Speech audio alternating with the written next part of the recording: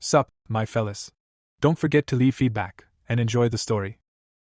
A horde of monsters is flying into attack. Humanity is on the verge of extinction. The monster has red eyes. The apocalypse is happening because of the evil god Vindrake. An army of mutants is attacking. There are a lot of them. Evil monsters are killing people, causing chaos on the planet. Thousands of mutants are rioting. A strong explosion occurs in the middle of them. Vindrake sees this. 5 heroes with different weapons are standing in front of him. Humanity still has one last hope.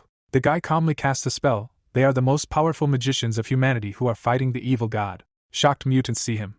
Hordes of monsters go on the attack. The guys activate magic signs. The commander orders to prepare their spells. Streams of fire burst out of these magic seals.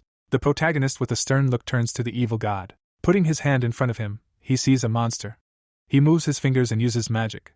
While telling the others to combine spells, combine all 6 attributes to shoot at the same time. A fireball flies towards Vindrake after using elemental explosion. The other guys are watching with gritted teeth. One of them asks Setsuna for help. Several streams of energy connect and attack the enemy. The mage in glasses exclaims with a smile, "What about it?" Smoke dissipates across the battlefield. The evil god looks at them calmly. He remained unharmed. The shocked fighters discuss that this is impossible. Another offers to hit him even harder. The squad leader seriously demands to stop and look there. Streams of energy of different colors fly towards the monster. A bright light forms around the evil god. Gritting his teeth, the protagonist thinks that the magic is cancelled. Vindrake with green tentacles all over his body remained unharmed. He asks if it is true that the best mages of humanity are in front of him. Hanging over them, he claims that they are just insects that crawl and rot in his garden, stupid and pathetic creatures. The girl with the green crystal on her head states that it is impossible, that their magic does not work against him. The red-haired guy asks Setsuna what they should do. The mage nervously thinks that there must be something they can do. Suddenly one of them is attacked. The guy flies to the side leaving bloody traces. They turn around and see that they are surrounded. The green stone is in the staff. The frightened heroine states that her mana is depleted. The guy sees how his friends are grabbed. They ask to save them. One of them is absorbed by the monster. The protagonist looks at this in horror. In rage, he forms charges of magic and screams for the bastard to stop. Suddenly feels the approach of the evil god behind him. In shock, he looks back. The bloody protagonist lies on the ground. Holding on to deep wounds, he rises. Blood flows from his mouth, looks forward. He sees dead people in front of him. Everything around is burning. Clenches his fist, assuming that this is the end and humanity has been defeated. Vindrake hovers behind him, saying that it was a futile struggle. The protagonist, with wild eyes, realizes that this is not the end. Smoke forms in his hand. He hits the evil god on the torso. A bright light appears. The monster looks at this in surprise. He blocked the blow by crossing his arms, but he has a visible wound. The boy wonders if this really worked. He jumps back from the monster, wondering how such a low-level magic can harm him. Clenching his fist, the protagonist realizes that he can defeat the evil god with this. His hand sparkles, thinking about how he only realized this now. The evil god begins to glow with purple light, screaming in rage that this is the limit that this bug can reach. The boy feels a light in his chest in shock. Blue energy bursts out of his pendant, realizing that this is what he received from the school principal. The boy stands near the principal, holding a pendant, asks about the necklace of reincarnation. He agrees. In his hand is an attribute. It is said that this necklace contains the power of spirit and time. He will have enough strength to at least once correct his past regrets. The protagonist looks at the teacher and talks about regret about the past, specifying that he has never felt this before, and does he think that it will be useful. The principal laughs, saying that this is what was expected from the best graduate of the Magic Academy. Putting his hand on the student's shoulder, he expresses confidence that the necklace will be useful to him in the future. The protagonist squeezes the pendant from which streams of energy burst out, thinking about regret. The brightest flash occurs. He promises that this time he will definitely win it. The student sits in the hall with his head down. He opens his eyes, squinting from the light. The blonde behind him lightly hits him on the back, saying that he should not dream too much, because he is next. Astonished, Setsuna turns around and notices Leo. He only smiles, and the protagonist realizes that he should have disappeared before the evil god appeared. Raising his head, the protagonist thinks that he really went back 10 years. With a grin, he clenches his fist and thinks that he will not allow their defeat to happen again. He will definitely defeat Vindrake. A friend puts his hand on his shoulder and says that they are at a blessing ceremony and he is next. He understands. He goes forward, approaches the teachers. The guys talk about how he is now the greatest genius in the history of the academy. The other replies that there are rumors that he has an affinity for each of the magical paths. The bearded man opens the book. Setsuna closes himself from the wind flow. There are different paths in magic. Sorcerers in cloaks stand on signs. It is explained that various techniques are needed to activate magic, which is why you should choose a magical path. This makes it difficult to study the magic of different paths. The protagonist stands in the middle of these signs. It is said that this is similar to believing in 2 gods at the same time. The man smiles and addresses him, saying that he needs to choose the path of magic that he likes. The guy points his finger. The question sounds that the choice will be like this. Setsuna seriously thinks about long-range magic, because this is usually the right choice. A fireball flies, destroying everything around. Elements are created from mana and then directed at the enemy. With a low risk of being attacked, a long-range attack is usually enough to win. Vindrake stands in front of multicolored energies. It is said that with long-range magic, the protagonist became the most powerful wizard in the world, but it is useless against an evil god. The guy turns around, silently stands, turns his legs, stands in front of another sign. The surprised man thinks about what he is doing. The guys are talking in shock. Leo is amazed and asks what Setsuna is doing, because in the morning he said that he would choose long-range magic. A golden sign shines in front of him. The question sounds that instead he preferred close-range magic to everything else, because this is the worst of the worst. The teacher explains with a displeased look that this path is aimed at improving the body. He will only be able to attack enemies that he can get close to. This path of magic has been abandoned. The bearded man says that this is the same as going into battle under a hail of arrows with only a stone axe, asking if he really is going to ruin his future. Lowering his head, Setsuna thinks that he knows about this. It is almost impossible to become a mage with this path. The evil god stands on a mountain of corpses. His eyes are completely red. The guy realizes that fighting him is the only way to win. The protagonist stands in front of the sign and thinks that he will achieve this. The teacher looks in shock. All the students are discouraged. The director frowns and watches. The protagonist puts out a magical hand. The sign is imprinted on his hand. With a determined look, he realizes that he chooses this to destroy the evil god. He looks at how his hand smokes. The sign is imprinted on it. With a grin, he squeezes his hand. The students watch in amazement, their mouths open. The book closes. The head of the long-range magic corps, Cyrus, furiously declares that he intended to entrust him with his knowledge if he had chosen what was needed. In anger, he shouts that he would have become the strongest mage and this glory would not have passed even him, the mentor, by. MC, with a displeased face, turns around and walks away, thinking that such things will lose all meaning in 10 years. The evil god incinerates everything around. It is said that there are only 10 years left until the complete defeat of humanity, and 5 years until the appearance of Vindrake. Setsuna goes down the stairs and thinks that although he has knowledge from his previous life, he has almost no experience in using close combat magic. The only question is how he can develop this magic before the evil god invades the world. The teacher clenches his teeth in rage. The protagonist turns around standing among the students. They tell the second-year students to go to the classrooms. He wonders where the close combat magic corps is. Setsuna looks back at the guys and realizes that Leo is not around. He touches a passerby and asks who can tell him the way. They ignore him with displeasure, discussing that classes will start soon and they need to hurry. The protagonist looks back in the corridor. The guys nearby are grinning and discussing that now it's the end for him. Because he decided to choose this direction only to stand out, now he'll learn his lesson. There are crowds of girls and guys around MC. He realizes that this is too different from what was in his past life. With sadness, he realizes that he will have to find it himself. In the yard there should be a map of the entire campus. He walks down the street. Someone uses a fireball. The protagonist is surprised to think about a duel in such a place. He sees a red-haired girl who uses fire. He stands opposite the hooligans and demands that she give it back. In a rage, he puts out his hand and shouts that her mother bought her this brooch. In her hand is a gold brooch with green inserts. 3 scoundrels are smiling opposite. One of them says that this is a magic tool for accumulating mana. The other notes that this is too good because for a commoner like her, and they will find a more worthy use. The protagonist with a serious face realizes that she is clearly also a melee mage, and the 3 are from a long-range one. The blonde with a grin holds fire in his hand and offers her to return the thing by force. Throws a fireball and screams that her melee magic is useless. The girl dodges the attack. Her body is on fire. The basis of any melee magic has always been physical enhancement, which increases physical abilities. The heroine stands in front of the offenders. Even if she manages to avoid a direct attack, she still won't be able to break the distance. In anger, she attacks with magic, screaming that her mother saved money for years for this brooch. She will never give it to such freaks. A cloud of energy forms in her hand. Setsuna watches with a serious face, thinking that this is a mana sword. The red-haired girl stands in front. The offender declares that even this will not help her. With a smile, he prepares to attack with fire, screaming that this blade will not reach him. The heroine tries to block the blows. She falls on her back and screams. The bully with a grin declares that she is pathetic. No matter how hard she tries, she will still not be able to reach the ranged mage. A ball of flame flies forward. He claims that she will spend the rest of her life without receiving anything like that. The shocked student sees his attack. The protagonist prepares to run. In an instant, he flies past the bullies.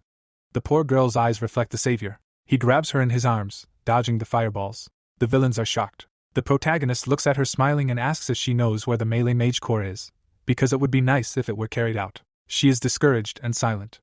The bullies opposite shout that it is Setsuna. There is a sign on his hand. They notice that in front of them is a melee mage. The villain with a sly smile asks if he is serious. In his hand is fire. He declares that since he is a melee mage, you can punch him in the face with all your heart. Setsuna stands next to the girl and says that melee magic is really weak, however. With a serious look, he realizes that it depends on how you use it, because he noticed that some things can be improved. A sign is visible on the palm, stating that the chosen path does not necessarily determine the outcome of the battle. The student desperately asks to wait, because they are high school students, and they will beat him. The enemy releases many fireballs, shouting that it is too late. The protagonist's legs are burning blue, focused on magic that can be strengthened. Instantly dodges this attack. With a grin, he runs forward, realizing that with such speed he can easily dodge attacks. He looks ahead and thinks that since he can move so freely, he can do more. Runs away from fiery explosions, saying that he only does what he shoots balls.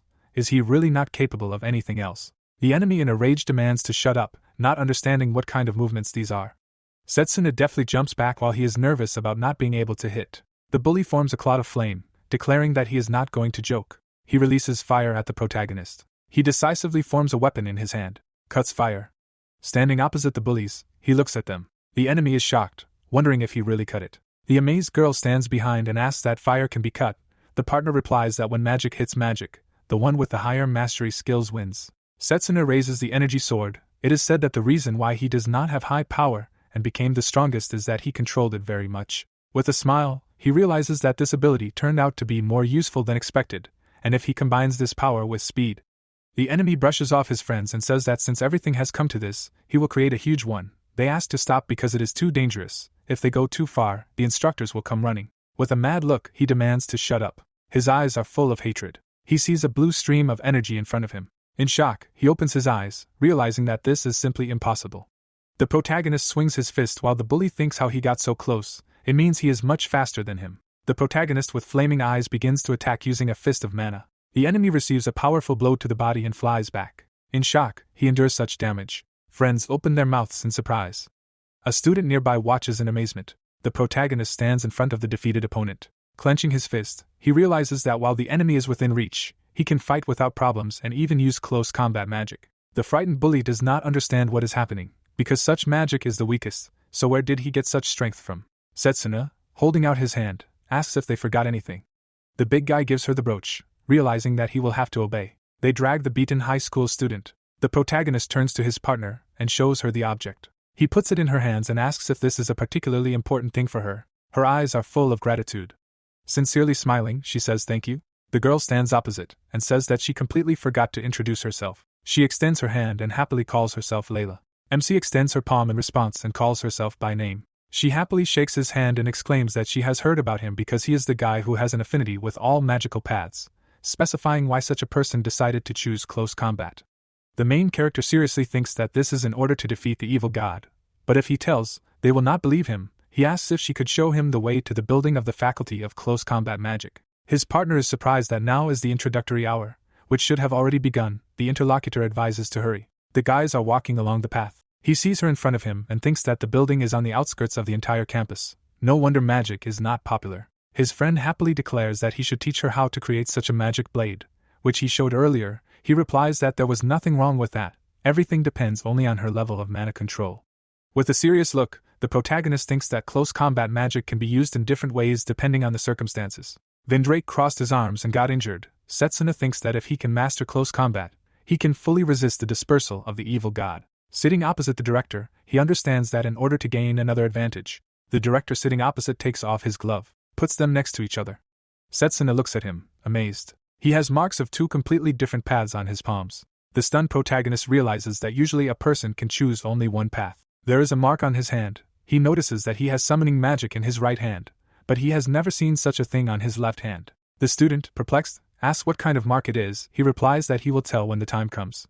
The director calmly states that he told about it only because it was him. Blood is spilled on the floor. It is said that in the end he did not explain anything, was killed almost immediately after the appearance of the evil god, understands that he also felt the danger coming from the second magical path of the director, must definitely find out this secret to change fate. The red-haired girl raised her finger and said that it was over there. They approached the building. The protagonist hurries while thinking that the problem is that he does not even imagine how to get the director's recognition in his current state.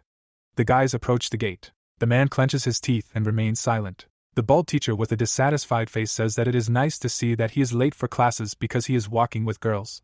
Layla, holding out her hand, assures that it was because of that. He in turn shouts that he does not even want to hear excuses. An adult man calmly says that regardless of his previous merits, he is worth nothing in this place. He points his finger at the protagonist and declares that now that he came to the faculty of melee magicians, he has become trash. Setsuna removes his hand and claims that these are rude words, clarifying that he became a professor and is not at all proud of the melee magic that he teaches. He grits his teeth and thinks about what was said. In rage, he shouts at the brat that he does not dare to talk to a professor like that. Setsuna calmly states that there are still untapped possibilities in melee magic. He believes in it. The enraged man realizes that he really wants to break his cocky nose. He turns around discontentedly and calls him a chatterbox. The students are doing exercises with energy swords. The teacher offers to show him in action. The guy with glasses swings in rage. He pierces the stone. He frowns and looks at it, and notices that there is no reaction at all. The man goes to the students and talks about the first test necessary to determine the rank in the class. The stone contains a purple crystal. It is said that inside the steel rock there is a crystal, and it is necessary to extract it as quickly as possible. With a sly grin, he says that losers will receive punishment. He points at the student and shouts that an hour has passed, but no one has achieved anything yet. The disgruntled guy touches the rock and declares that the stone is really hard. A girl nearby asks how she can even destroy it with the magic she currently has. Another student wipes his face and says that he is so angry only because he was not given a promotion, while his friend asks him to be quiet. The bald teacher points and says that they have another free stone. He touches it and says that it's time to show what melee magic is capable of, because he only has 10 minutes. Layla asks in shock, claiming that it is impossible to break a steel stone in just 10 minutes. Besides, it is larger than the others. The teacher smirks and asks so what, because while they are arguing, there are only 9 minutes left. The protagonist puts his hand on his partner's shoulder. He approaches the steel stone, silently touches it. The bald teacher asks him if he has lost the power of speech, hinting that if he bows down and apologizes to him, then perhaps he will be given a little extra time. The protagonist calmly assures that 10 seconds will be enough for him. The teacher asks again in anger. Layla exclaims behind him that Setsuna is acting recklessly. The man smirks and thinks that this block of black steel is not only big, but also has the highest density, and even he himself could not break it in less than 30 minutes. With wide eyes, he assures that there will be no second chance, so let him do it in 10 seconds. MC forms energy in his hand, declaring that he will show him. With a serious look, he thinks that he will earn the director's recognition, but he needs to at least become the best in the class. An energy blade appears in his hand. He swings it, realizing that he will not let such a trifle prevent him from achieving his goal. The tip touches the stone, leaves a small mark. The teacher laughs loudly, shouting that he is only good at talking, discussing what kind of punishment to come up with for his disobedience. Suddenly, the steel rock begins to crack, completely collapses. The bald teacher looks at this in shock.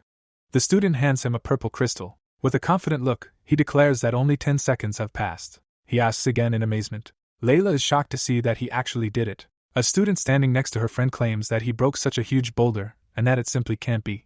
The teacher's eyes are wild. Everyone is discussing that the guy is stronger than the professor. He throws his arms out and shouts that he will never admit it because he definitely cheated. He points his finger and says that the boulder was so hard that no one would have destroyed it even in 10 minutes, and he did it in 10 seconds. It's obvious that something is fishy. Setsuna with a stern look says that if so, then maybe he should change his profession and become a student again. A man stands behind the bald teacher and calls Zachary. He grabs his head. The man with a cigarette in his mouth asks if he's really bullying the students again. He scratches his head. The guys exclaim about the main Professor Lionel. Yawning, he says that they went and woke him up. He notes that the guy actually didn't cheat. A stone cracks in front of him. It is said that he simply read the flow of mana inside the stone. The tip touches the boulder. The professor explains that he simply hit the weakest spot. A man with a cigarette asks why he is trying to seem like a teacher although he does not even understand such obvious things. The frightened teacher swallows saliva. The head professor stands in the middle of the students and shouts at them, asking for attention. A brutal man declares that Zachary is going to demonstrate to them how to defend themselves with mana. He begins to glow with blue fire, saying that if he regularly trained, he will definitely not die from something like this. The bald teacher puts out his hands and shouts that he is guilty, and this will not happen again. He punches him with all his might. He flies back dozens of meters. The protagonist watches and thinks that even after he broke through the barrier, his level of strength is good. It is not clear who he is because he is not at all like the others. The professor stands opposite the protagonist, smiling, pats him on the back and declares that he is also not bad. With a cigarette in his mouth, he claims that this is not bad for a beginner in close combat magic. Let him try hard and continue to do so. Holds his shoulder. Setsuna with a serious look says that he is a close combat mage, and this does not mean that he loses to the others. he will become the strongest using this to his advantage. The professor smirks, points his finger and calls this the right attitude, because if he wants to learn something, then let him say it, and he will tell you everything. He leaves the guys, thinking that there is another dumbass in the world who thinks the same way. Lionel smilingly thinks that the others have already made their choice to participate in the competition, but it seems that now an unexpected dark horse has appeared. In the middle of the building, a request is heard to allow him to introduce himself properly. The tattooed brutal professor introduces himself by name, says that he is pleased to see them at the Faculty of Magic. Standing in front of the students, he declares that they need to soon choose a representative to participate in the exchange competition. The mages stand in the middle of the crown. It is said that this is a major event where 8 magic faculties compete for honor and prestige. The director crowns the mage, 1 representative is chosen from each faculty, and the winner is determined in a tournament format. Before his regression, MC won the exchange competition as a ranged representative. Setsuna calmly thinks that he cannot miss such an opportunity. He stands near a fragment of a black stone and notices it. The guys look at Lionel, who claims that the protagonist is not the only one who passed the test, because someone before them has already extracted the crystal. The big guy holds a fighting stance. It is explained that he did it only with his fists. The protagonist with a serious look thinks that these fragments are at their feet. A fighter is sitting nearby. MC thinks that they flew from there. Drago with a stern look looks forward. He is asked to come closer. The bully approaches the protagonist and asks what this is. Setsuna. A big guy with a serious face asks why he chose the path of melee magic, having the opportunity to choose any. He calmly replies that there are things that he can achieve only with melee magic. Putting his hands in his pockets, he hears that he needs to shut up, because his body is weak. Drago, blazing with fire, declares that for many generations his family has succeeded exclusively in this. He also spent 17 years training his body for this purpose. His gaze is stern. His hand instantly flies past the protagonist. The guys barely fall from such a wind. He holds his fist near the protagonist's head, offering to fight him, because he will not allow a person who only became a melee mage for fun to become their representative.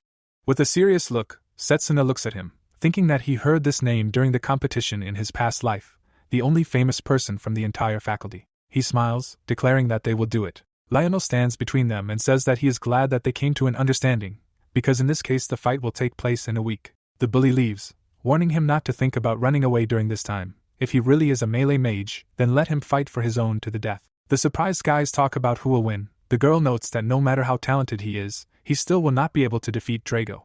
Layla, smiling, asks if he can win. The protagonist, closing his eyes, denies it. He imagines the pumped-up body of his opponent, and realizes that due to his trained physique, he will not be able to compete with him in his current state. His partner catches up with him, while he assures him that there is a secret plan. The guys are walking along a forest road. The surprised girl opens her mouth and looks ahead. In front of them is a huge tree. She wonders what kind of place it is. Green fire appears near Setsuna, assures that this is a secret training place that only he knows about. Blazing with fire, he declares that it is here that he will become 3 times stronger. The giant tree spread its branches. She says that it is probably sacred and more than 1,000 years old. The whole tree glows green. The main character thinks with a grin that this time he will probably get recognition. Layla, seeing this, asks what kind of light this is. The friend answers about the blessing of the sacred tree. He looks at it, and explains that it is given only to those who have been recognized by the tree itself. Thanks to this sacred attribute he will be able to restore his own mana, thinking that he found it before his regression. His hand is burning. He declares that while he is here he will not need to worry about his mana running out.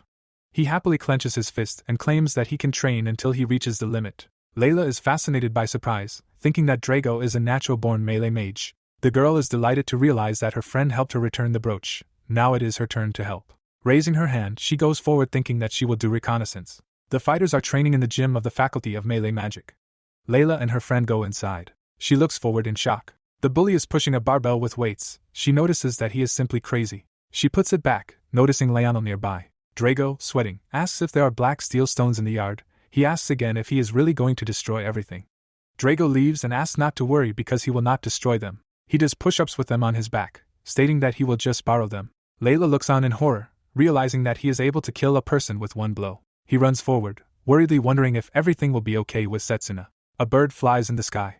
The protagonist is sitting near a tree. With a serious face, he is reading a book. He is holding a book about martial arts. The girl desperately calls him, asking if he has time to relax. Touching the tree, she fearfully says that Drago was doing push-ups using 5 black stones as a weight. He replies that this was expected because he knew that the enemy would train like this. His pupil glows blue, asking not to worry because this is part of the plan. He looks through the book with magic. A friend standing next to him asks what he means. He replies that physical enhancement is essentially strengthening and controlling the nervous system with mana. An arm and a leg are shown. It is said that if you want to strengthen your legs, you just need to concentrate your mana in them, and if your arms, then in them. With glowing eyes, he says that if you want to improve your memory, you just need to focus on your head. Another book flies into the stack of read ones. Setsuna gets up and walks, claiming that after learning all the techniques, you will need to apply them in practice. A green leaf falls down. The protagonist notices this. Suddenly, he performs a technique with his leg. He cuts the air with an energy blade. Layla is shocked to see this. She enthusiastically screams that this is incredible because she has never heard of such a method. He replies that this is not all. A purple aura appears in front of his face. Suddenly he falls to the ground. His friend screams his name in fear. His hand turns blue. She screams that he has a terrible wound. The protagonist, glowing green, says that everything is fine. He just overloads his body to the limit with such physical exertion. He looks at his injured hand and says that now he only needs to focus on the accelerated healing of his body. He clenches his fist, claiming that this way he can become stronger in the shortest possible time. The worried girl asks that he should not exhaust himself like that, and perhaps there are other ways. He denies. With a stern look, the guy says that he will not be able to keep up with Drago using only half measures, because he has been training for years. The frightened girlfriend hears that over the next week he will need to repeat the process of destruction and healing at least 1,000 times. She is shocked and asks because even one time led to such terrible wounds. The protagonist smiles, thinking that this is not entirely true. The events take place in an orphanage. Setsuna reflects on the fact that these events reminded him of this. A little boy reading a book tries to cast a spell, remembering that at that time he could not use any magic, so he spent all his time training every day. The small stone burns. The energy dissipates. The boy looks on angrily, remembering that he failed many times, but still kept trying. The stone flies up. The little protagonist watches smiling, thinking that even despite the slow progress, he still became better step by step. Setsuna smiles and says that it's okay, as long as it allows him to become stronger. They train together. They stand on one hand. They cut stones with the help of a phantom sword. The tired girl wipes herself off, thinking that she was told that the protagonist only has talent. The protagonist with stones on his back does push-ups for the 9th time. With difficulty performing the exercise, he counts down the 10th. The happy girlfriend watches and thinks that in reality he tries much harder than any of them. The opponents stand in the arena on the day of the battle. Drago, gritting his teeth, declares that he did not run away after all. Setsuna happily replies that he did not plan to. After all, he wants to become a faculty representative. Lionel raises his hand and asks if they are ready. The opponents look at each other calmly. The main character in the suit rushes to attack after shouting that they are starting. The main character delivered a quick kick, but the opponent put out his hands to block. The brunette turned on his toes. Then he attacked again.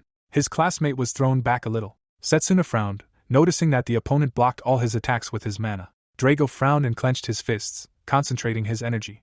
The opponent shuddered and widened his eyes. The next second, the red-haired man was right in front of the hero. He gritted his teeth and swung.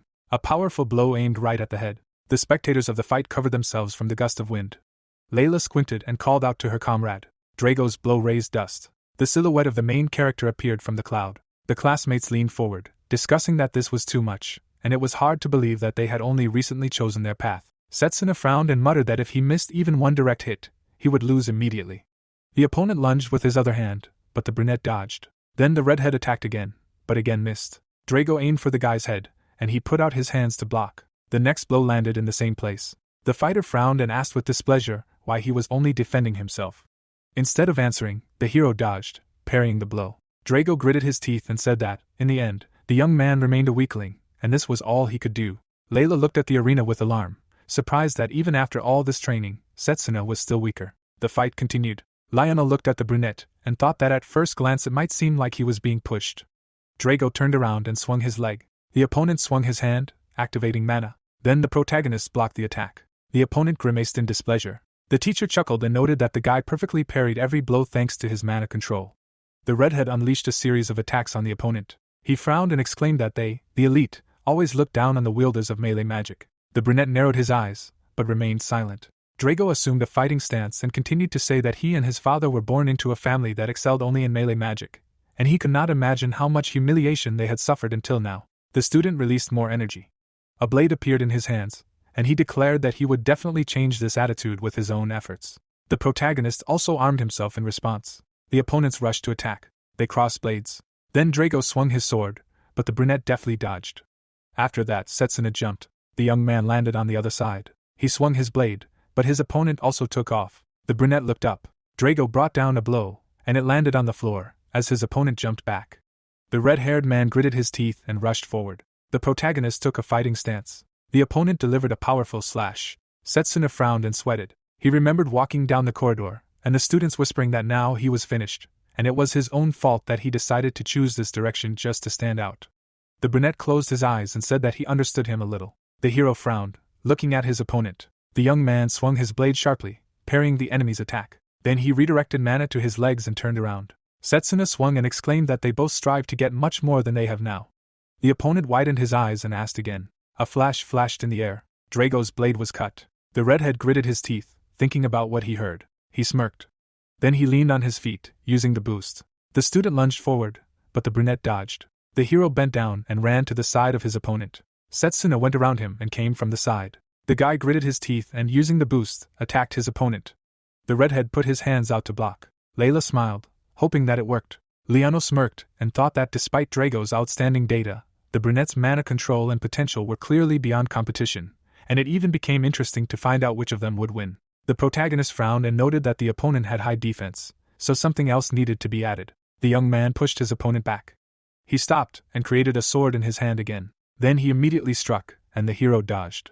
Drago took a step forward and swung with a cry. He attacked with all his might, pushing the protagonist back. The brunette narrowed his eyes, thinking that the student had decided to pour all his mana into this blow.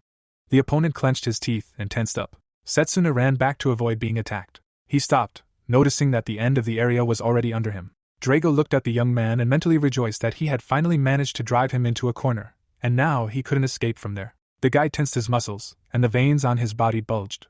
The red-haired man clenched his fists, releasing mana. The girl sweated and frowned, not understanding what it was. The protagonist took a fighting stance, preparing to take a blow. Drago swung, concentrating his energy. The brunette narrowed his eyes. Suddenly, a fist passed through his body. The opponent froze, surprised that it was an afterimage. The hero appeared above the opponent, explaining that if you pour mana into the same place for long enough, you can leave an image behind for a short time. He quickly appeared behind the opponent. Drago turned around. Setsuna frowned and declared that this was the end. The young man quickly swung his blade and stopped behind his opponent. The red-haired man froze and opened his mouth. Layla and the others stared at the arena in shock. The teacher chuckled and thought that the young man decided to counterattack, using the furious onslaught of his opponent to his advantage. Lionel raised his hand and declared that the battle was over. Drago fell backwards, and Setsuna became the winner. The girl jumped up happily, and the others goggled, not believing what they saw. The student dug his fingers into the floor. The brunette turned to his opponent. The spectators looked down, discussing that the redhead was very stubborn, since he decided to get up after that.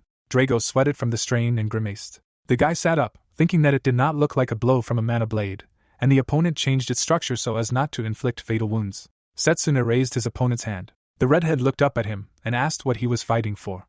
The protagonist frowned and hesitated with an answer. Drago narrowed his eyes when he said that it was so that he would not lose to anyone, and so that no one would take anything away from him. The brunette looked at his interlocutor with determination and explained that this was why he was going to become stronger than anyone. The fighter's eyes widened in surprise. Then he smirked and admitted that his opponent was indeed strong.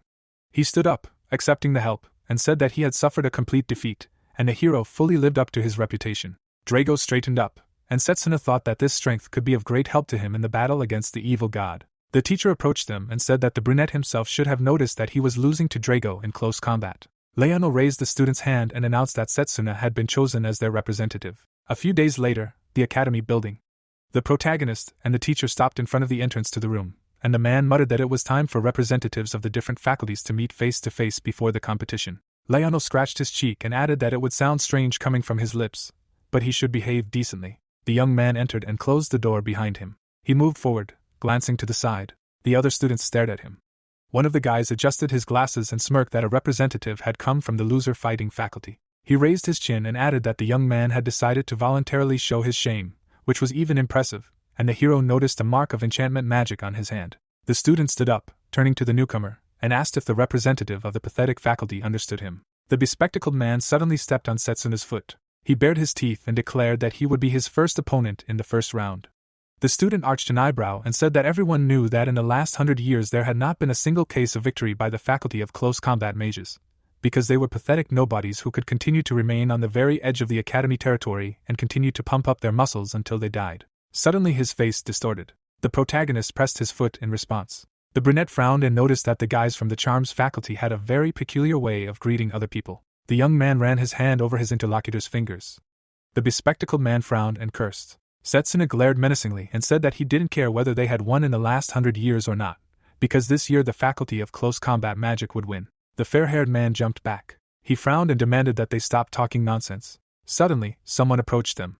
The man with long hair walked behind the bespectacled man and said that there was nothing wrong with such passion, but they still had to wait until the competition began to find out the name of the winner. All the students looked at him with a smile and admiration. The main character narrowed his eyes and thought that everything was happening exactly the same as in his previous life. The director walked past them. He stood in front of the representatives of the faculties.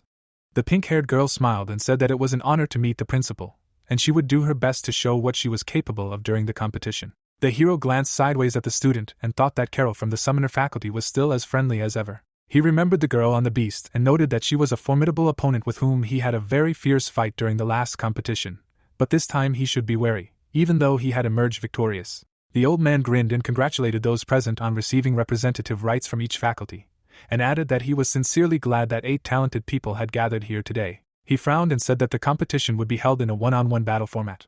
The man pointed to a poster with a diagram of the fights and added that all the opponents were randomly selected. The protagonist frowned, exchanging glances with the bespectacled man, because the first fight was between melee magic, specializing in hand-to-hand combat, and enchantment magic, which makes it possible to pour mana into objects and thus grant them life. The second fight was between a green-haired girl with healing magic and a student of the faculty of long-range magic. The opponents of the third fight were a young man with formation magic, filling magical arrays with various powers, and Carol, who commands mythical beasts from other worlds. And finally, the fourth fight will be held between a red-haired student with special magic and a girl alchemist.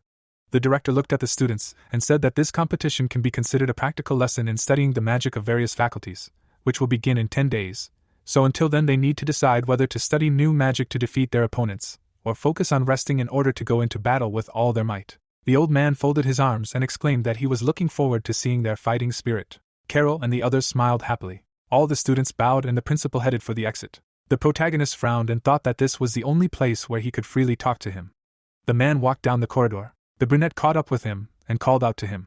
The old man turned around and remembered the representative of the faculty of close combat magic. Setsuna came closer and introduced himself, adding that he wanted to ask something. The young man looked at the interlocutor and asked to teach him his magic if he won, to which the latter noted that it was unlikely that the student would be able to open up in summoning magic. The brunette narrowed his eyes and said that he meant another power. The principal's eyes widened in surprise. Then he frowned. The protagonist felt a strong pressure in the air. The old man looked closely at the young man, releasing mana, and asked how he knew about it. Setsuna sat down slightly, noticing that this was simply a terrifying force, and the interlocutor was clearly on guard. The guy remembered the mark on the director's hand and reminded himself that this second magic was hope in the fight against the evil god. The brunette frowned and decided that he could not return here again. He opened his mouth and said that he could not name the reason. The protagonist looked resolutely at the old man and added that the victory of a candidate from the faculty of close combat magic for the first time in the last 100 years would definitely turn his understanding of the common sense of this world upside down, because he himself hoped for this. The man stood silently opposite the student. The brunette confidently narrowed his eyes. The old man studied him. The director, continuing to release mana, asked what he was planning. Then he removed the pressure and promised that on the day Setsuna became the winner of the competition, he would tell him about the second magic mark. The hero bowed and thanked him. The man frowned and warned that it wouldn't be that easy. The student put his hand on his chest and said that he was still confident that he could do it. The other man turned around and noted that this was the right attitude. Some time later, Setsuna sat and ate a bun, thinking about how strange it was to feel school life and peacetime 10 years later. He looked at the pastry and thought that the dessert was really delicious, and he would have to thank Layla for that. The brunette leaned his elbows on his knees and muttered that there were 10 days left until the competition, and he should do everything to prepare for it, when suddenly someone nearby said that there was no need for that. The hero flinched, noticing a fist. He put out his hands, blocking the blow. The guy jumped away from the stone golem. The bespectacled man peeked out from around the corner, and said that he was going to hit him from his blind spot. Setsuna frowned and asked what he was doing. The guy bit his lip and muttered that they would continue what they had not finished last time, and there was no need to wait for the competition. The blonde raised his hand, activating mana. He raised the stones in the air and was indignant that he put him in such an awkward position. The brunette took a fighting stance and replied that the guy himself was to blame. Golems lined up behind the bespectacled man. The student ruffled his hair and muttered that it would be unpleasant if others found out that he was bullying a pathetic fellow. The blonde waved his hand, dispelling the spell. Then he turned around and advised the young man to prepare properly for their fight. Setsuna looked after him and thought that he was truly talented, since he could supply so much matter with mana and even managed to control them. He noticed the fallen bun, upset that his opponent simply left, depriving him of a tasty snack. The next day, the students stood in front of Lionel, who said that today they would begin preparing for the competition, and first they would analyze the fight between Drago and Setsuna. The man turned to the students and asked if they understood what they were missing, to which he answered affirmatively. The redhead furrowed his brows and said that he had lost control of his mana and emotions. The protagonist looked up and noted that he lacked basic power and was losing to his opponent in pure strength. The teacher smiled and said that admitting one's weaknesses was the first step to growth, and now one should start improving their skills with a small fight. Layla raised her hand and asked if this fight would be training for the competition. The protagonist remembered the bespectacled man, and the teacher said that his opponent would be Noel from the enchantment department, who was able to create multiple golems for both attack and defense. The man presented a silhouette and explained that since these robots had physical bodies, their fighting style would be very similar to melee mages.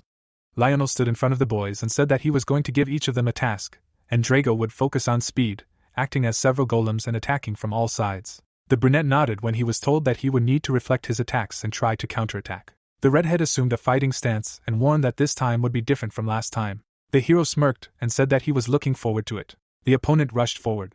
He swung and the young man tensed, then Setsuna dodged. The opponent immediately turned around. The redhead stood sideways and the brunette decided that everything was fine. Drago smirked. The guy flinched and realized that he missed something. The student struck with his other hand. The protagonist frowned and thought that his reaction was too slow. Lionel smiled and praised the big guy for how well he balanced speed and strength. Drago raised his fists and quickly maneuvered. He lunged forward. Then he turned on his toes, and then pretended to hit with his left. The brunette frowned and guessed that it would be a fake. The redhead attacked sharply with his right, but his opponent managed to dodge. The man grinned and noted that this was the right decision, and now Setsuna needed to counterattack. Drago turned around. He struck again, deciding that the young man was caught, but he jumped back. The brunette frowned and swung. After a while, Setsuna stretched out on the ground. The redhead leaned back and muttered that it was a good fight. Lionel brought them water, noting that the guys moved well, and at this rate in a few days the hero will be able to fight 4 to 5 golems at the same time. The young man took the bottle and said that it did not matter how much he trained, because everything would be in vain if he weakened his defense. The teacher smirked and thought that the student was a fast learner and had exceptional instincts. A few days passed, and now there was a huge arena in front of us. There were many spectators in the stands, and the host announced the beginning of the 781st competition between the faculties of the Elmridge Academy of Magic. The director was sitting closest to everyone else in the place of honor. The protagonist and Noel entered the arena, and a voice asked who would be the strongest. The man showed a poster, offering to make a bet, but it showed that almost all the votes were for the enchantment faculty. One of the students clutched the papers in his hand, muttering that he had bet on the dark horse Setsuna, and he was bound to win. The students turned around, noticing actor from the ranged magic faculty with his mentor at the door, and he looked very relaxed before the match. The long-haired man looked ahead, and someone remembered that if everything went smoothly, he would have to face the winner of this fight. The host smiled and said that the conditions of the battle changed every time at these competitions. The opponents were standing in the middle of an artificially created desert. The four-eyed man grinned and exclaimed that for him it was just great. The main character looked at him silently. The spectators raised their hands, supporting Noel and happy that he was fighting against an outsider. Layla frowned and shouted at them, unhappy with the noise. Setsuna watched with a smile as Liano restrained the irritated student from fighting in the stands as well. The host raised his hand. Then he abruptly lowered it, and announced the beginning of the first battle. The opponents were standing in the sand. The four-eyed man picked up a shard and asked if Setsuna knew what it was. The brunette frowned and replied that it was a copper stone. He threw it on the ground and said that it was what his golems were made of. A mound began to rise from the sand. Stone paws were already visible. A golem towered over the student, and Noel exclaimed that he did not need another weapon, and these would be enough. The bespectacled man opened the bag with stones. Then he scattered them around. Several more golems immediately crawled out of the sand, and the opponent declared that the young man had no chance of winning. The girl raised her eyebrows and asked how he was able to create so many creatures. Noel adjusted his glasses and boasted that he could make these robots endlessly in this area, and the opponent would not even come close to him. The students chuckled, discussing that the outcome of this fight was already predetermined before it began, and the brunette should not have chosen close combat. The blonde narrowed his eyes and advised Setsuna to say something now, while he had the opportunity and strength. The hero stood opposite, muttering something. The bespectacled man raised his chin and asked again. The brunette looked at him indifferently, and said that it was just boredom, and he did not even think that this would become his trump card. The interlocutor grimaced and was indignant at such impudence. He put out his hand and ordered the golems to crush the enemy. The monsters rushed towards the protagonist. Sand rose below, blocking the view. Noel grinned, shouting that now the student would learn his lesson. The spectators peered into the cloud of dust, but could not see anything. The golems pounded the ground. A clean cut appeared on one of them. Setsuna swung his blade, and several monsters immediately crumbled. He stood in the middle of the stones, saying that he could cut even black steel stone. The opponent's eyes widened and exclaimed that these golems were especially durable. The blonde collected 2 more robots and reminded him that he could create as many as he wanted. The protagonist straightened up, looking at the impending threat, and said that his magic was the strongest in close combat, so it did not matter how many monsters he created if that was all they could do. The student pushed off the ground. The brunette quickly cut down his opponents, saying that he would not lose to someone like that. He jumped up and raised his blade above his head. The blade easily entered the stone. The opponent nervously opened his bag, muttering that the next golem would be different. However, at that moment, Setsuna was already in front of him. The brunette swung and noted that the bespectacled man was unlucky with his opponent. The blonde received a powerful blow to the face. The student was thrown back. The spectators squinted, trying to see what was happening there. Everyone pointed at the arena until the cloud of dust cleared. The protagonist stood in front of his defeated opponent, and the host, dumbfounded, declared him the winner. Setsuna smiled, happy that he won the first fight. Lionel jumped up and exclaimed that the young man did it. The other students stared ahead and dumbfounded, not believing that the close combat faculty had won. One of the guys rubbed his chin and muttered that maybe the more golems you created, the faster you got tired. The others looked at each other, saying that the brunette was just lucky, and Noel was just tired, otherwise he would have won in a normal situation. The mustachioed man gritted his teeth. The professor frowned and said that the blonde was not tired at all, and that damn Setsuna was driving him crazy. Actor smirked and muttered that the hero had caught his attention. He looked greedily at the arena and decided that he should take precautions. A forest appeared on the site, and the host announced the start of the second fight. Setsuna climbed up to Layla in the stands, and the girl pointed to the place next to her, offering to watch the next fight. The brunette sat down and agreed, because maybe he could spy on something like that. Below, the summoning and formation departments were fighting, and the voice commented that Carol was gaining the upper hand for now. The girl riding the beast extended her hand, concentrating her mana. She shot at her opponent, who was trying to get closer. The guy pushed off the magic circles, rising higher and higher. The protagonist touched his chin and thought that, despite the predicament, the mage's movements were incredible, and perhaps even he could do something like that. Layla looked down and said that the movements of other magical directions were also quite impressive, but she still wanted to become stronger in close combat magic. The brunette turned to her and asked why the student chose this faculty. The interlocutor smiled and answered that a long time ago she was saved by a close combat mage. She remembered how she ran away from a grizzly with her younger brother, playing in the forest, and thought that they were finished. A man rushed to their aid. He attacked the beast, protecting the children. The girl then looked at the savior with admiration, deciding that she would also save other people, and for this she would become stronger. Layla blushed and muttered that it sounded childish. The guy looked at her seriously and objected. Setsuna put his hand on his chest and said that as long as she followed the call of her heart, she would be able to become stronger. The girl shyly folded her hands and smiled. Leo appeared next to them and happily called out to the protagonist, exclaiming that they hadn't seen each other for a long time.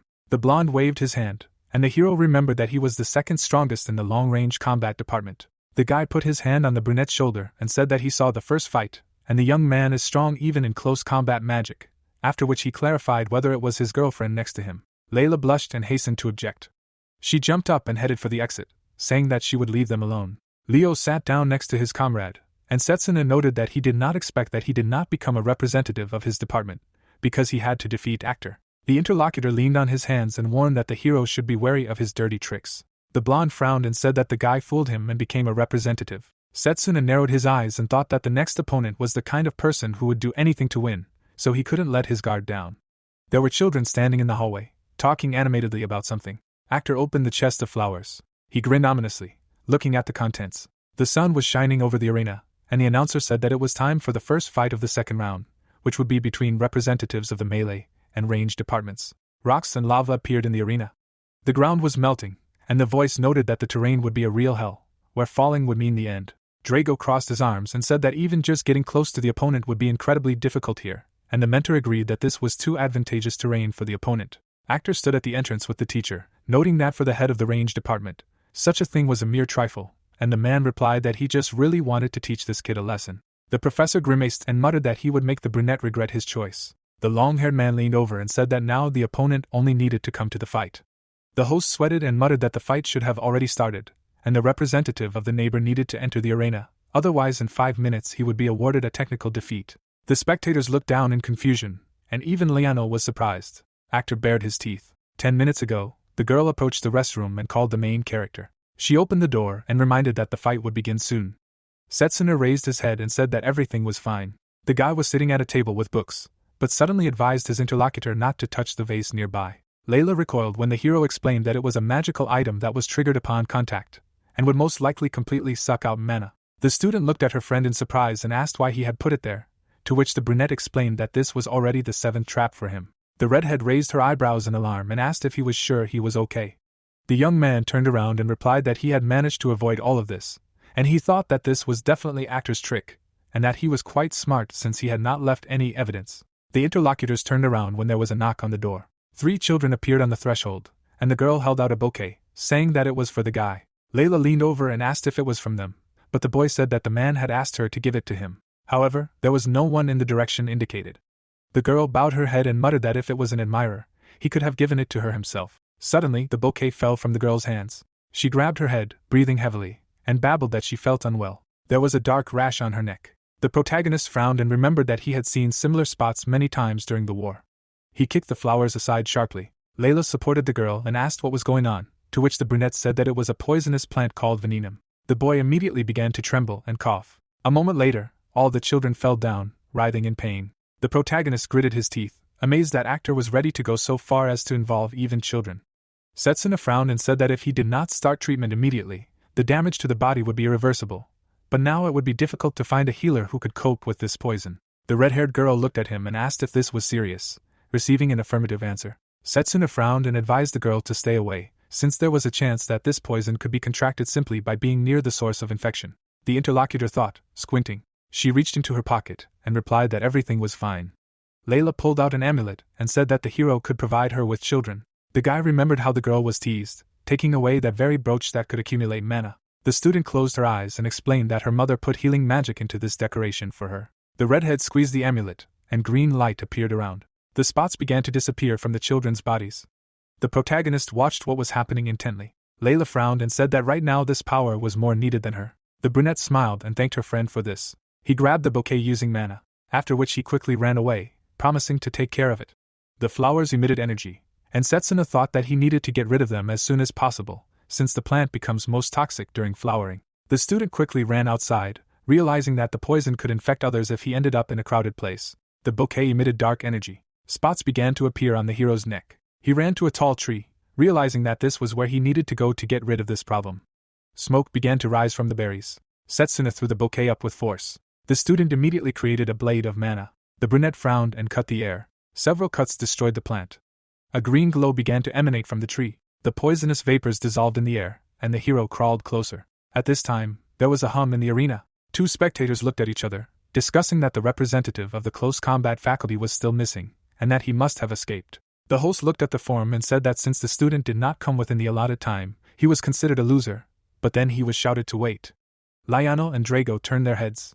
Actor shuddered in surprise. The protagonist appeared at the entrance with spots on his hand and breathing heavily. He looked at his opponent furiously and declared that he had not given up and was ready to fight. The long-haired man raised an eyebrow and asked if he really decided to do that in such a state. The opponent stands in front of the protagonist. Actor, looking mad, declares that it was MC's gift for passing the first round, clarifying that he actually accepted it. The protagonist in the suit understands how the enemy does business, declaring that innocent children suffered because of his poison. The opponent, smiling, asks what he is even talking about. MC clenches his fist, hearing that he is some kind of hot-tempered. The opponent, with a sarcastic smile, declares that these brats should be happy that they helped the real elite. The protagonist, in anger, shouts the enemy's name. The host with a microphone loudly announces the start of the duel. Actor forms a magic seal, uses a storm dance. Setsuna deftly dodges the explosion. Drago stands next to Lionel and asks what happened to him, because his mana is completely ugly. The protagonist holds his shoulder, thinking that under the protection of the sacred tree the poison was purified, but there was no time to cleanse his body of it. He sees another attack in front of him, flies away from the explosions. The enemy, with a mad look, declares that this is not all.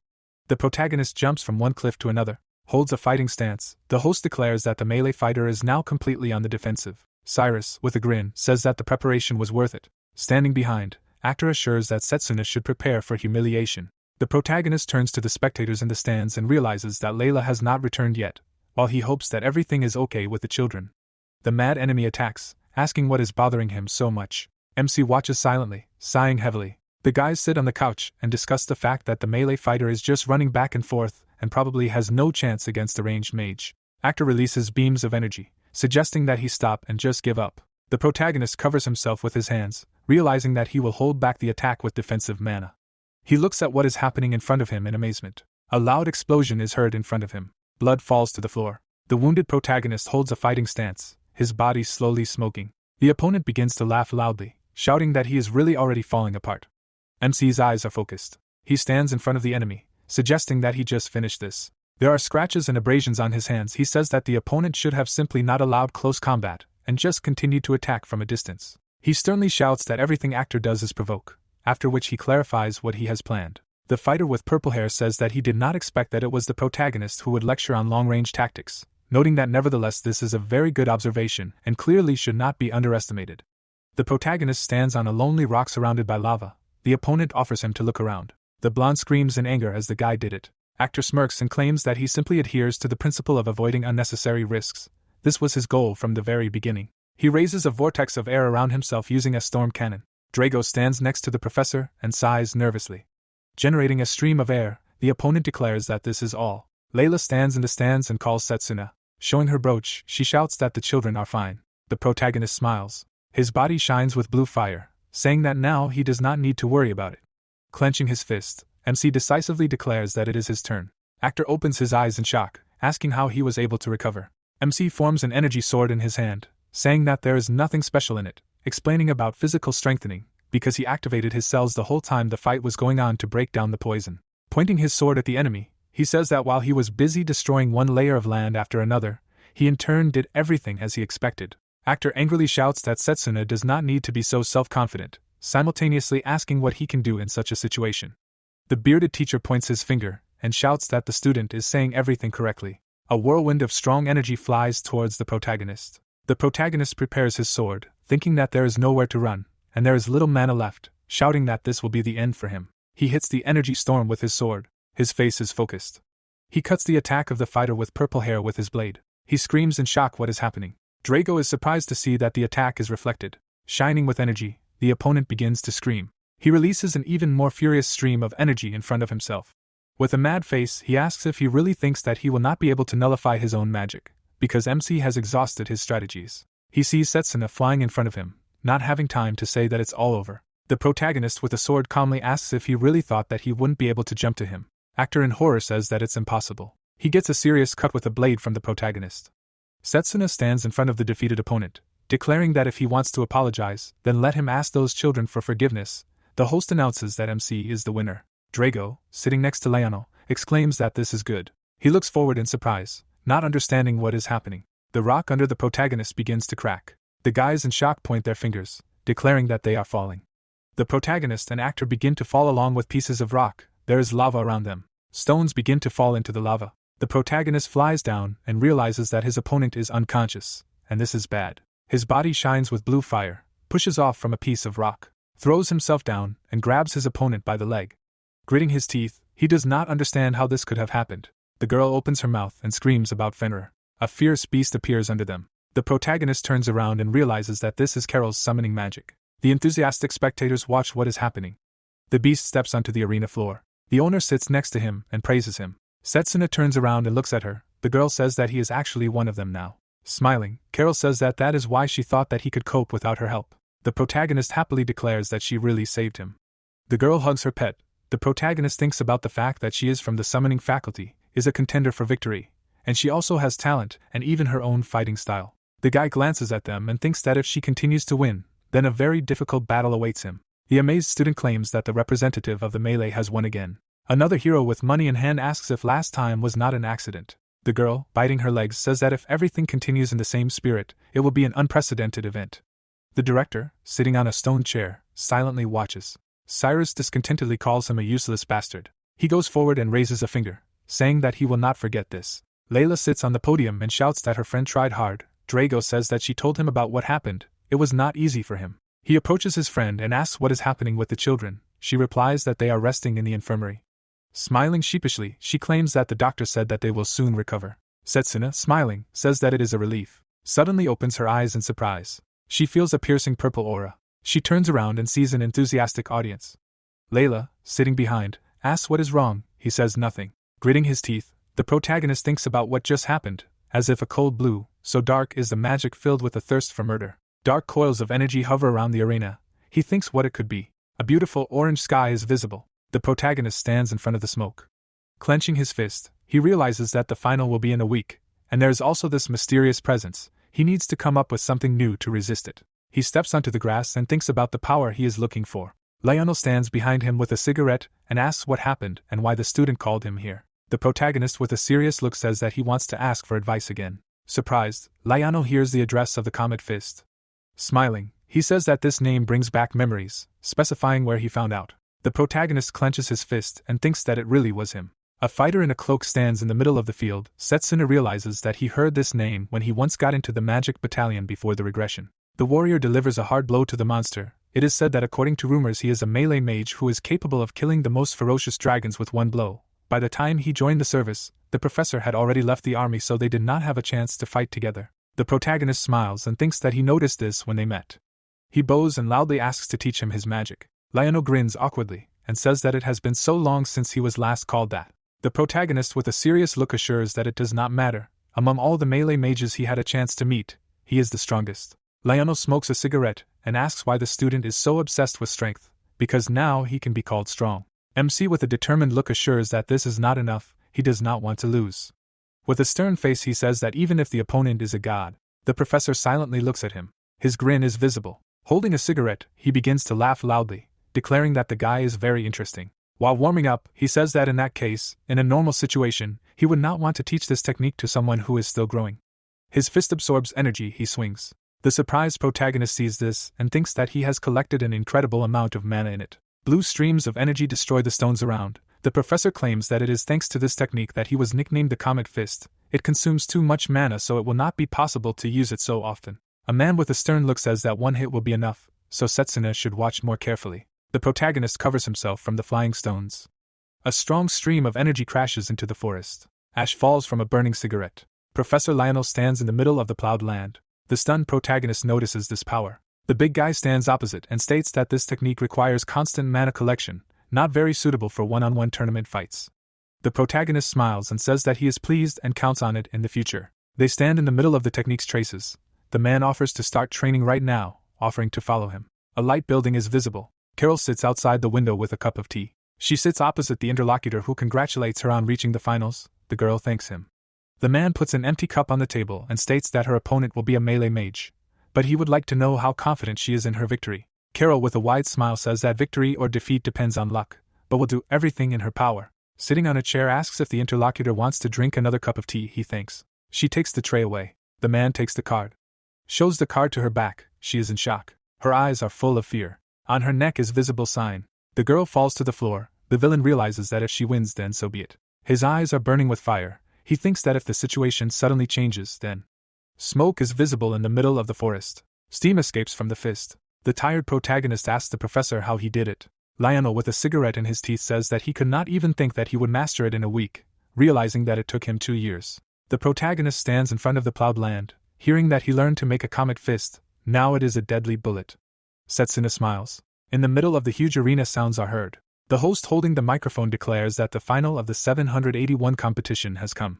Carol smiles. She is introduced as the crowd favorite from the summoning department. Setsuna looks forward with confidence. He is called the dark horse of the melee.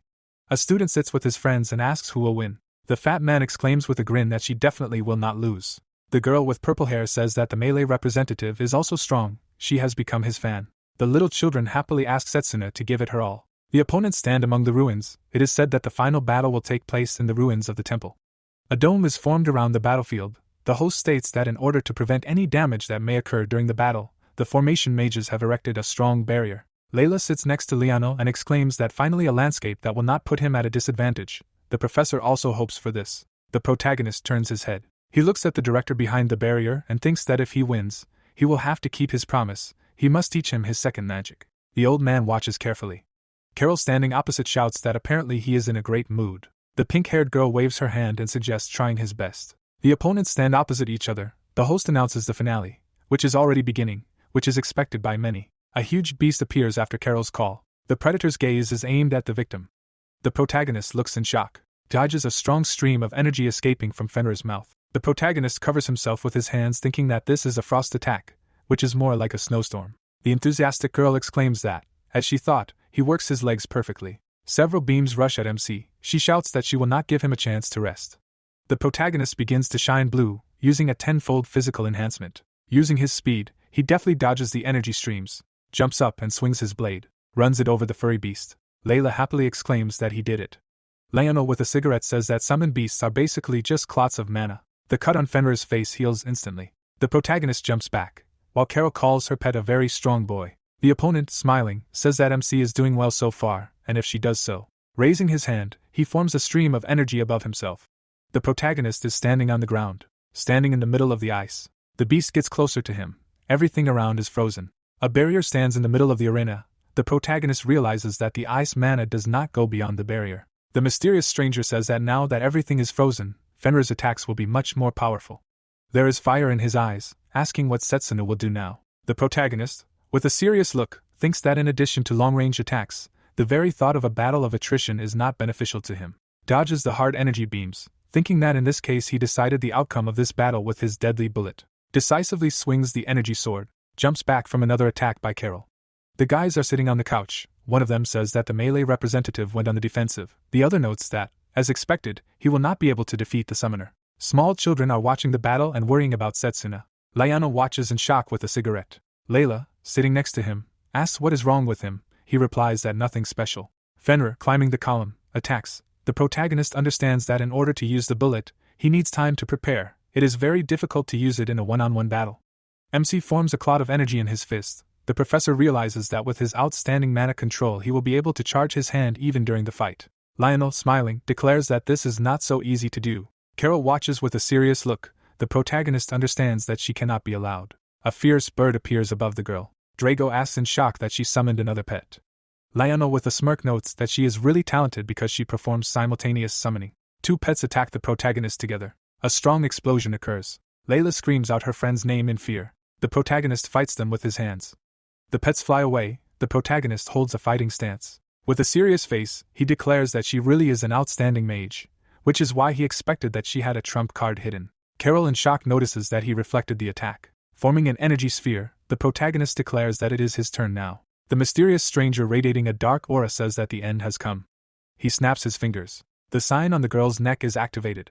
Holding her neck, she screams in pain, purple energy around her. The protagonist looks at her and screams her name. In shock, he remembers the same magic. Vindrake's silhouette is visible. Setsuna wonders if it's really him. The pets frown from this impact. The protagonist is amazed to see that this sinister magic is the same as that of a god. Carol looks on in fear. Tears are visible in her eyes. She raises her hand up and forms magic, screaming in pain. Giant monsters appear in the arena. The surprised students exclaim that she has summoned many. Lionel grabs his head and realizes that this mana is definitely not coming from the girl. Holding a cigarette, he loudly shouts to stop the fight right now and lower the barrier, clarifying what the formation mages are doing. A mysterious stranger stands by the dead man and says that only the one who created it can lower this barrier. With a grin, he declares that that's why everyone has already searched for him. A mark is visible on his neck. He asks the formation mage. The protagonist dodges his opponents. The pet's attack. Setsuna jumps back from the blows. Gritting his teeth, he thinks that the owner of this mana is definitely somewhere nearby. He just needs to track the path. The stranger puts out his finger, wondering if he will have time to look around in such a situation. A giant bird appears in front of him. The pet breaks the column. The protagonist falls on the stones. Blood splashes to the sides. Flies away several dozen meters. Layla sees this in fear. The fighter holds his wounds. The stranger grins. With an ominous look, he says that even a person like him will have a hard time tracking mana while fighting off a flock of summoned beasts. It is only a matter of time until everything is over. Lionel is shocked to realize that things are bad. Setsuna does not have enough time to use a deadly bullet. Carol painfully holds her neck. The professor notes that she is at her limit. If she does not stop soon, she may die from losing control of her mana. The girl riding Fenrir painfully asks him to run. The guy with a bloody face screams his name, realizing that she has fallen under someone's control. A drop falls on the fur. Through tears, the warrior begs him to run before he is killed. Several monsters at once attack the main character. He deftly dodges. The fighter flies to the side with concentration. He strikes the enemy with a strong blow with his blade. He sees a giant bull monster in front of him. Its horns are approaching the guy. He grabs them. He lifts the huge animal above himself, sees other advancing pets, screams in rage, throws the bull at them. The director watches this silently. The man climbs the steps thinking that the student has most likely already spent more than half of his mana. The situation is worse than ever. He runs up the stairs realizing that he needs to find the mage who erected this barrier as soon as possible. Lionel, with a cigarette in his teeth, looks ahead asking not to die in front of him. The protagonist, with a bloody face, sighs tiredly. The monster behind him attacks. He turns around. The monster pierces his leg through and through. Setsuna, grimacing, watches. Layla screams in horror about his leg. The surprised guys in the stands ask if this is too much. The protagonist falls to the ground. The stranger, with a grin, declares that now he will not be able to use technology. Controls the purple aura, ordering the animals to finish him off. The monsters run to attack the wounded guy. The huge mouth of the beast opens in front of him. It bites his hand, blood spurts out. Sharp teeth bite through the flesh. The protagonist screams in horror from pain.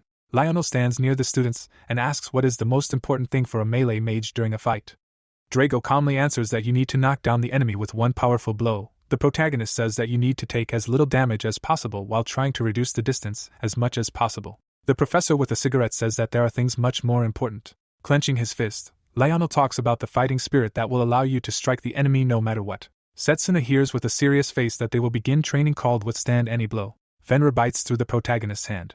The protagonist says in a quiet voice, finally it worked. He clenched his fist. Blue energy is visible. He swings a powerful fist. The stranger is shocked, thinking that he should have used his other hand. Did he really try to hide the fact that he was charging mana into his other hand? Setsuna is furiously preparing an attack. The villain thinks that the summoned beasts are out of control. Several pets are growling furiously. He thinks that if he makes them gather at a certain angle, he can finish them all off in one blow. Layla and Drago are shocked to see this. The protagonist swings in anger, shouting that he put all his mana into this blow. Everything around him is filled with blue lightning. He uses a destructive bullet. The monster's head is torn apart. The girl flies away. A powerful beam of energy pierces all the beasts at once. The bloody protagonist holds a fist from which smoke bursts out. Carol is rapidly falling down. He breaks away from his place and runs to help. At the last moment, he stretches out his hands. He catches her, thereby saving her from hitting the ground. The girl is unconscious. The protagonist looks at her and is glad that she is okay. He puts her near the battle site. The amazed spectators are shocked to realize that she has lost.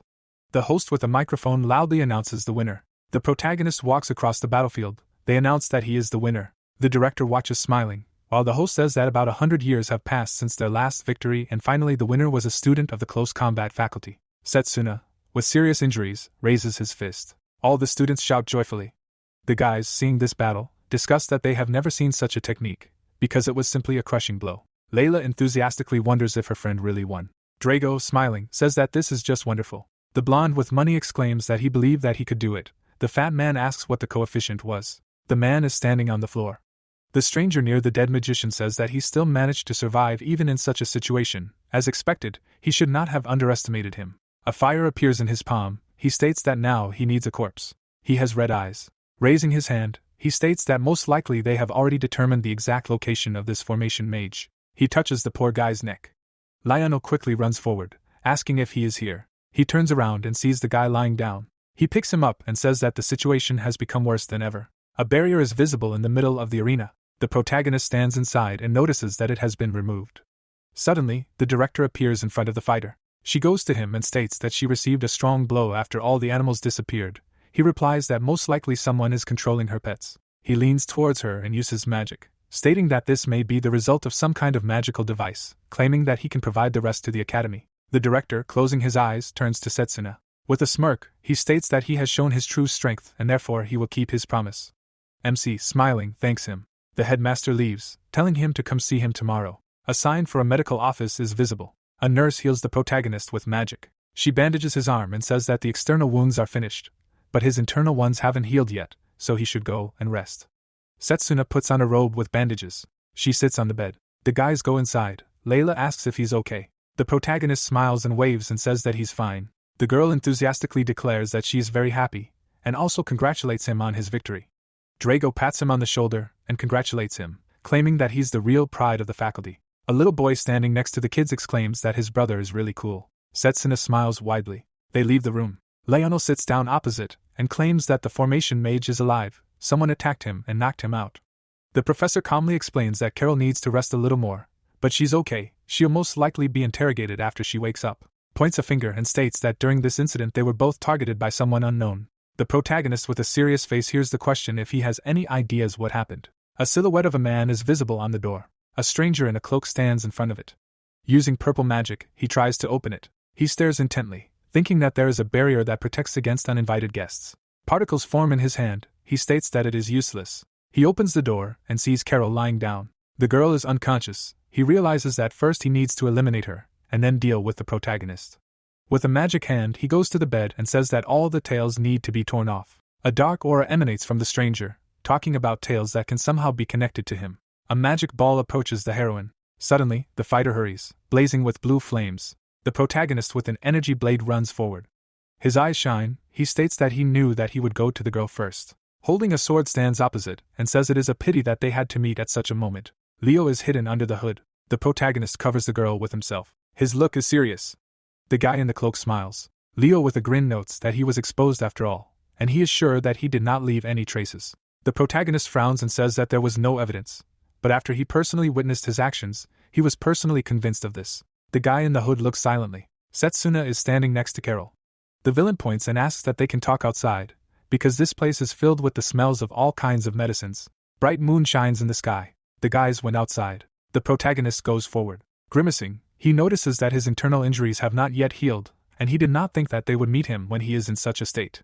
Leo turns around smiling and says that he has a frightening appearance, specifying that he began to suspect him a long time ago. Memories from the blessing ceremony arise. MC notices that he disappeared then, and when he thought about it, an ominous premonition immediately arose. Leo, grimacing, looks forward. It is said that he lost the opportunity to become a faculty representative because he would not have lost the actor even if he had used his dirty methods. The villain holds his face and says that he did not think that he would be able to put all this together. The protagonist with a serious look states that now his suspicions have been confirmed.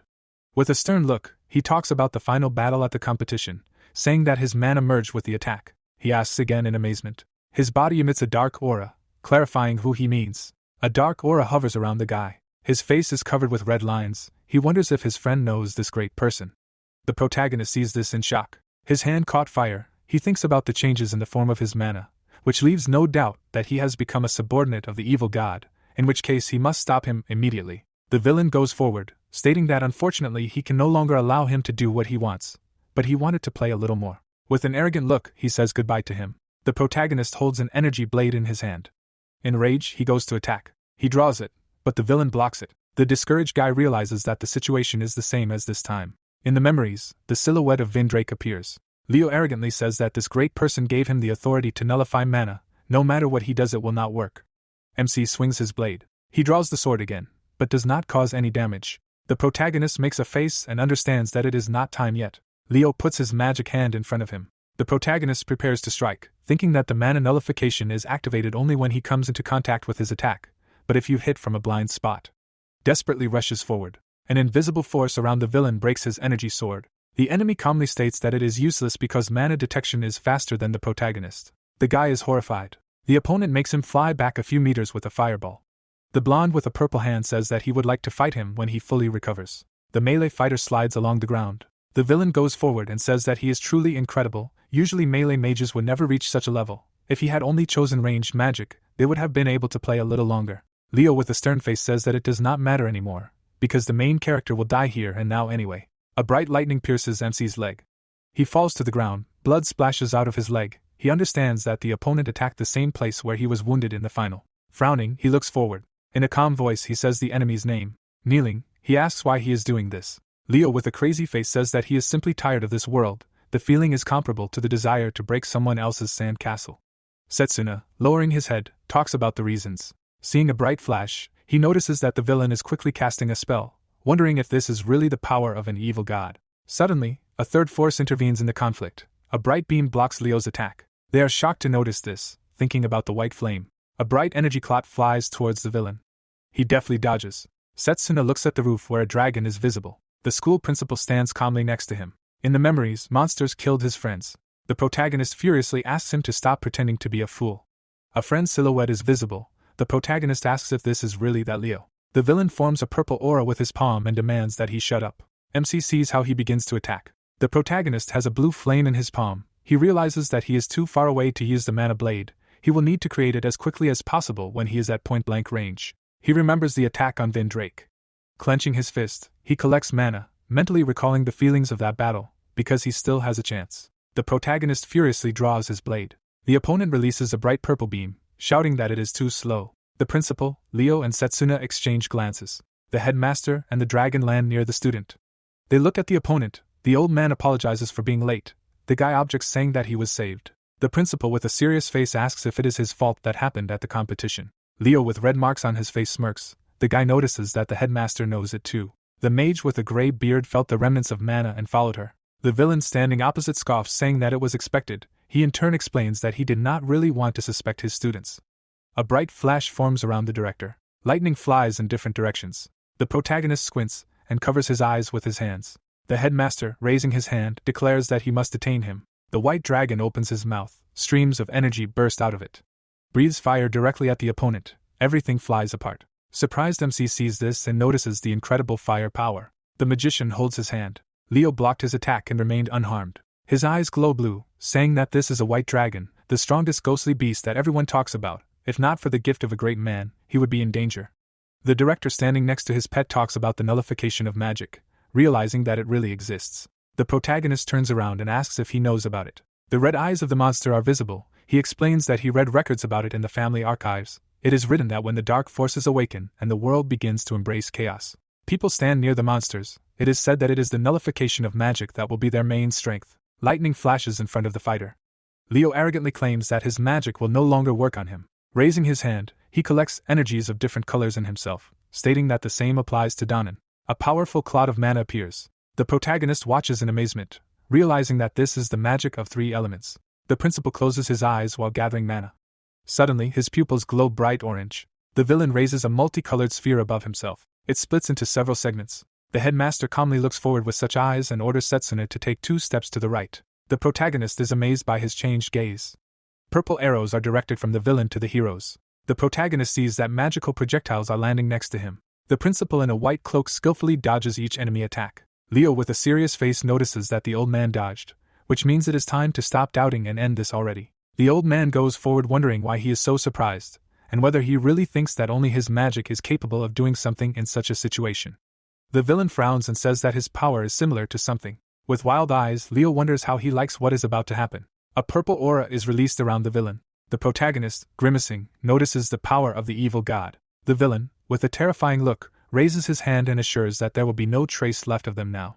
The director watches closely and assumes that the fight will not be easy. They stand opposite each other. Setsuna thinks that if they fight with all their might, the place will be completely destroyed. The head of the school, with a serious look, addresses the guy. The protagonist, gritting his teeth, declares that he understands him. The old man begins to conjure butterflies, asking to grant him his wings. Suddenly, he flies up with his dragon. The white dragon, flapping its wings, attacks the villain, who is trying to close himself off. Blocks the damage with a dark aura, thinking that he wants to minimize the damage to the academy. Leo puts out his hand and says that they will start the fight, because this is their destiny. The white dragon spews flames at the enemy. The enemy sends a purple beam of energy in response. Powerful magics collide. Yellow and purple mana begin to mix. The dragon hanging in the air sees that the dark energy is breaking through. Opening his mouth, he is preparing to take heavy damage. The villain puts out his palm and sees a strong explosion in the air. Leo enthusiastically asks if they really decided to give up and give the victory to their student. The director with a serious face says that judging by everything, this old man should retire. Suddenly, the protagonist appears next to him. Leo smilingly notices that he unexpectedly decided to hide behind the dragon. Forms a red barrier in front of himself, shouting that this is too bad. MC swinging his fist flies down and declares that his former friend relies too much on this power. He accelerates, realizing that choosing close combat magic was the right decision. The protagonist in a rage declares that he will prove it with one blow. The villain with a grin sees this and urges not to underestimate his power. The protagonist, loudly screaming, approaches the enemy's barrier. Leo smiles. Suddenly his smile changed to a sad expression. The main character crushes his magic barrier with one blow and slams the villain into the ground. A strong stream of magic began to appear out of nowhere. Confidently looking forward, the guy shouted to himself to concentrate mana to become faster. The body rushed into the mana at high speed. A fist with a strong sound broke the mana layer. Gritting his teeth, the hero quickly flew towards his partner. Cracks appeared all over the ground. Suddenly, the enormous power of mana began to glow brightly. The hero's hand was clenched into a fist. The guy confidently stood at the breach of power. With a smile, the man stretched out his hands, saying that even at zeroing they have time to activate. Setsuna stood by the hero's body, looking at him in surprise. Clenching his hand into a fist, the guy confidently told himself that, as expected, the speed of such a direct attack exceeded his reactions, so he was not mistaken in choosing this path. With quick movements, the hero approached the director. Looking confidently at Danon, the hero began to tell him that the problem was solved. He replied that they needed to take care of his wounds, but he was interrupted by a voice saying that he had learned a lot. From the sounds heard to the side, the heroes looked at each other in fear. To the side. Slowly standing up, the smiling boy told Setsuna that he always exceeded his expectations. The boy looked at his opponent in fear, not understanding how he could stand after such an attack. His hands wiped away the bloody smile. Squeezing out the strength, the guy began to shout loudly with a smile that it was his turn. A huge ball of magic was heading straight for the guy. Setsuna confidently stood in a stance. The sword in his hands quickly hit the guy's magic. A few seconds later, all of the main character's weapons were already destroyed. Fear appeared in his eyes. Power immediately passed through the guy's body. A huge cloud of magic hit the wall, creating a crack. A few seconds later, Setsuna was already falling away from the wall. Turning to the side, the director began to shout in fear to his student. Lying on the ground, the hero tiredly talked to himself about magic. The main character's eyes looked dimly at his opponent. Setsuna, closing his eyes, understood that his opponent had combined long-range magic and magic nullification. Sky. 2 guys were training. Bullets hit the targets at high speed. One of the heroes was happy that he hit the very center. With a smile on his face, the guy understood that he shouldn't sit idly by, and now such a master makes all his guys tense up. Putting his hand forward, one of the heroes asked to shoot and threatened that his target would be someone's head. The partner, gritting his teeth, asked Leo what he was talking about. The guy's eyes looked away. Setsuna heard in fear how they told him that he lost. With quick and dexterous movements, one of the demons ate all those who were dear to the guy. Opening his eyes wide in fear, Setsuna could not believe it all. The girl immediately ran up to the guy worriedly. Looking at him attentively, the girl was happy that he woke up. Turning to the side, the hero heard that he was now in the infirmary of the academy. Looking at Layla, the hero heard that he had been unconscious for 3 days. Setsuna, widening his eyes in fear, could not believe it all. His hands were tightly clutching the blanket. The hero lowered his head in displeasure, thinking that he had already lost for the second time. Layla calmly watched the guy, saying nothing. Interest was shown in the hero's gaze.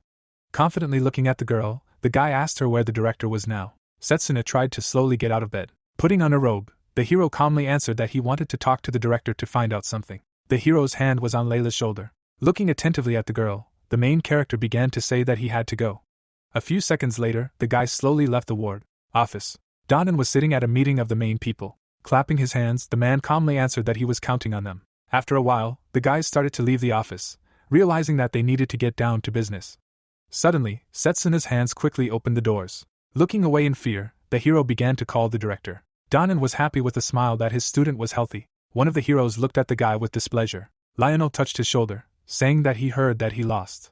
Looking away, the Geo answered that the other guys were very worried about him. Setsuna looked back at the boy with confusion. A few seconds later, the hero began to bow to the director. Standing to the side, the guy began to apologize for letting Donan down. Putting his hand forward, Setsuna asked the teacher to tell him what happened after his fight. Standing next to the guy, Donan asked him to stop doing this, because his wounds had not yet healed. Looking forward, the director worriedly began to remember what happened after the hero lost consciousness. Donan stood next to the student. The enemy's head rose up. With a smile on his face, the hero calmly answered that he would like to kill them all, but now he spent too much mana. Leo laughed loudly and said to himself that it was fun. Bowing to the teacher, the hero went to his world, saying that now they will meet him in the future. Donan looked at the enemy with displeasure, realizing that he cannot just let him go. Seeing someone's face in the portal, the man understood that he had never seen anything like it, and now he had to become stronger. Sitting on the couch, the main character replied that everything had become clear to him now. Thoughtfully looking to the side, Setsuna thought about that very magical creature. The teacher looked at the guy with interest, asking him if he knew anything about this creature. The hero's gaze confidently looked to the side.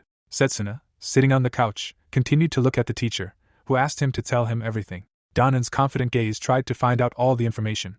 The guy continued to confidently look forward. One of the teacher's hands was removing a glove. Showing a mark on his hand, Donan asked the hero how he knew about it. Anger was visible in the teacher's gaze. Looking carefully ahead, Setsuna began to think about whether he should tell him about the future. A memory of a monster arose in his head. Imagining a destroyed world, the hero understood that he would not believe it. His hands were tightly holding onto his pants. Looking to the side with incomprehension, the teacher understood that there was some reason. Setsuna's gaze hid from the teacher's gaze. After a few seconds, the protagonist began to remember something. Looking at Donan, the guy asked him to check the necklace of rebirth. The teacher's gaze immediately changed to surprise. Looking at the necklace, it was clear that the blessing of the spirit of time had disappeared. Looking at the student, Donan could not believe that someone had already used it in another timeline. Gritting his teeth, the hero realized that he had used it 10 years later, since he had his own regrets. After a few seconds, the hero slowly approached the teacher. Sitting on the couch, the teacher reflected on what had been said. Thoughtfully looking to the side, Danan understood that it was really hard to talk about this without evidence. Looking closely at the guy, the teacher understood that they needed strong regrets to go back 10 years. The teacher slowly got up from the couch. Holding Setsuna's shoulder, the hero calmly replied that he suffered a tragic fate alone. The hero, raising his eyes, looked at the teacher. Danan looked at his student attentively, saying that from now on he would also try to become his support. The hero stood there with joy in his eyes. Clenching his hand into a fist, the hero understood that now they would confront evil at the same time as the director, and now they would be able to save the world from destruction. Standing next to the guy, the teacher asked him to allow him to teach the second type of magic so that he could confront the evil god. His hand reached up, showing his power to the student. Danan replied that this is a unique power that does not belong to any magical path. The guy's gaze confidently looked forward. With a gentle look, the teacher looked at the student, offering him a change of scenery. Standing in the forest, the guy was glad that in the past he trained here. Imagining a magical silhouette, the teacher began to talk about how spiritual magic is magic in which a person merges with the spirit, using his mana as a catalyst, allowing him to accumulate enormous power in his body. Introducing two different magics, it was clear that it differs from other magical paths because it can be combined with others, which is its main feature. The guy's gaze looked away in fear. Pointing his hand to the side, the teacher offered the hero to show him something. There was fire in the teacher's gaze. Looking closely, the main character realized that the teacher's eyes were exactly the same as they were during the fight with Leo. Putting his hands forward, Danan offered to play rock, paper, scissors. Setsuna looked at the man in surprise. Standing with the student, the teacher calmly replied that it would be wrong to fight a person who had not yet fully recovered. Someone's hand showed paper, and someone else's stone. Smiling, the teacher replied that he had won, so they should play again. The next time, the hands showed paper and scissors. A few seconds later, rock and scissors were shown. The hero began to understand with surprise that he could not defeat anyone. Looking carefully ahead, Danan explained that this was one of the abilities of the spirit of time, since the prescient eye is the ability to look into the future for several seconds.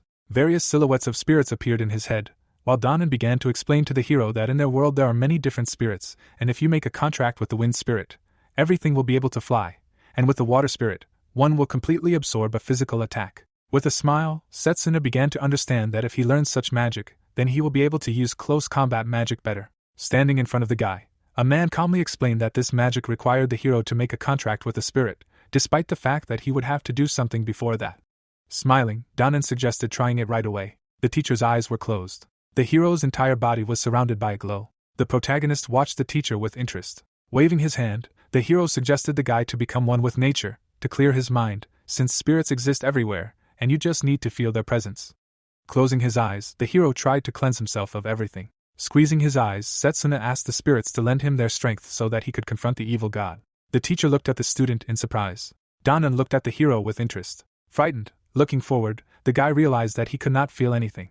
The teacher, looking at the hero, calmly explained that this was due to his irritability. Standing next to the hero, the teacher calmly explained that in order to become one with nature, it would be necessary to achieve a state of inner peace.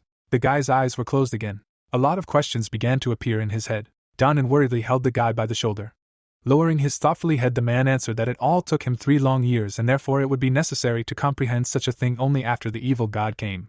Gritting his teeth, the guy understood that he had to master all of this as quickly as possible. Thinking about Leo, Setsuna understood that they all came from the same dimension as the evil god, since each of them had special abilities that were different from magic. Closing his eyes, the guy understood that Leo was the one who used decay magic. Thinking about the battle, Setsuna understood that he had already fought with one of the apostles before he returned back in time, and despite the fact that he had the advantage of possessing ranged magic, it still seemed very difficult. Standing confidently next to the teacher, Setsuna said that the same as Leo could appear in their world. Calmly looking at the student, the teacher replied that he should not rush, because the disorder in his head could seriously undermine the hero. Looking away, the teacher calmly explained that perhaps he would learn everything during their joint training. Standing with the hero, Danan replied that their assistant would tell him about everything later. With a smile, the guy heard that all this would allow him to overcome his limits. Slowly leaving, the teacher explained that this would also be a severe test for all of them, for which they first needed to rest. Imagining all this, it was clear that a very big surprise was waiting for them all there, which they would be surprised by. Leo opened the door. Putting his hand behind his head, he greeted everyone and said that he was a little late. The guy headed down the corridor. Footsteps were heard towards him, with the words that he had enough courage to make them wait. Zagan showed him his claws, asking if he decided to die. Footsteps were heard again. Pucker walked along the ceiling, asking Leo about how he never managed to kill at least one student, although he was allowed to act independently. Covering his grin, he noted that on top of that, the guy was injured and ran away scared, asking how he was going to take responsibility. He looked up, asking for forgiveness. He moved his hand to the side, saying that he couldn't keep his cool in front of his best friend. Zagan stood in front of him, demanding that he remove the smirk from his face, because it was annoying. Leo looked at him. The other man also looked into his eyes. He spread his claws wide. Then he pointed his paw at his partner, but heard someone's voice saying to stop. Both froze in place. At the end of the corridor, a man stood, saying that they were apostles and should behave appropriately, and that it was all for a greater good. Satanakia looked at them, outraged that they still could not understand this. His energy spread everywhere. Leo looked at him, mesmerized. Satanakia approached them, saying that now they will begin. Zagan put his paw in front of him when the man said that they needed to report first, and stopped him. Pointing at Leo, he said that he made a mistake by not understanding how they could do business with him now, and noted that if the guy got in their way, he was ready to deal with him personally. Pointing at himself, Puka said that he could leave it to him, and it would be much more interesting that way. Satanakia folded his arms and said that there was no need for that, and he had already agreed on everything. Looking closely, he added that the guy would definitely complete the task assigned to him. The sponge lay near the board. Several days had passed. Layla entered the classroom, turning to Setsuna. The girl came closer to him, asking if his wounds had healed since he came to the classroom. The guy replied that they were, and theoretically, if necessary, he could visit. She brought her hand to her face, saying that he was injured again after the finals, asking about what happened. The hero looked down. He remembered standing in front of Danan, who said that they should not divulge information about the evil god and his apostles to the people for now, and for now, he can only provide some information to trustworthy professors. The hero nodded, hearing that the man would go look for Leo and take care of the academy's security. Frowning slightly, the director added that they would postpone their joint training in spiritual magic for now. Now Setsuna smiled, apologizing for the trouble he caused, and said that everything was fine now. Putting his hands on the table, he thought about how he should recover as quickly as possible and become stronger. The boy slammed the table. Lionel went up to the podium, telling everyone to take their seats. Putting his hands on the table, he said that he was going to talk about the joint training with the other houses. The hero smiled, hearing about it. Seeing the students, the man spoke about how the training would be held together with the other houses. After introducing the various students, he spoke about how the previous competitions were mainly for the students to learn each house's fighting style, and this time they would have to learn their limits together in order to overcome them.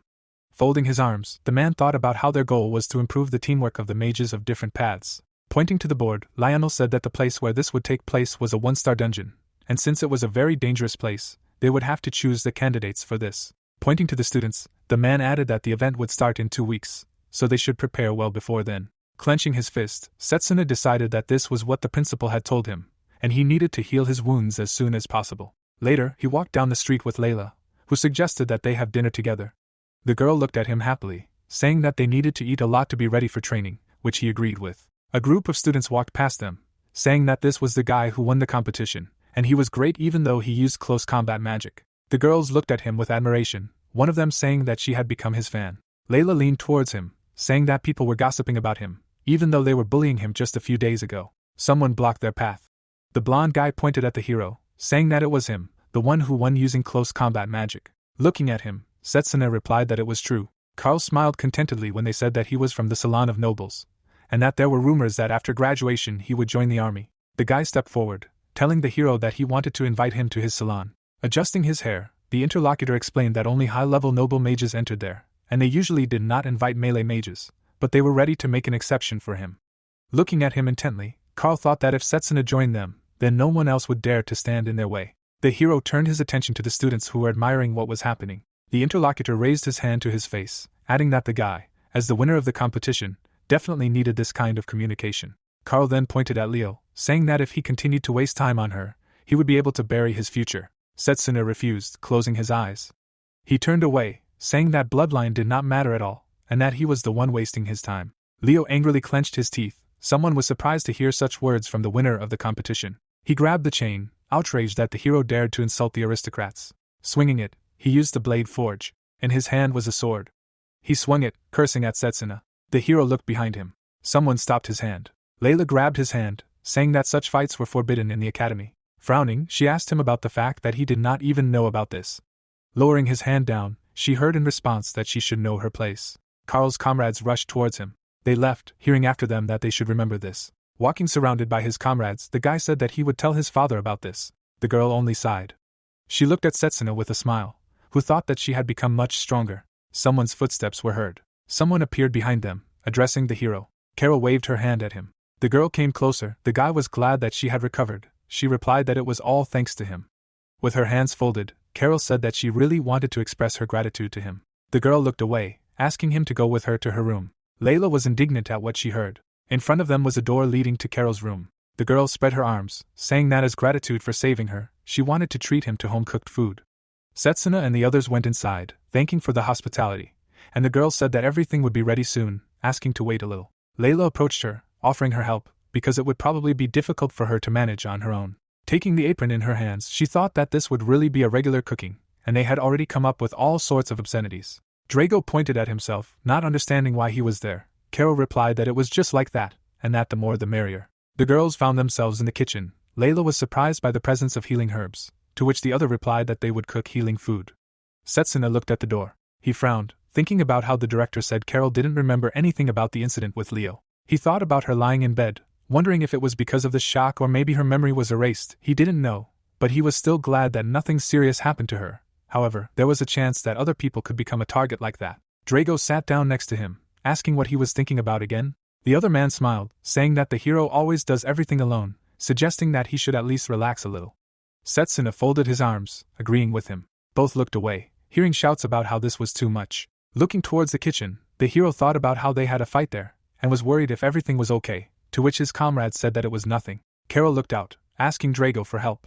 He was wearing an apron. He didn't understand why he was wearing it too, to which the girl replied that there were only those.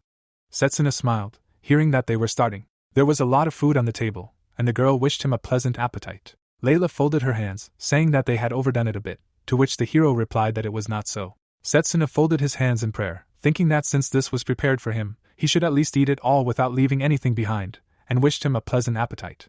A glow appeared in the area of his stomach. He decided to use his physical enhancement to improve his digestion. A plate of food appeared in his hand. After a moment, he bit into a piece of meat. Layla collected the plates, asking if he was okay. The hero took another portion, answering that the egg soup was simply incredible and had a rich, deep taste. Drago held the pot in his hands, saying that he made it and that there was still more. Carol looked at him with fear, saying that she had lost. Setsuna just smiled widely. Everyone gathered at the table. He thought that this was not so bad. He remembered his past life, realizing that something like this was destroyed by an evil god. Now, clenching his fist, the hero decided that he would not let this happen again, and would not lose a second time. The students gathered at the entrance of the dungeon on the day of joint training, 2 weeks later. Some were discussing something. Others gathered in a small group. Drago put his hand on the hero's shoulder, asking if he was ready. He smiled, answering that he was, and that it was all thanks to the healing food they had prepared for the past couple of days, and thanked him for it. The comrade waved it off, saying that it was nothing special, and that it was all for the sake of the faculty of close combat magic, and if the hero had not eaten healing food during this time, the effect would have diminished over time. Setsuna smiled lightly, thinking that this time he was on the same team as Drago. Seeing his friendly appearance, he knew that he could easily trust him with his back. A couple of students approached them. One of them apologized for the wait. Drago realized that they were upperclassmen. The guy pointed to himself, saying that his name was Mifune, and he was a third year in the faculty of pharmacy. The girl took off her hood, saying that her name was Yuzuha. Setsuna smiled back and introduced himself. Mifune placed his hands on their shoulders and, realizing that the hero was the winner, noted that he looked reliable, offering to try together with him. Drago turned to Setsuna, noting that the upperclassman was a cheerful guy. Yuzuha smiled, quietly saying that he had managed to lull them into a false sense of security. His eyes began to glow, and he said that they would begin. Later, everyone gathered around one person. Looking over the students, the professor introduced himself as Giovanni, saying that he was in charge of this joint training and explained that it would be between the pharmacy and melee departments. Introducing the dungeon, he talked about how it was called a ruin sealed in mana water, and that they would encounter ancient monsters and the undead in it, reminding them that it was a 1-star dungeon. The professor touched the bracelet, saying that during the joint training, they would have to defeat these monsters in real combat. Holding this bracelet in his hand, he said that their exploits would be recorded on it. Imagining a student defeating a monster, he said that the loot they dropped would count as bonus points, and those who scored the most points would be awarded medals from the academy. The students looked at him, hearing that whoever got more than 100 points would get the chance to join the training of the mages of the Royal Battalion. Setsuna smiled, thinking that he missed them very much. As he imagined several mages, he thought that only the strongest mages from all over the kingdom entered there, and that was where he met many of his comrades in his past life, and if he could join them, then perhaps he would be able to meet them again. After handing him the bracelet, the professor said that they had not gone deep, so they might encounter monsters that were too strong. Some of the students looked scared, hearing the words about not going too far. The professor, imagining such a situation, said that if that happened, they could increase the mana in their bracelet a little, so it would teleport them to that place. After fastening the bracelet, Setsuna decided that he needed to get 100 points. Drago frowned and decided that it wasn't. He and Drago smiled confidently, saying that they needed 200. Both looked at each other. The comrade pointed to the bracelet, saying that he was looking forward to the hero doing it. The hero showed his own, agreeing with him. Giovanni stood in front of him, asking if everyone was ready. Layla clenched her fists. Yuzuha looked completely calm. The hero and his comrade were surrounded by a bright aura. The wind blew the cloaks of the other students. Yuzuha held her cloak.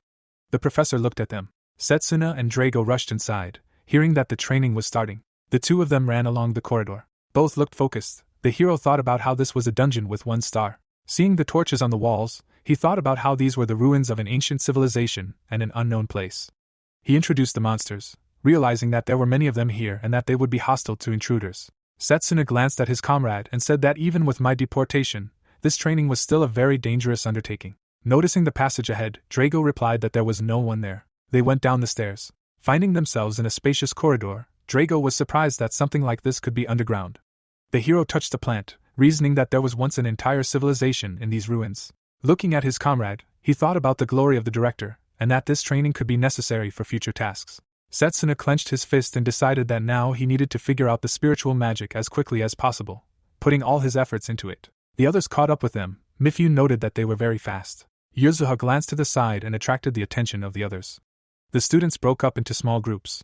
Some of them continued on, some of them doubted that this was the right path, but heard the answer that the other one would definitely be a trap. Mifune smiled, saying that in a joint training they obviously needed to choose the most dangerous paths. Pointing to the passage, he said that they would go from there. Looking in that direction, the hero thought that, considering that they needed to get as many points as possible, his words were not without meaning.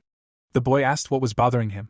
Setsuna headed towards the passage. Knocking on the wall, he said that it was a trick. Drago pulled his hand away, asking if he was sure about that. The hero pointed to the wall in front of him, saying that this vegetation seemed out of place here, meaning they were in a large room. Folding his arms over his chest, Mifune assumed that it was just a coincidence. Drago struck, when the hero responded that he could hear the howling of the wind from the other side. The wall in front of them collapsed. Winking at the others, Setsuna asked if they agreed with him. The boy and his comrade rushed forward, noting his strength. Mifune and the girl followed them, saying that thanks to this, they could earn as many points as possible. Footsteps were heard in the corridor. The two quickly descended the stairs. A large stone appeared behind them. Turning around, Drago said to leave it to him. The swing cut the stone. Its fragments scattered to the sides. The boy clenched his fist in victory when the hero noted that he was very inspired and replied that if they showed everyone their strength, then people would recognize close combat magic. Smiling, he added that he did not want to lose to him again. Setsuna smiled back. At that moment, he felt something behind him. He managed to dodge the arrow. Several more were heading his way. The hero's swings left bright traces.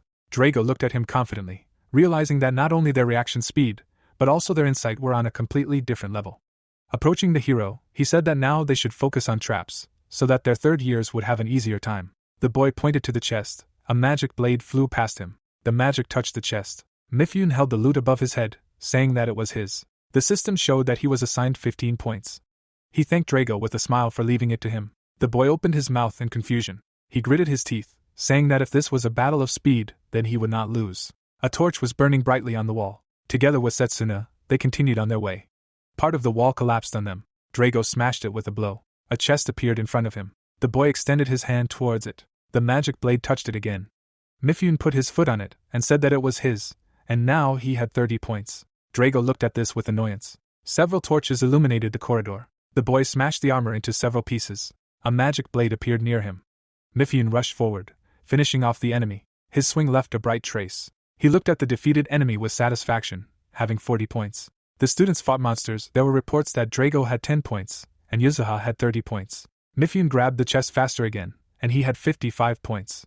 He smiled at him and Setsuna, saying that they were strong but short-sighted, and at this rate they would definitely not catch up. Drago glared at him. The wizard spread his arms, and a message appeared saying that he had 10 points, while Setsuna had 25. The white man said that it was very important for them to properly distribute the points they had gained. Frowning, the boy noted that they kept stealing points from their juniors, accusing them of such methods.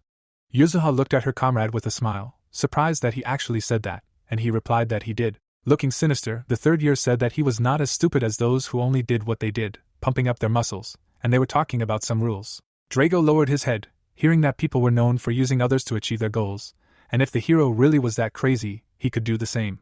Throwing up his hands, he added that if only they could do that. Setsuna thought that he was very cunning. Imagining his ability, he knew that he could easily teleport since he had 2 different formation circles, and it was very convenient since he could catch people off guard, but it still had a drawback.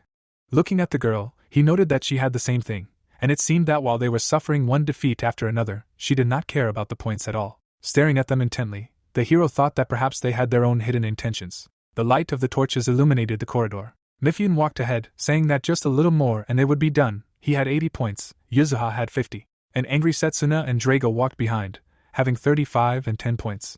Something caught his attention. Looking at the room, he thought that it was different from the rest. The comrade teleported forward, saying that he would gladly take the chest. The chest was surrounded by a dark aura. The upperclassman noticed it. Still, he moved forward, and when the hero tried to stop him, he replied that only a fool would wait. The beam hit him against the wall. Setsuna looked to the side tensely. Someone's hand appeared from the chest. Frowning, he thought that this dungeon should be a 1-star. Seeing the monster in front of him, he realized that it was a completely different level. A strong aura spread from the enemy. Setsuna raised his hand in front of him. Seeing how a snake crawled out of the monster's mouth, he did not understand what the King of Death was doing here. Mifune was seated unconscious. The hero thought that this dark fire that the enemy emitted caused terrible nightmares. The eyes of the King of Death began to glow brightly, and he said that since people disturbed his sleep, they will die. Drago looked a little confused, surprised that it was talking. Setsuna moved his hand to the side, saying that he was dangerous, so his comrade should take Mifune while he held him off. But Drago flexed his fists, only asking how many points he would be worth. The hero looked at him with a smile. The Death King created a magic circle. Dark flames were heading towards them. The hero managed to block them with a wave. Drago rushed to attack. The monster extended his hand in front of him. A magic circle appeared in front of the student. He gritted his teeth, realizing that he had placed them everywhere. Dark flames flared up in front of him. Drago was thrown back, and he thought that if he had not protected himself with mana, everything could have ended badly. The Death King created several more magic circles near Setsuna. Looking at them in shock, he had no doubt that the enemy's intelligence and magic power proved that he was at the level of 4 stars. Flames were heading towards him from all sides. With a few swings, the hero repelled the attack. One of the circles appeared near Mifune. Setsuna turned towards him, telling him to stand up. A magical weapon appeared in someone's hands. Drago cut through the circle. The upperclassman opened his eyes. The boy extended his hand, telling him to help too. Mifune accepted his help. Circles had already appeared above Yuzuha. Dark flames rushed towards her. Setsuna rushed forward. He managed to save the girl. Holding his hand on her shoulder, the hero asked if she was okay. Smiling, Yuzuha answered that she was, and thanked him. Looking at her, the hero thought that something was wrong here. Drago's swing left a bright mark. He saw the hero put his hand on the bracelet, saying that they would do it. Smiling, the boy replied that he had waited too long for this moment. Mifune smiled ominously, not understanding what they were talking about, but decided that it didn't matter. He needed to steal the glasses and then leave here. Drago turned to him, asking if he was planning something. The upperclassman folded his hands in prayer and answering, said that he would never do that to his saviors. But the ominous smile appeared on his face again, and he thought about the fact that he was joking. Touching the bracelet, Drago said that he would not allow these glasses to be taken. Setsuna dropped to one knee. Remembering his fight, he thought about how he couldn't kill Leo last time because the bullet that hit him wasn't powerful enough, and that's why he needed to hone his basics again. The mug was on the table. Someone said that they were done with training, asking if there was another way to become stronger. The instructor placed the bracelet on the table, saying that there was nothing to be done about it, and that he knew that the time would come sooner or later. The hero looked at it in surprise. Looking at the rest, the janitor said that it was imbued with weight magic, and if they got used to it, they would feel progress when they took it off. Leona lit a cigarette, saying that he would not recommend it until the hero was completely cured, because it was an old and dangerous method. Looking at the students, he added that they could use it at their own risk. Drago clenched his fist, and both thanked the instructor. Now Setsuna was taking off the bracelet, thinking that he had been wearing it since then, but now he would finally take off the weights from his arms and legs. The hoop fell to the ground. Mifune looked at it in surprise, not understanding what it was. The monster surrounded itself with magic circles. Dark flames burst out from them. The guy dodged the attack. Together with Drago, they rushed forward, using physical reinforcement. A bright light surrounded his hand. Dark flames flew next to him. Several streams of flame hit the ground. Drago smashed them with his bare hands. He raised his leg to attack. With a blow, he broke the crown of the King of Death. The monster grabbed his leg. Another magic circle appeared under them. The guy opened his mouth wide and said that he should have focused on defense. Setsuna appeared next to them. Flames began to gather near the circle. The hero managed to deliver a powerful blow. Opening his mouth, Mifune thought that this was some kind of joke. A powerful explosion sounded. The two students stepped back. The enemy's head fell to the ground. The hero looked at his hand. The system reported that he and his comrade were added 50 points each. Drago assumed that since they won at the same time, the points were divided. Gritting his teeth, Mifune thought about how they hadn't gone all out before, and he had never seen so many strong melee mages here. The hero turned around, asking to see his wound, but he was surprised. Yuzuha wasn't there. Rocks rained down from the ceiling. Both felt a tremor, thinking it was an earthquake. Cracks appeared under Mifune's feet. He had to jump to keep from falling. Setsuna managed to grab his hand. They noticed monsters below. Drago frowned, asking what they were. The skeletons' eyes glowed brightly. They opened their mouths wide and screamed. The monsters ran towards them. Setsuna took the magic blade, not understanding what was happening in this dungeon. The monsters rushed to attack. Setsuna cut them with his swings. Mifune also fought them. Drago's swing left a bright mark. Opening his mouth wide, the hero told the others to aim for the head. The upperclassman struck. Frowning, he noticed that no matter how many times they killed, they did not get points. He looked back at the hero, hoping that he himself understood everything, because now was not the time to bring up old grudges. Setsuna struck the enemy in front of him. A dark aura surrounded the monsters. Setsuna, sighing, understood why they did not get points. Seeing how the monsters stood up again, he realized that the dark magic was resurrecting them back. Looking at this, Drago said that there was no end to them. Holding his weapon in his hand, Mifune said that this was too strange and that monsters like this shouldn't appear in a one-star dungeon. The hero sensed something, noting that it seemed like a source of magic that was located on the lower floors. Turning around, he told the others that he felt magic from below. The upperclassman turned to him, asking what it meant and if he was sure that not mistaken, to which Setsuna replied that he was sure, but he did not know who was emitting it, and perhaps it was Yuzuha. Drago rushed forward, saying that they needed to go there, and offered to go down. Mifune clarified whether it was necessary to go with them. The hero looked at him, answering that there was no other way, and if he stayed here, he would condemn himself to a slow death. But he was outraged that he was underestimated. Looking at him, the hero explained that this was how it would be, clarifying that he could not do anything and therefore stole points. Setsuna went down, hearing the answer that this is called strategy. Looking at the monsters, Mifune said that he hated them, this team and this dungeon. He used his skill, clarifying that he just needed to follow the others. The three of them walked down the hallway. The upperclassman was surprised by their calmness in such a situation, asking about the two of them training together before, to which Drago said that he had become very talkative. Setsuna pointed to the side. When Mifune replied that it was better than listening to the groans of the dead, the hero said that he felt strong magic. He walked ahead. The boy looked up. In front of them was a monster, which was probably the source of the magic. A huge eye looked at them. Setsuna frowned, thinking that this was the first time he saw such a monster, and usually in such situations the source of magic is a magic circle. The upperclassman covered his face with his hand, thinking that the others did not yet know how to navigate the dungeon, and then he would do it. Drago struck him, saying that he could finally warm up. At that moment, Setsuna struck the monster, receiving 10 points. They turned around and the comrades said that the dead were rising again, to which the hero replied that perhaps they realized that their source of magic was being destroyed. Drago was warming up his hands for battle when Setsuna said that they could now continue to gain points to complete the task and offered to discharge on them. Mifune, noticing the trembling in his hand, thought that the others were very confident in themselves, but now he had nothing to fear. They could calmly gain 100 points to exit the dungeon. The hero approached him, asking if they could find out where Yuzuha went before the undead arrived. He, looking at him, replied that he himself did not know, assuming that she got scared and ran away. Remembering the girl's smile, the guy thought that she did not look scared even when the king of the dead attacked them, and decided that something was wrong with her.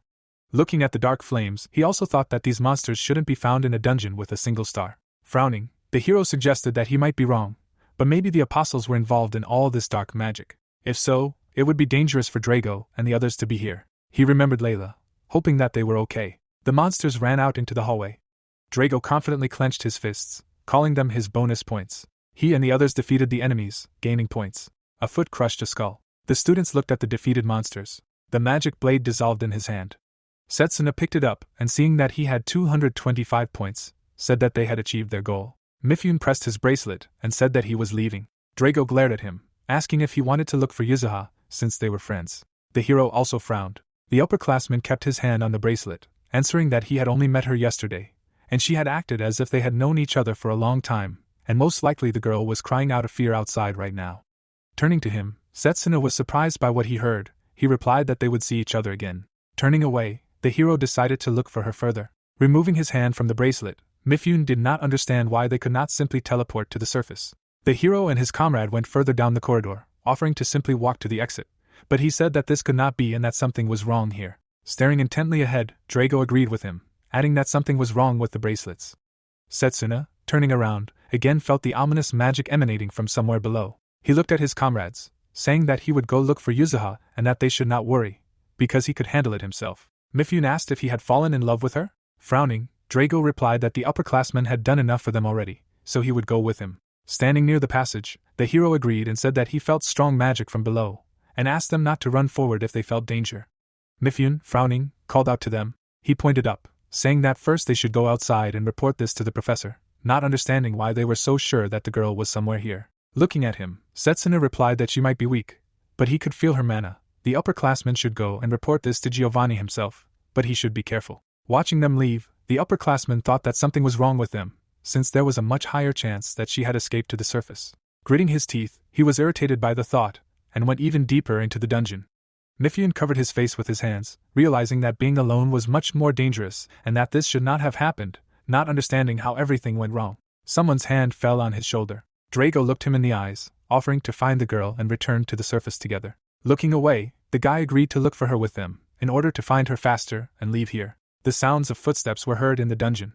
They were going down the stairs. The upperclassmen said that they could feel her mana, wondering why the hero was able to do this. Looking ahead, Setsuna replied that it was thanks to training, to which the interlocutor said that it sounded quite simple. After exhaling a few words, Drago noticed that it had become unexpectedly cool. The torches on the walls were extinguished. The three of them went out into a round hall. The hero stopped the others with a gesture, and they noticed some sounds. Setsuna pointed with his hand to the turn, saying that they were from there. The sounds were getting louder. Drago ran out first, saying that there was something here. They saw Yuzuha in front of them, asking if she was okay.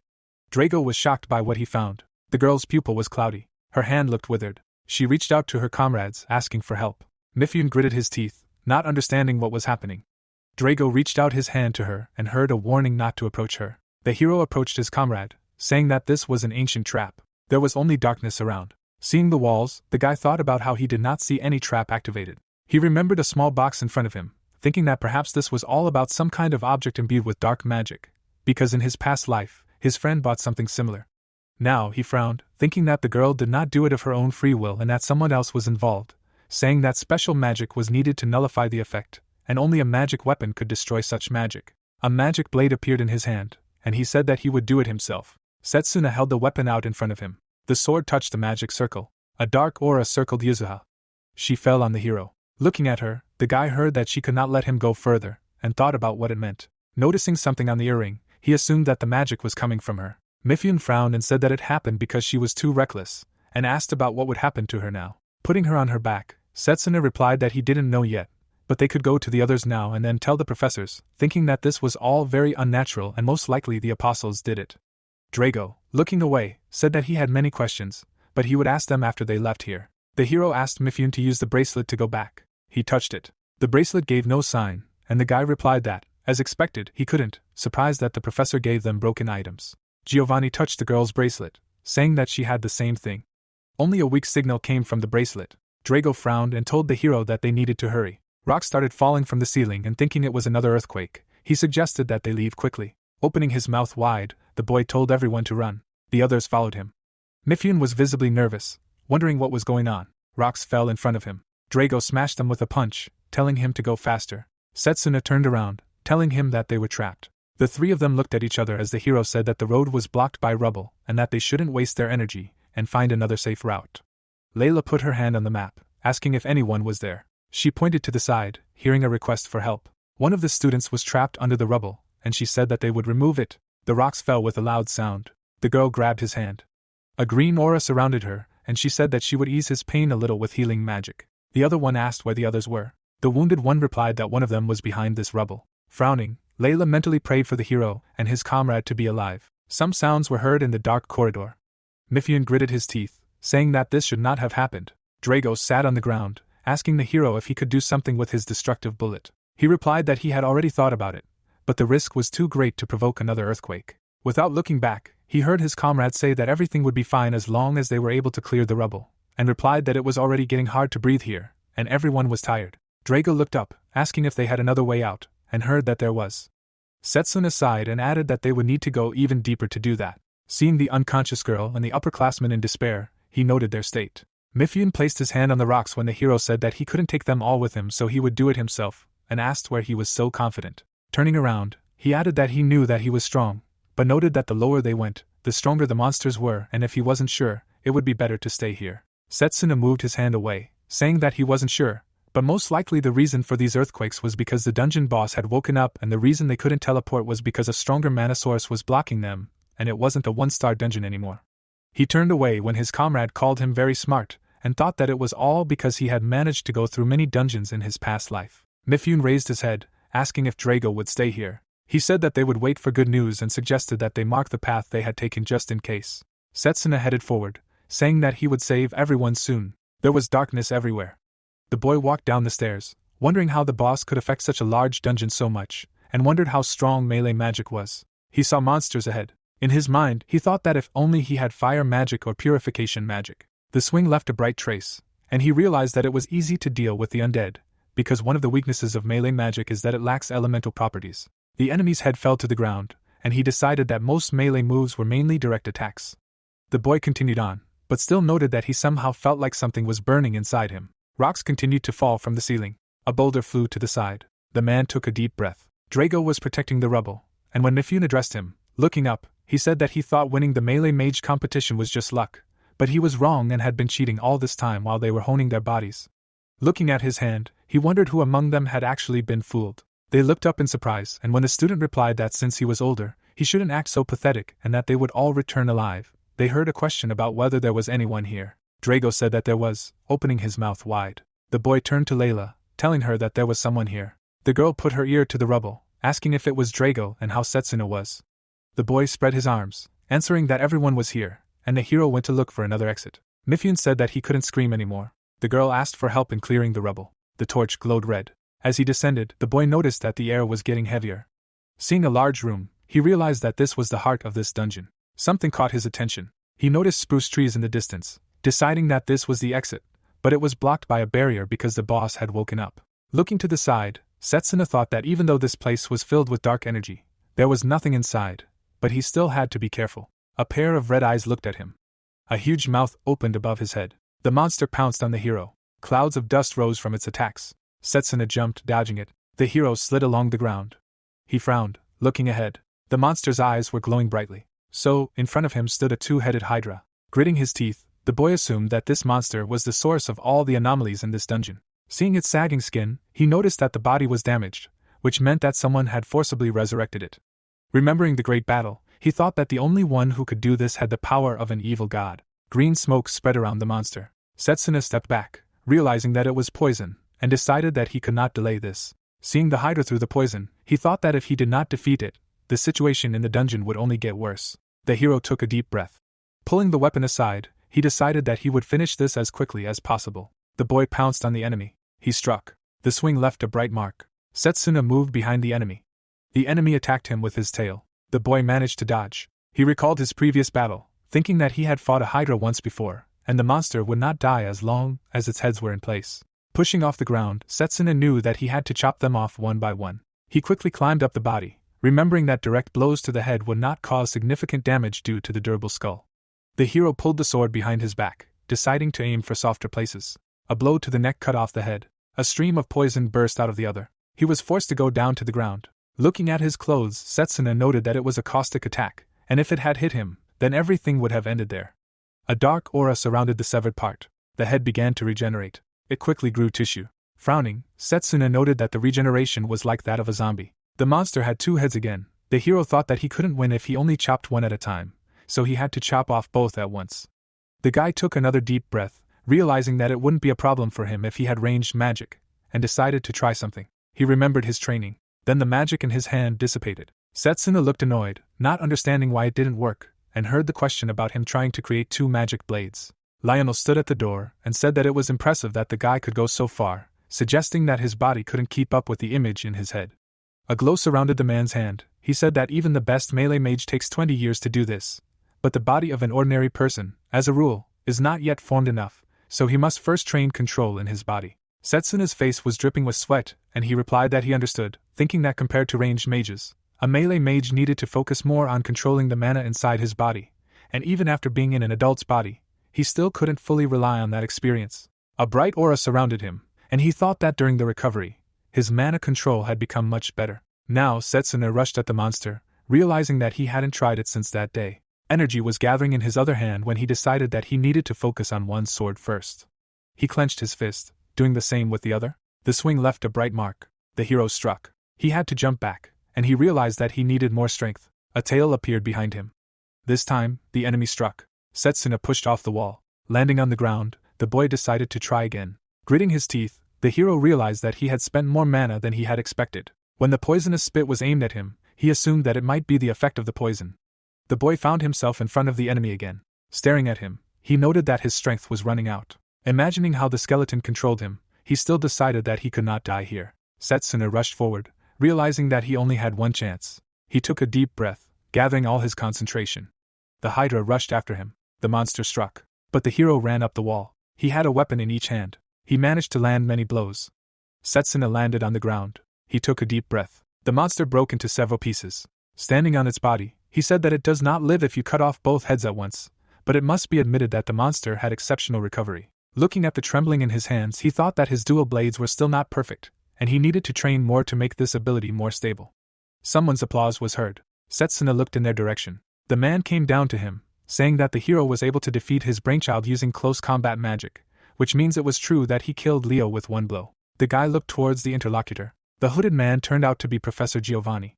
The man smiled, saying that the hero was surprisingly calm, as if he expected to see him here. The boy looked at him seriously, and said that it wasn't the first time and there was always a chance that something unexpected would happen. Giovanni spread his hands and said that it was a smart approach to life and he wouldn't survive on the battlefield if he wasn't flexible, and also noted that the boy's intelligence and fighting ability were excellent. Clenching his fists, Setsuna said that he wanted to ask 2 questions. Frowning, he wondered if he was one of the apostles and why he decided to go so far. The professor smiled in response. Staring at him intently, the man said that after seeing his performance at the competition, he had an idea that it would be incredible to get his body and make him his puppet. Setsuna lowered his head, hearing that he did the same with Yuzuha. The hero remembered what the girl looked like. Slightly opening his mouth, he realized that this was all part of his plan. Putting his hand in his pocket, the professor said that she really wanted to become his ally, and therefore he only followed her lead, although he did not expect anything from her. Remembering Yuzuha's smile, he said that she approached him herself, and it was unpleasant, because she did not even have any suspicions when he gave her that earring. Giovanni looked away, saying that she should be happy that she was turned into an undead, even though she was completely different. Setsuna's hands trembled with anger, and he demanded that the interlocutor shut up. His eyes began to glow. He added that he would make him answer for all his sins. The student opened his mouth wide, using great force. The others helped to clear the rubble. One of them said that he was too tired. The hand moved another stone. Layla and Drago looked at each other happily. The guy was glad to be free. A small stone fell to the ground. The girl noted that they tried hard. Standing up, the boy thanked everyone for their help, happy to be back on the surface. The girl shared that she never imagined they would be trapped so deep. Looking up, she said that it looked like there would be no more earthquakes and the red color was starting to fade, to which her comrade suggested that Setsuna had defeated the boss. Mifune pointed to the bracelet, noticing that it was working again. Everyone raised their hands in joy, hearing that they could finally go back. Frowning, Drago told her that he would leave everyone to her, and he would go get the hero. Layla placed her hand on her chest, replying that he could trust them to her, and she would wait for him outside. Smiling slightly, he thanked her for that. Drago rushed deeper into the dungeon. Setsuna gritted his teeth, saying that, as he thought, it was all the professor. His hand was shaking with anger. Magic surrounded the blade, saying that it would make him pay for his sins. Giovanni adjusted his glasses, noting that he could try. Setsuna pounced on him. Looking up, the professor summoned an ice phantom. The hero shattered it with one blow. He frowned, surprised that it had turned into ice. Light appeared from below. A deep wound left a cut.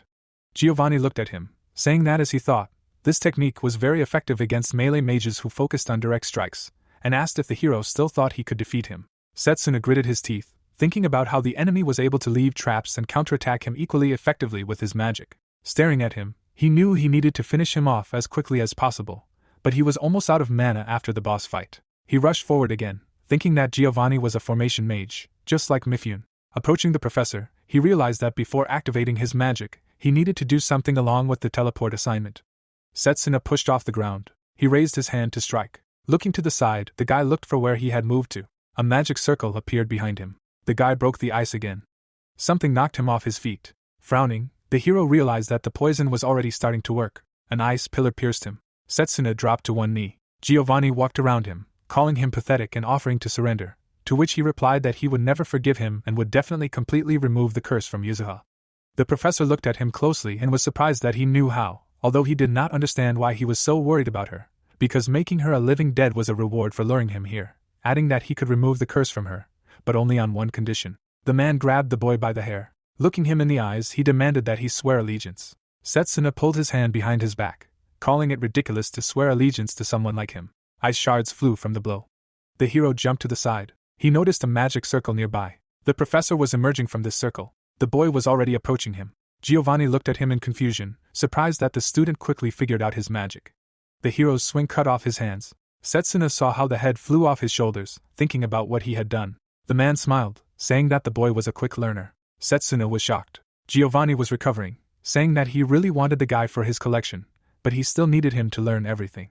Frowning, the hero realized that the enemy was also a living dead. The professor smiled, answering that it was, and said that the Great One granted him immortality when he was on the verge of death, and called himself the great masterpiece of the Great One. Blood trickled down Setsuna's cheek, and he thought that perhaps the Great One was an evil god. Standing in front of him, he listened to how people were weak and fragile, growing old and dying, and that this was a miserable existence, and therefore the man wanted to share this with others, wanting to make worthy ones immortal. Giovanni spread his hands, clarifying that the guy had no strength left to fight, and again offered to surrender. Looking at him, the hero thought that he was starting to lose consciousness, and he urgently needed to find a way out of this situation. Suddenly he felt something and realized it was mana. A slight smile appeared on his face from the realization that his comrade was coming here. Setsuna knelt down. The professor noted that he had nothing to say, and perhaps he realized his situation, deciding to start the ritual. A dark aura surrounded him. Drago picked up a stone. His throw pierced the professor's head. The hero immediately struck. The ice shattered into pieces. Gritting his teeth, the guy said that they almost succeeded. He managed to jump out of the magic circle. Drago ran up to him, asking how he was, to which the hero replied that he was in his debt. Setsuna covered his wound when his comrade noticed, and replied that everything was fine and he could still fight, and inquired about the condition of the others. Looking at him fearfully, the guy replied that they had left the dungeon and that Layla and the others had helped. He smiled hearing this, thinking that she was becoming more and more reliable. Giovanni lowered his head, saying that their ritual was rudely interrupted. His face was missing skin, and he was surprised to see Drago there. Both students looked at him. The hero told him that the professor was to blame for everything that happened here, and he needed to be dealt with as quickly as possible. Drago was noticeably angry, wondering how such a person got into their academy. Setsuna looked at his comrade, explaining that as soon as he was attacked, he would spin his body into ice and counterattack with shards, so they would need to dodge them as quickly as possible, and then the man would teleport to another location. But most likely he would not be able to do this without interruption, and that was his weakness. Giovanni stood in front of them, and he offered his comrade to begin, forcing him to teleport, and then he himself would strike the place where he appeared, and noted that his regeneration was getting slower. Drago rushed to attack, answering that he understood. Holding his head, the professor said that it irritated him. The boy broke the ice. Setsuna was already in another place, about to strike the enemy, who shouted that his magic was not so simple, and if you try to attack him, you can suffer from frostbite. But the hero struck. Pulling back his other hand, he decided that he would finish him here and now. The hero struck him many times. Another blow threw the professor back. Setsuna's hands were covered in blood. Giovanni was missing body parts. The hero realized that his body was at its limit. Setsuna fell to the floor. The professor took out something small, surprised that he still used the ability that the Great One gave him. He smashed the object on the ground, thinking about the Hydra merging with it. Only by raising his eyes, the hero mentally asked Drago not to let down his guard. A fireball was visible ahead. The guy opened his mouth in surprise, saying that it was impossible. Giovanni bowed his head and said that he would not forgive him for being forced to use the object that the Great One gave him. The professor looked like a monster. Lying on the ground, Setsuna thought that at this rate, they would both end, and he could not even get up. A flame appeared in the background of the horn.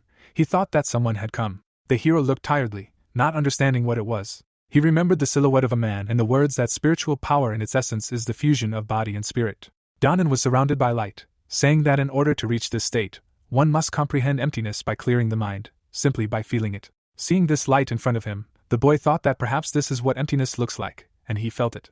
He tried to reach out to it with his hand, asking for strength so that he could save his friends, but suddenly he heard someone's words telling him to be quiet. Setsuna's eyes widened in surprise. The hero was standing among floating stones. Looking around, he did not understand what kind of place this was, and noted that it was different from the dungeon, suggesting that this was another dimension. A sound was heard behind him. The boy turned around. A huge fire monster was looking at him.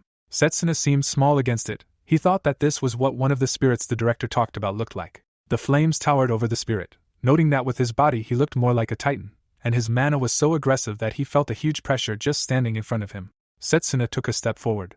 Frowning, he asked the spirit to listen to him about the evil god and his minions threatening everything on earth. The spirit looked at the man carefully, hearing that his friends were in danger and the request to lend his power. The spirit narrowed his eyes. Opening his mouth, he replied that the hero was too arrogant. The boy's feet left the ground. The flames grew even brighter. Setsuna covered his face with his hands, feeling its heat. Looking angry, the spirit said that he tried his best to listen to him, but he was tormented by the question of why he cared. The stones rushed forward. They pinned the boy. He looked up, asking what the interlocutor meant. The spirit opened its mouth wide and said that there was no point in listening to him. The stones holding the hero began to heat up. The fire grew larger and larger. Setsuna was engulfed in flames, feeling the enormous size of the mana.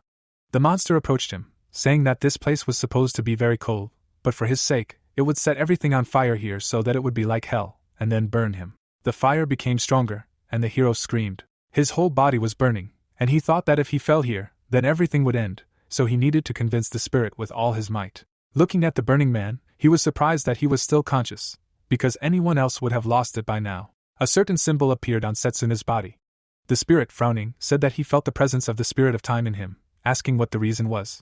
The fire became even stronger, and the guy screamed. Burns were visible on him, but he again asked to listen to him. Looking at him, the monster replied that he was annoying since he was still resisting. His gaze became more attentive. He added that it was not only the hero who was resisting, but also the minions who were sent here. Introducing the apostles, he said that he was tired of them. The hero opened his mouth wide, thinking about the spirit knowing about the evil god, and shouted that he was here to destroy them. The spirit burned even more, asking what he could do. He looked angry, saying that no matter how long the man fought, it would last forever, so he would burn him in eternal flames. Feeling pain, Setsuna replied that he did not care and would not back down. The spirit looked at him silently. A slight smile appeared on his face, saying that the boy must prove himself. A pillar of fire struck the ground. Setsuna was burning in it. The skin on his face was evaporating. He opened his mouth wide, he could barely breathe, and his feelings were fading. He almost dissolved in the fire, but he thought about not giving up and thinking. Clinging to the stone, he worried about Drago in the real world. In the darkness, he could be heard thinking about what he was doing and why he was here. Even though he was a skeleton, Setsuna still decided that he could not die until he destroyed the evil god. His fingers dug into the stone. Gritting his teeth, the hero asked again to borrow his power, and then he would not lose anyone because of the evil god. The spirit looked at him intently, calling it amazing, because he had never seen anyone who could hold out here for a whole year. The stone stopped holding the guy. The spirit came closer, clarifying that he had come this far to save his friends. Something caught his attention. Seeing how the man spread his arms, he realized that he was unconscious. Standing in front of him, he repeated his words about the guy being unconscious. The spirit disappeared, telling the hero to leave here. Setsuna's hand was left with a symbol, and he heard a demand that he never tell anyone about it. Flames rushed upward. Drago received a serious blow. Gritting his teeth, he realized that he could not defend himself from the ice with his mana. Blood flowed to the floor. The professor was surprised that he was still on his feet, assuming that this was all due to the stubbornness of close combat mages.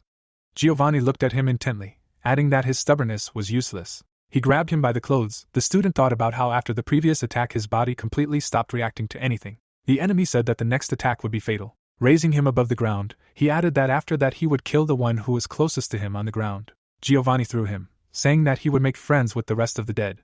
Drago flew to the side. Lowering his eyes, he understood that he could no longer defend himself. The monster opened his mouth wide. The student's eyes were almost closed, and his only thought was that he couldn't dodge. In the emptiness, he heard someone say that he was someone's pride. Drago clenched his fist, hearing the words that he should become a shield for his friends and show the full power of close combat magic. The boy, my son, asked his father for forgiveness for not being able to protect his friend. Giovanni struck. He raised his head, saying that he had also received damage, and decided that he had overdone it. Something caught his attention. Only a trace of the blow remained in the ground, and he did not understand where the student had gone. The monster looked to the side. He frowned, asking what it was. Drago tried with difficulty to open his eyes, feeling something warm. Setsuna stood surrounded by flames. The professor looked at the hero with displeasure. His hair turned red. His eyes glowed brightly. Flames surrounded him. Giovanni was surprised by such a change. Setsuna rushed forward. The monster looked to the side, thinking that he had disappeared. The hero pulled his hand back to strike. The flames pierced the monster through. He flew into a pile of stones. Raising his head, Giovanni did not understand what had just happened and why a melee mage was using elemental magic. A large wound remained in his body, and he noticed that his recovery was slowing down. Looking at the fire around Setsuna, the professor realized that this was an unusual flame. He noticed a sign on his hand. Frowning, Giovanni thought that it was impossible for him to use another path. The hero calmly approached him. Looking at the trembling limbs, the monster was surprised by its fear. It took a deep breath. Opening its mouth wide, the professor screamed that this was impossible. A dark aura surrounded his body. Having collected the dark sphere, Giovanni called himself a living dead and the one who defeated death. Setsuna put his hand in front of him when the enemy used a poisonous whirlwind. This whirlwind flowed around the hero. The monster said that no living creature could cope with it. The guy simply moved his hand to the side. The professor was crushed, thinking that the student had neutralized his poison with his mana.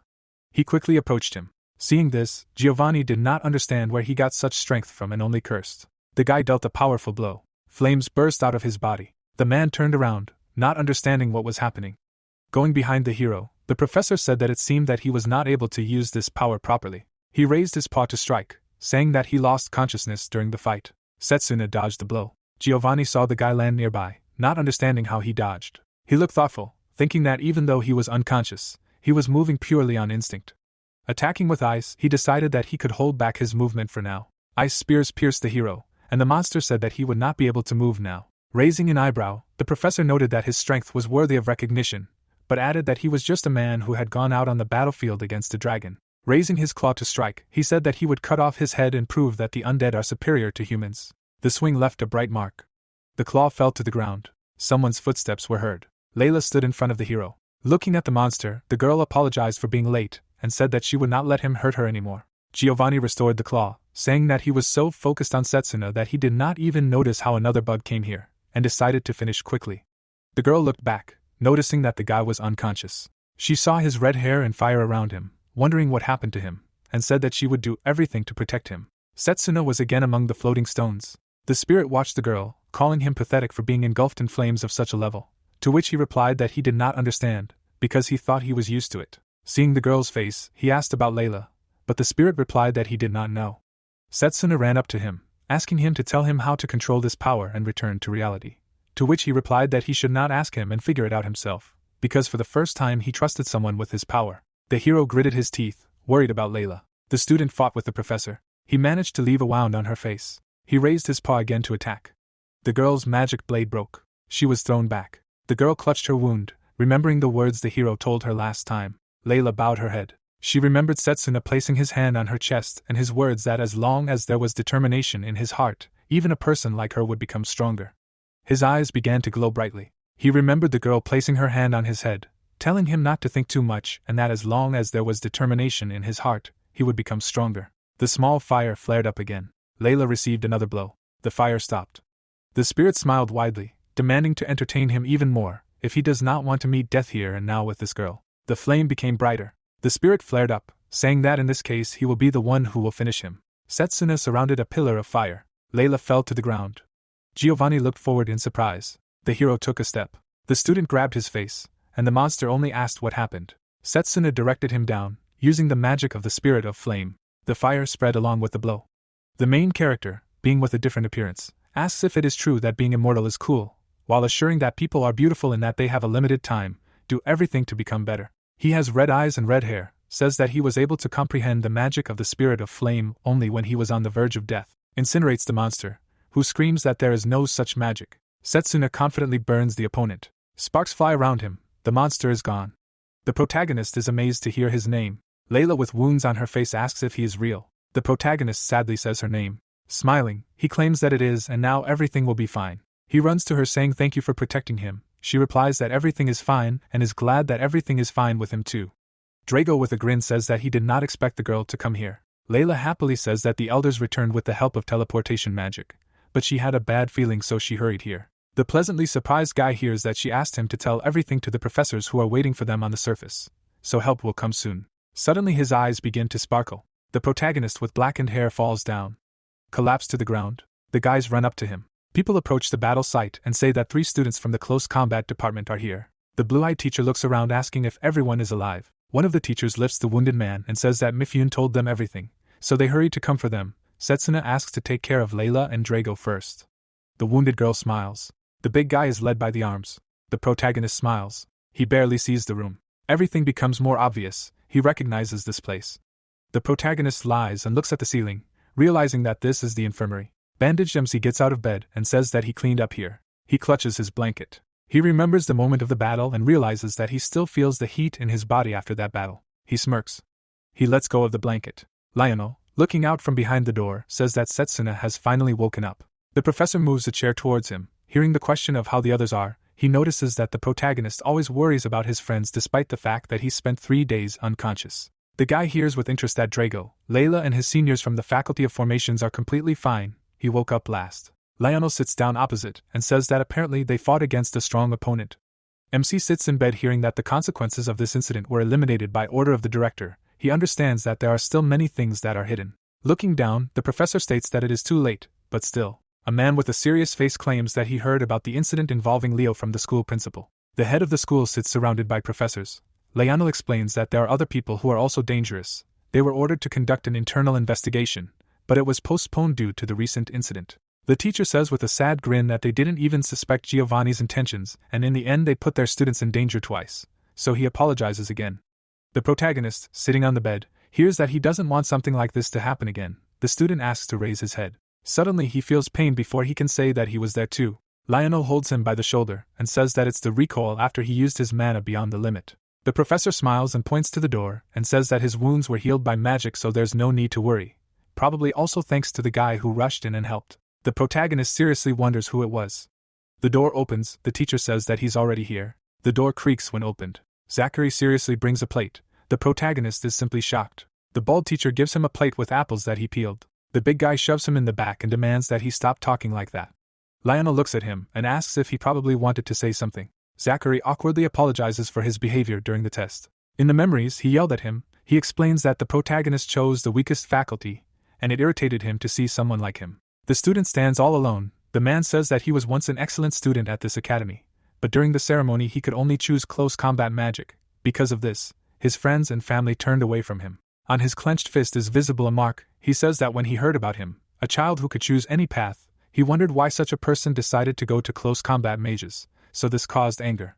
He puts his hand in his pocket. He holds a piece of paper and explains that his team scored more points during their joint training, and also the guy showed the highest result in the history of the academy. Zachary smirks and says that due to the incident, the joint training with the Royal Battalion is cancelled, but the teacher is happy that he proved that melee mages are worth something. He extends his hand and thanks MC. The protagonist with a strange smile thinks that in front of him is a completely different person. Was his first impression of him wrong?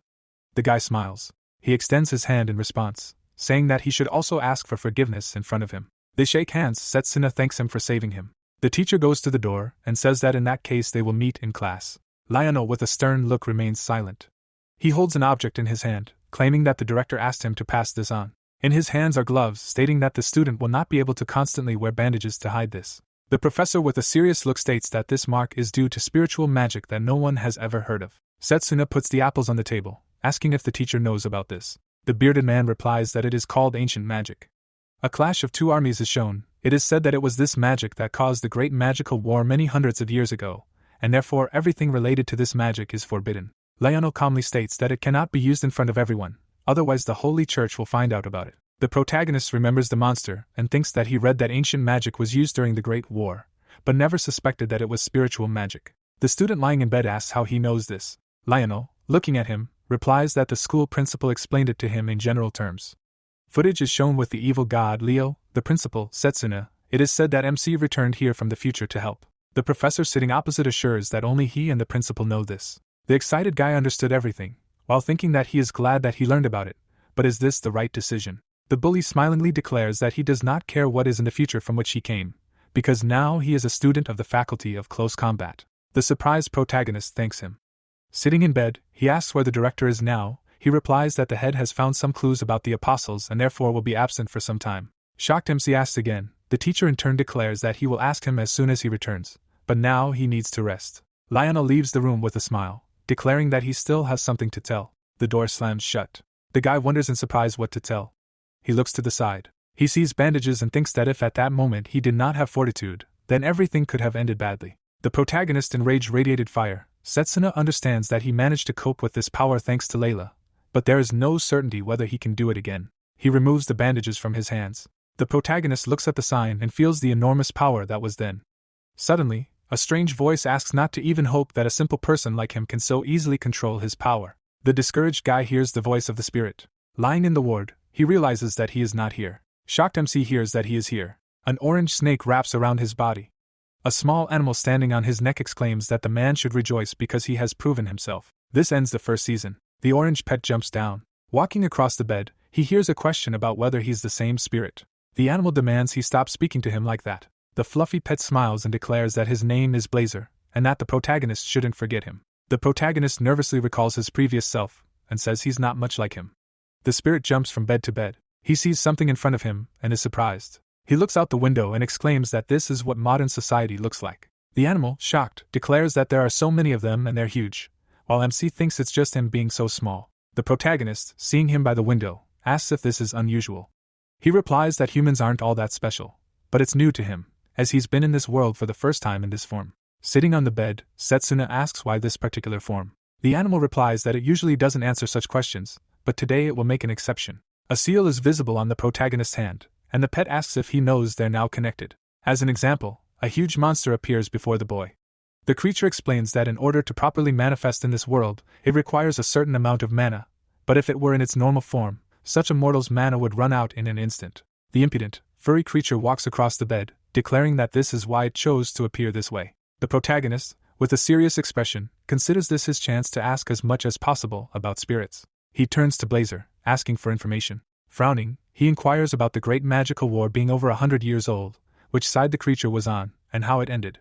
The creature looks at him. It looks away and asks if it's surprising, but the protagonist doesn't understand. Blazer, with a smirk, says he doesn't remember all the details, as he simply raged as he pleased in his contractor's war. Standing on the bed, he claims he's not particularly interested in the past, but rather in the present. The creature bursts out of the room, screaming about the present. The protagonist steps out into the hallway and asks it to wait. The protagonist, pulling on his glove, realizes things are dire. If the church learns of his existence, the Inquisition will send them to trial. He runs down the hallway, realizing he must stop it before that happens. Blazer confidently moves forward. He passes students and realizes this is where mages train. It's huge, so he needs to investigate.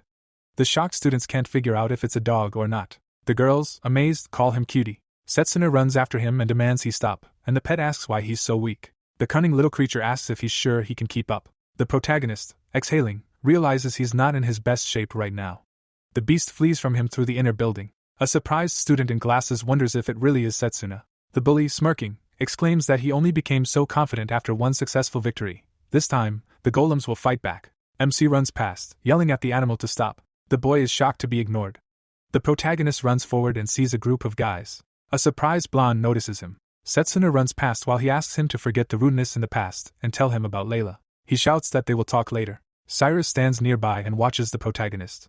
He watches the boy with his arms crossed. Light is reflected in the windows. The tired protagonist opens the doors, realizing he has lost him. He sees Mifune in front of him, wondering what happened and why he is so out of breath. The girls stand nearby and discuss how this is the same Setsuna who was on the same team with him during their joint training. Another remarks that MC was only able to get points thanks to their friend. The boy addresses them in a calm voice. The blonde confidently declares that they should not mock his comrade. The girls suddenly fall silent. Standing next to the protagonist, he apologizes, claiming that the atmosphere has been like that since he broke all the records during that training session, without even trying to find out the real situation. The protagonist, smiling, declares he never thought he'd treat him like a friend. The blonde laughs and says anyone worthy of being used is a friend. A surprised Setsuna hears about the day Yuzuha fell into a trap. The girl sits across from another, and is told her life is no longer in danger, but the consequences will still remain. She's currently in custody and being interrogated by the professors. The boy sadly reflects that they were talking about Giovanni, so it's unlikely he left his tales. He gestures with his hands and asks if a small red animal of a similar appearance has passed by, and the latter notes that it's heading toward the courtyard. The protagonist sees Blazer running through the window. He runs away, thanking Mifune as he does so. The animal jumps into the bushes and rejoices. The boys run up, claiming they've never seen anything like it and whose pet it is. Actor, seeing it, tries to figure out what kind of magical beast it is. The protagonist stands on the balcony and calls out to Blazer. The purple-haired fighter notices MC. Grimacing, he remembers Professor Lionel and thinks that even though he destroyed all the evidence, the sharp-eyed teacher still managed to notice something. He sees the beast in the distance and thinks it's his. The villain smirks. Forming a blue crystal in his hand, he says that since the protagonist brought such a magical beast here, he should. With a frantic expression, he prepares to attack, shouting that they must ensure the Academy's safety, knowing the school will have nothing to blame him for. The beast turns around, sees the crystals, and becomes thoughtful. Setsuna fearfully thinks about the pet. The pet confidently repels his attack with fire. Actor, shocked, sees this. The beast, with a sly smile, asks if he really wanted to attack him. He unleashes a powerful stream of flame, shouting that he should know his place. The villain screams in pain as his clothes burn away. Actor runs away, crying. The protagonist is amazed that Blazer is okay. The students look at the little creature, realizing that if the pet can use its powers even in this form, the rest of the students are in danger. The students, shocked, discuss the fire, as it's a high-level spell. Blazer calmly looks at them and says there's nothing special about it, asking if they really are that idiot's friends. The frightened students leave, saying they'd better get out of here. Layla asks what it is. The girl stares at the pet. The protagonist, frightened, screams her name. Suddenly, he feels a crunch in his leg. The heroine, amazed, guesses who he is. Blazer stands nearby and asks again. The little creature confidently asks if she really wants to burn too. A frightened Setsuna screams out her friend's name. Seeing them nearby, she realizes the pet could easily burn her.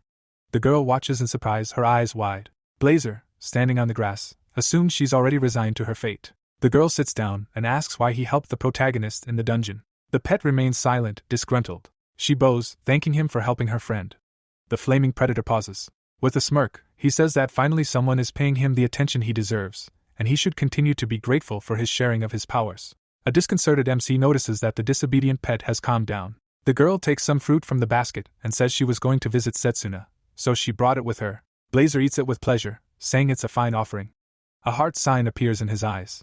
The pet eats an apple and says it's quite good, while MC is shocked that he was tamed so quickly. The boys are sitting in the cafeteria, and Drago, surprised, asks what kind of creature it is with such an appetite. The protagonist, with a nervous smile, mentions a magical beast, thinking that if others find out he's a spirit, the Inquisition will immediately notice and he shouldn't drag his friend into it. Blazer eats happily while sitting on Layla. The protagonist realizes he still needs to remain vigilant, but it seems he doesn't pose a danger to the other students yet. He thanks her with a smile, and she replies that she just thought he was a little scared by such a large crowd. The boys pass by, and the girl announces that it's the same guy who scored the most points during their joint training and that this is the first time he's seen such a beast. Blazer eats the treat, noting that he's attracting a lot of attention, but since they're just chatting, he'll forgive it. The protagonist sips his drink and thinks everyone thinks he's just a rare magical beast. The pet looks at Layla and says that if she keeps bringing him treats like this, he'll make her his subordinate. MC thinks it's great that only he understands him. The protagonist, sitting at the table, turns to Drago and Layla. Smiling, he thanks them for saving him in that dungeon. The red-haired girl happily asserts that saving a friend is a normal thing. The big guy turns around, saying he brought something. Holding an envelope, he explains that his parents received a notice that they scored the most points in their joint training. They were so happy they wrote him a letter, and now he's even proud to be a melee mage. The protagonist is happy to hear this. His friend, turning her head, turns to him. Sadly, she says she's worried about Professor Giovanni's true identity. The protagonist puts down his glass and says he doesn't know the details either, but perhaps they'll learn something after Yuzuha is interrogated. A ferocious monster with claws glows with purple fire. He realizes he initially thought it was one of the apostles, but the only thing it showed was fusing with a hydra, so could it be that they possess similar abilities? His friend says he also wanted to ask something. Drago, surprised, asks what kind of power it was that time. Lost in thought, he wonders if mana flames aren't a melee technique. Layla, smiling, sits nearby and says it's all about that little one. She laughs, holding him in her arms, while Blazer declares that this woman understood the origins of the beast with just one glance. She's very perceptive. Setsuna notices that the animal fascinates her. Cyrus appears behind them and calls out to the protagonist, who tells his friends that he was too focused and didn't know how to explain. The boy turns around and sees him in horror. The guys pass by and notice the ranged combat professor, thinking he's about to scold the student again. The teacher angrily waves his hands, ordering them to leave. The man frowns.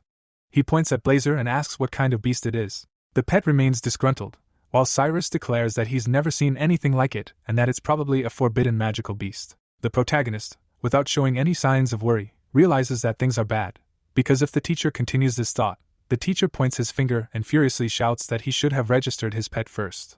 An enraged Blazer asks again if he's really a pet. The teacher asks reasonably if he has any reason not to do so, and to tell him right away, because if not, he'll have to get rid of him. The animal furiously asks how he dared to call him that. The protagonist looks on in fear. Zachary appears nearby and addresses them. Awkwardly, he explains that he already received the registration form for him but inadvertently forgot about it. The teacher bows, apologizing to Cyrus. MC thinks about being covered. The bearded professor laughs and notes that another teacher bowed his head for an ordinary student, especially him, once the best and most honored student of the melee department.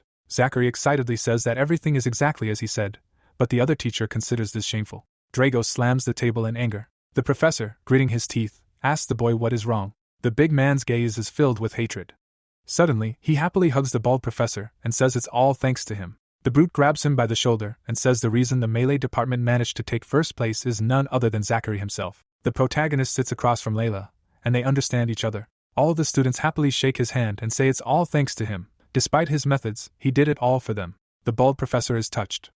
An angry Cyrus sees this and wonders what kind of circus they've staged, and who would believe it. The girl stands next to a classmate and declares that the melee department currently ranks higher than the range department, but Cyrus still maintains his arrogant glare. The teacher angrily clenches his fist and walks away, shouting for them to provide the necessary documents as quickly as possible. MC nervously realizes he's been saved. If he'd been any closer, Blazer would have definitely lost his temper. The protagonist looks at the professor and thanks him for his help, even though he didn't even know the full situation. He replies that he should have said that. Zachary smiles, explaining that he's the one talking about him, and that he's sure there's a reason he decided to get a magical beast. Drago considers him a role model, which Layla is very happy about. Blazer rests on her shoulder, displeased, calling it nonsense. The beast leaves with the protagonist. Suddenly, a bird appears in front of him with a scroll. He picks it up and notices the ghostly beast. He reads the text, stating that he's been briefed on the situation and that MC has apparently mastered spiritual magic. The protagonist is surprised to realize it's a letter from the principal. The headmaster is writing a letter stating that the protagonist won't be able to properly control this power until he recovers from his injuries. He would very much like to teach him how to properly use spiritual magic, but unfortunately, he had to leave on business. Setsuna is stunned to read that the director has decided to ask someone to look after him while he's away. The protagonist, enraged, transforms into another form, realizing there must be some way to control this power. He looks ahead, reading that the director has asked Lionel to introduce them, wishing him luck and silently thanking him. An old woman sits by the fireplace, dismissing the letter as absurd.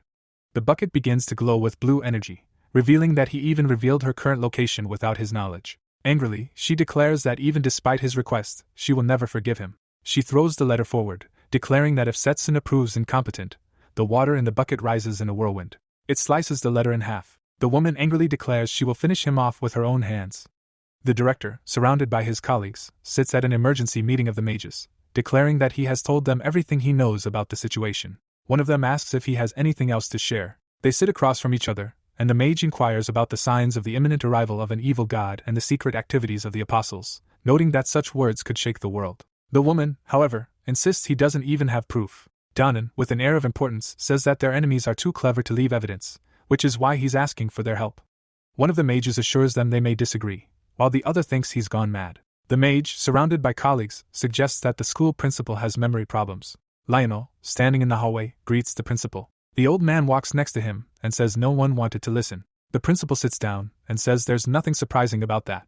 The professor points out that they can't simply say he used forbidden spirit magic to return to the past. Danan, with a serious expression, remarks that forewarned is forearmed. Lionel nods and says they'll remember his words when the apostles make their presence known again. The principal, sitting in a chair, suggests he tell her how Setsuna is doing. The big man replies that he's feeling better now, but still exhausted, and a full recovery is still a long way off. The old man thinks about the woman and asks who they'll face in the future, realizing that the student will need all his strength for that. Carol sits next to a sleeping MC. He opens his eyes. In shock, he sees her standing before him. He jumps up and shouts what she's doing there, and the girl replies that she heard the boy was being treated there.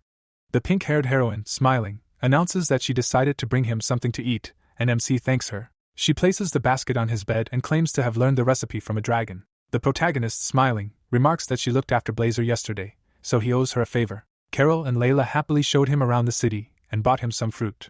The animal ate enthusiastically, and the girl assures him that he has a very cute voice. The protagonist is shocked by this. The woman, folding her fingers, says that her red-haired friend is great. Blazer quickly warmed up to her. Layla happily pets him, saying it seemed easy for her, but in reality it's hard. Building a good relationship requires always remaining open. Carol, smiling, declares that she also works with animals, albeit not real ones, so she knows how pleasant it is to build a good relationship with someone. The protagonist happily takes the spoon and plate, saying that she always does a great job, realizing that he's in Layla's debt again. With a serious expression, he thinks he should also help her with something. As soon as he gets better, he's obligated to study spirit magic. The woman hands him a tray and says she has to go to class. She waves as she runs out the door, declaring that she'll see Blazer and then come back. The protagonist holds the empty plate. He leaves through the book, realizing that while the animal is being watched, He should learn at least a little more about spirit magic. The sorcerers stretch their hands toward the light, and it is said that a great war began 200 years ago. Followers of ancient magic decided to subjugate the remaining wizards by force. A divided map is shown, explaining that this led to a war between the two factions. Ancient magic was extremely powerful, but only a few knew how to use it. The protagonist reads the book, believing that the remaining sorcerers were able to achieve victory and restore peace.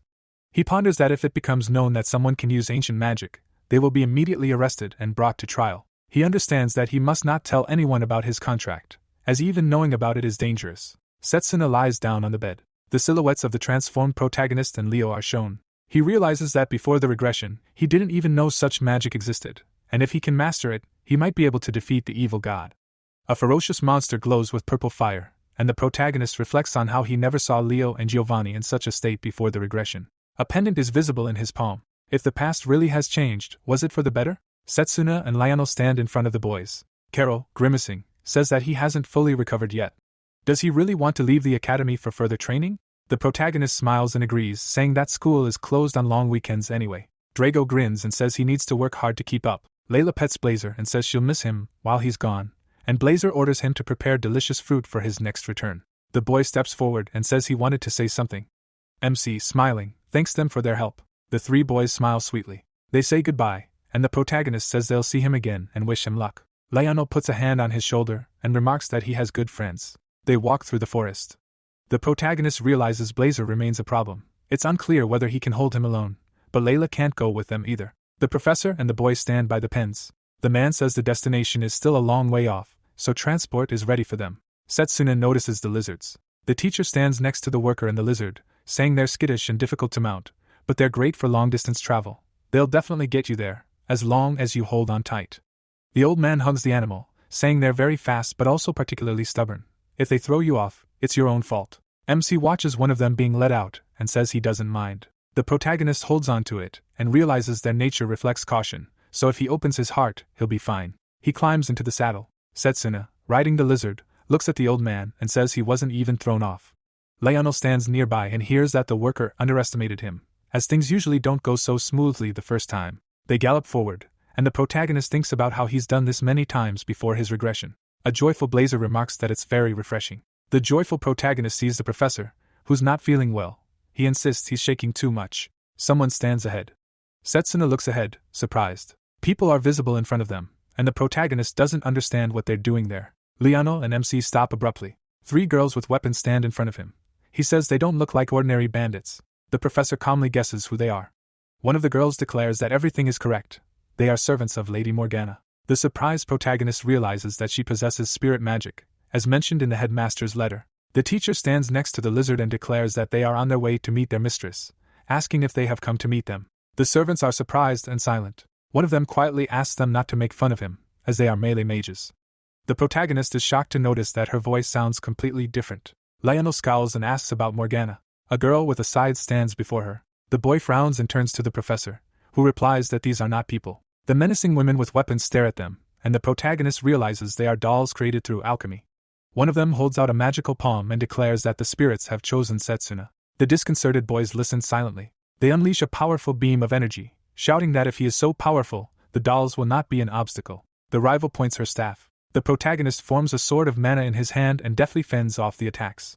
The professor sees the projectiles heading his way, just as the lizards flee. Lionel concentrates, parrying the blows. Setsuna, with a serious expression, realizes the professor is parrying the attacks, but at the same time, he unleashes powerful attacks of his own, something a normal mage would be unable to do. One of the dolls conveys that this is all they can do. Now it is clear that melee mages do not deserve to study spirit magic. Lionel frowns and forms a stream of mana in his hand, declaring that they have been underestimated.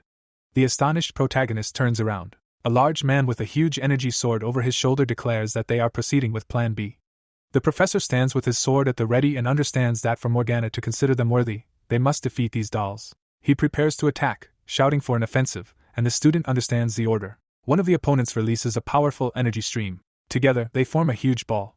Lionel runs alongside the student, shouting that they don't have to dodge it. The man angrily orders them to move forward. He cuts through the enemy's mana wave with his blade. The shocked student sees this and realizes that his blade is very powerful. Three dolls with weapons stand opposite. Morgana conveys through them that, judging by their appearance, they are not completely helpless.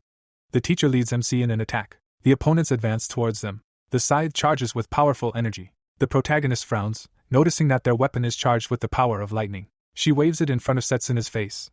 A girl with a staff forms several magical spheres. The fighters recoil from these blows. A third, with a sword, goes on the attack. She jumps up, swinging her blade. The professor excitedly shouts to be careful, as if their attacks touch, they'll be electrocuted. A doll plunges her sword into the ground, causing an explosion. Lightning swirls in the air near a surprised Leonel. The boys dodge the bright flashes. Leonel stands next to the protagonist. One of the dolls declares that they are vulnerable to elemental attacks, as expected from an outdated school of magic. The protagonist imagines their training and realizes that close-range combatants are vulnerable to this because if they fail to dodge an attack, damage will be dealt to their entire body. The mages unleash fire and a golem. It is explained that other schools of magic do not approach enemies and control their magical energy from afar. One of the dolls swings her scythe. Morgana explains that in an era where golems and familiars are at the forefront, close combat magic is a relic of the past. They can't even defeat dolls.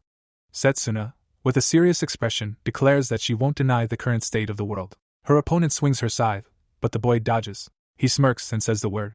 But! He prepares to run forward, his boots shining. He delivers a powerful blow to her face, claiming that close combat magic still has a long way to go. Another doll watches in surprise. Lionel, meanwhile, strikes her. The girl flies away from his fists. The professor, enraged, swings his powerful hand. He hits her with all his might. One doll remains, claiming they're fine, just need some sleep. The girl holds a staff, glowing with blue energy. She fires beams of mana at the teacher, who runs toward her. Another doll swings her scythe, but MC dodges. She deftly dodges the enemy's attacks. His hand glows with fire, mentally conjuring up the best weapon for this fight. His opponent desperately lunges at him. She slams the ground, but he jumps back. She looks up in amazement. A tree branch breaks. She turns back. Suddenly, the protagonist kicks her, sending her flying. The surprised doll says this magic reminded her of a mana blade, realizing the fighter directed magic at the terrain. Suddenly, she begins to run away from him. Lionel strikes another opponent hard.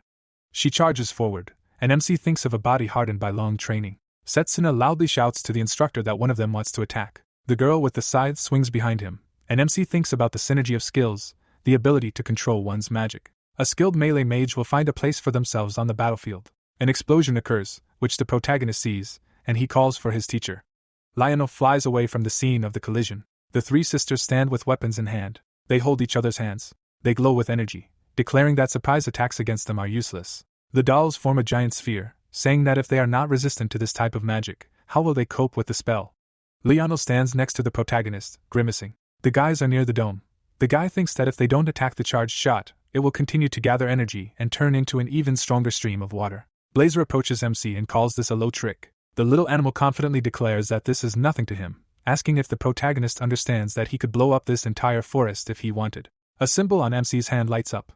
Suddenly, he begins to glow with fire, transforming into another form. He stands in front of the water sphere. The beast with fire on its body asks if it can hear him, as it grants him its power of fire. The protagonist suddenly turns red. His body is burning, and he asks Blazer to stop.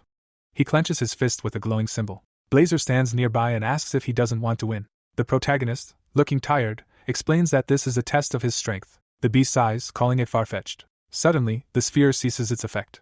One of the dolls demands to be sent to her, and they obey their master. Lionel, standing next to the student, wonders why they are doing this. Three girls, standing opposite, apologize for the inconvenience. They can now follow them. The evening sky with stars is visible. An old woman stands next to the girl and greets Setsuna. The protagonist walks with the teacher and greets them. The old woman asks why he didn't use spiritual energy back then, but he thinks it was she who spoke to them in the forest. The protagonist stands silently, and Morgana declares that he wouldn't have been able to deliver the finishing blow against the water shield with his melee magic. The boy, with a serious expression, notes that she's right, but spirit magic needs to be kept secret. He couldn't bring himself to use it in front of an opponent he knows next to nothing about. Morgana watches silently. The protagonist, head down, begins to explain. With a serious expression, he says that if he had used it, he could have accidentally burned down the entire forest. Its plants and animals didn't deserve such a fate. The girl standing next to him is surprised. An old woman, with a displeased expression, calls this kind-hearted. Smiling, the woman says she can commend him for not using spirit magic, knowing he might have lost control of it. Otherwise, she wouldn't have invited him. Morgana points a finger and declares that the melee mage will be her apprentice from today. The protagonist bows and thanks her. Blazer, with a smirk, asks him to obey her, an insignificant human, and not to make fun of her. The lady, smiling, calls him a formidable little one, asking if it really is his pet. He is furious at being interrupted. Blazing with fire, forcing MC to transform into another form, he shouts that he will show her his true form. The protagonist realizes the beast has forcibly taken control of his mana. Blazer, looking crazed, assures her he will beat respect for his power into her. Setsuna, shape-shifting and blazing with fire, realizes she can't hold him back. It seems nothing can stop him. Morgana, raising her hand, says that there are so few people in this forest that she actually likes living here and would prefer it if no one burned it. The protagonist, looking serious, ponders. Suddenly, a blue creature in the form of a girl appears above her. The guy thinks it's her spirit, but she claims she will show her how to control her spirit. Blazer fires a fireball at the enemies. Morgana's spirit notices this. Fire flies into her body. In her place, only a blue phantom is visible. The woman has a human head, but the rest of her body is water. The woman, smiling, announces the finishing touches. A wave rises near the cliff. A stream of water approaches the battlefield. Lionel is surprised to notice that she summoned water from the lake. The old woman deftly wields water magic. The fire spirit is shocked. A powerful stream slams into him. The protagonist is extremely surprised. Blazer flounders in the water, asking how she dares. The lady, standing in front of the boys, declares that the spirit doesn't recognize him and isn't as strong as he thinks. In her eyes, he's just a wild beast. Holding the beast in a sphere of water, she says that if he creates a strong bond with the spirit, controlling it will become second nature. The protagonist, smiling, muses that he, too, can learn to master his spirit so skillfully. Morgana, standing in front of the defeated beast, explains that spiritual magic has 3 stages of study. A man sits in the lotus position, explaining that first, one must become one with nature. The fighter stands in front of floating rocks, thanks to which he will be able to visit the spirit world at will. He touches his pet and tells him that there he must meet his spirit face to face and gain its recognition. In a flashback, Setsuna lost to the evil god. She claims he skipped this step and that his contract was forged with power, which is why he can barely use spirit magic. The evil mistress claims it's because the boy Donan doesn't know how to train his students. He's shocked, thinks she just called the headmaster that. The mistress, with a kindly expression, explains that the forest is inhabited by many spirits, and that this is the ideal place to begin immersing himself in their world. The woman, smiling, says that his training will begin tomorrow. He will need to show why the spirit chose him. MC exclaims that he won't disappoint her. The protagonist sits in the lotus position in the middle of the forest.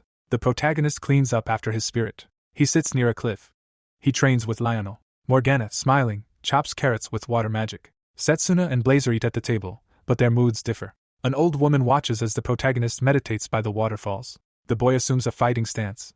He stares ahead intently. He looks up in surprise. Dozens of different comets of varying colors are above him. Amazed, he approaches the lake, a stunning display of lights in the sky. Suddenly, he notices a glow from a stone. He sees glowing plants nearby. Setsuna, smiling, asks if he's always been here, part of nature. He sees a house nearby, realizing he can handle even Blazer now. The heroes stand inside the mistress's house, who claims that MC has learned to sense spirits, a significant achievement in only his 2nd week of training. Morgana, with a slight smile, says that she will then grant him permission to travel to the spirit world and meet his own. Introducing him, the woman explains that in their world, magical power is irrelevant, only strength of spirit. She sees Blazer before her, and says he's already learned to sense them, but he's about to meet a being who has lived for over 1,000 years, so he might not be able to handle him, so she will go with him. The beast confidently declares that she's still capable of something in this world, but she has no chance in the spirit world. She angrily turns to Setsuna and claims this applies to him too, but he replies that he only wants recognition. The older woman looks at the professor and says that the journey will leave them completely defenseless in this world, asking if they can rely on him. The man smiles and claims he will protect them. Morgana, smirking slightly, says they're moving on. The protagonist sits on the floor and hears that he must first forget everything around him, and then all doors will open. Blue flames fall. The protagonist awakens. He and Morgana stand before a giant monster. The woman smiles and says that his spirit clings tightly to its pride, and the protagonist understands that it's because he learned to sense spirits. The giant Blazer blazes, and Setsuna thinks about how she understands the spirit's strength even better. The fire monster notices that it's no longer so weak. The woman forms a water barrier around them. They stand before him, and she explains that it's a barrier that protects his willpower, and that if he confronts the spirit face to face, it will be able to subjugate him. Blazer extends a flaming paw, asking if they truly think it will work. The protagonist's hair has changed again, as have his eyes. His legs are burning. Blazer confidently asserts that he can control mana like no one else, and that spirit power works just as well, so it's no obstacle for him now. The protagonist smirks and assumes a fighting stance, declaring that there's only one way to gain his confession. The monster, smiling with sharp fangs, says there's no point in regretting it when only ashes remain. Lionel watches them, and seeing smoke rising from the bodies says it's already begun. He happily assures Setsuna that he can handle it. Suddenly, he opens his eyes in surprise. He looks around, trying to understand the ominous magical energy. Dark enemies approach the house, and the professor thinks someone is aiming at them. Lionel maintains a fighting stance, knowing he won't let anyone interfere. He stands directly in front of the door. A mysterious stranger approaches the house, where the head of the mistress's assistant lies on the ground. He opens the door and greets them. Leo, glowing with purple energy, asks if Granny is home. The rivals meet, and the professor recognizes him, as does the boy. The villain looks around the room in surprise and exclaims that the protagonist is also here. The teacher, grinning, says that they've been looking for him with the entire faculty, and suddenly he himself appeared before him. A powerful fighter with a beast head bursts into the house, breaking down the wall. The dolls fly off. Lionel watches in fear. The large monster addresses Leo as small. The 10th apostle, Zagan, advises leaving Morgana and Setsuna to him and the rest to Leo. The blonde man, smiling, says that they were once best friends and that perhaps the old woman and the puppets will be enough for him. Lionel stands in front of them, feeling like he, too, is an apostle. The professor smiles and says that they're in bad time, and if he weren't a teacher, he would have already run away. Leo points and declares that he can do it now, since they didn't come for him. An energy sword forms in Lionel's hand, and he remarks that the enemy doesn't understand jokes. He charges furiously, shouting that there isn't a single professor at the academy who would abandon his students. The enormous Blazer says the boy wants recognition, but he'll have to achieve it not only with words but also with actions.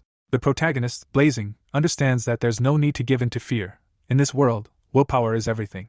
Morgana stares ahead in shock. The red-haired protagonist asks what's wrong, and she replies that something has happened in their world. Setsuna, looking serious, hears that she senses an ominous presence in the forest, and it seems it's even affected their dolls. The protagonist, Blazing, walks forward and asks her to return. The lady, with a stern expression, says that if this space disappears, the spirit will immediately consume his entire will, and he will no longer be able to return to his world. The protagonist, turning around, says he understands, but he must handle this himself. The professor and the dolls will need her help. The old woman closes her eyes and exhales.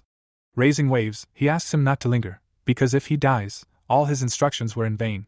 Setsuna, smiling, assures him that he will definitely return. Standing before Blazer, he apologizes for the wait. The giant orange monster asks why the boy craves his power, whether he understands what he's asking for, and whether he really wants to incinerate the entire world. The protagonist watches silently.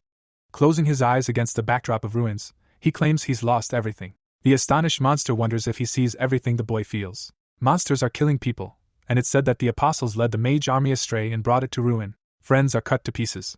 A woman, smiling, extends her hand, and he says that all his professors and loved ones were killed. In the past, the protagonist tried to cope with the energy, saying that all his pain summoned the spirit of time, and it sent him here. The protagonist desperately declares that he swore to himself that he would never again allow what was dear to him to be taken away. Blazer, sitting across from him, asks if he wants to take revenge on those who destroyed his world or challenge him, which is typical of humans. Grinning, the beast says that the boy has tasted despair, but knows no fear, like a madman, and this is curious. The protagonist turns to him with a smile. The giant spirit stands up and declares that he has finally earned the right to engage him in battle. Blazer shrinks in size and declares that now the protagonist desires not a portion of his power, but all of it, so he does not expect a test of endurance. He clenches his mighty fist. The horned monster declares that there will be a real battle. The protagonist stands across from him and asks if he wants to compare their willpower. Setsuna's gaze is serious. The fiery monster glares furiously. The boy swings his fist, shouting that he is going on the attack. Blazer moves forward. Their fists clash. The professor desperately fights the apostle. In his hands is a powerful energy sword. With a deft movement, he cuts off part of the cloak. The monster, opening its mouth, declares that this is not bad for a human. The protagonist looks on in surprise. The doll moves forward. Lionel sees it block an attack in front of him. The girl looks ahead. The apostle, with burning paws, declares that he senses alchemical magic. He grins with long fangs.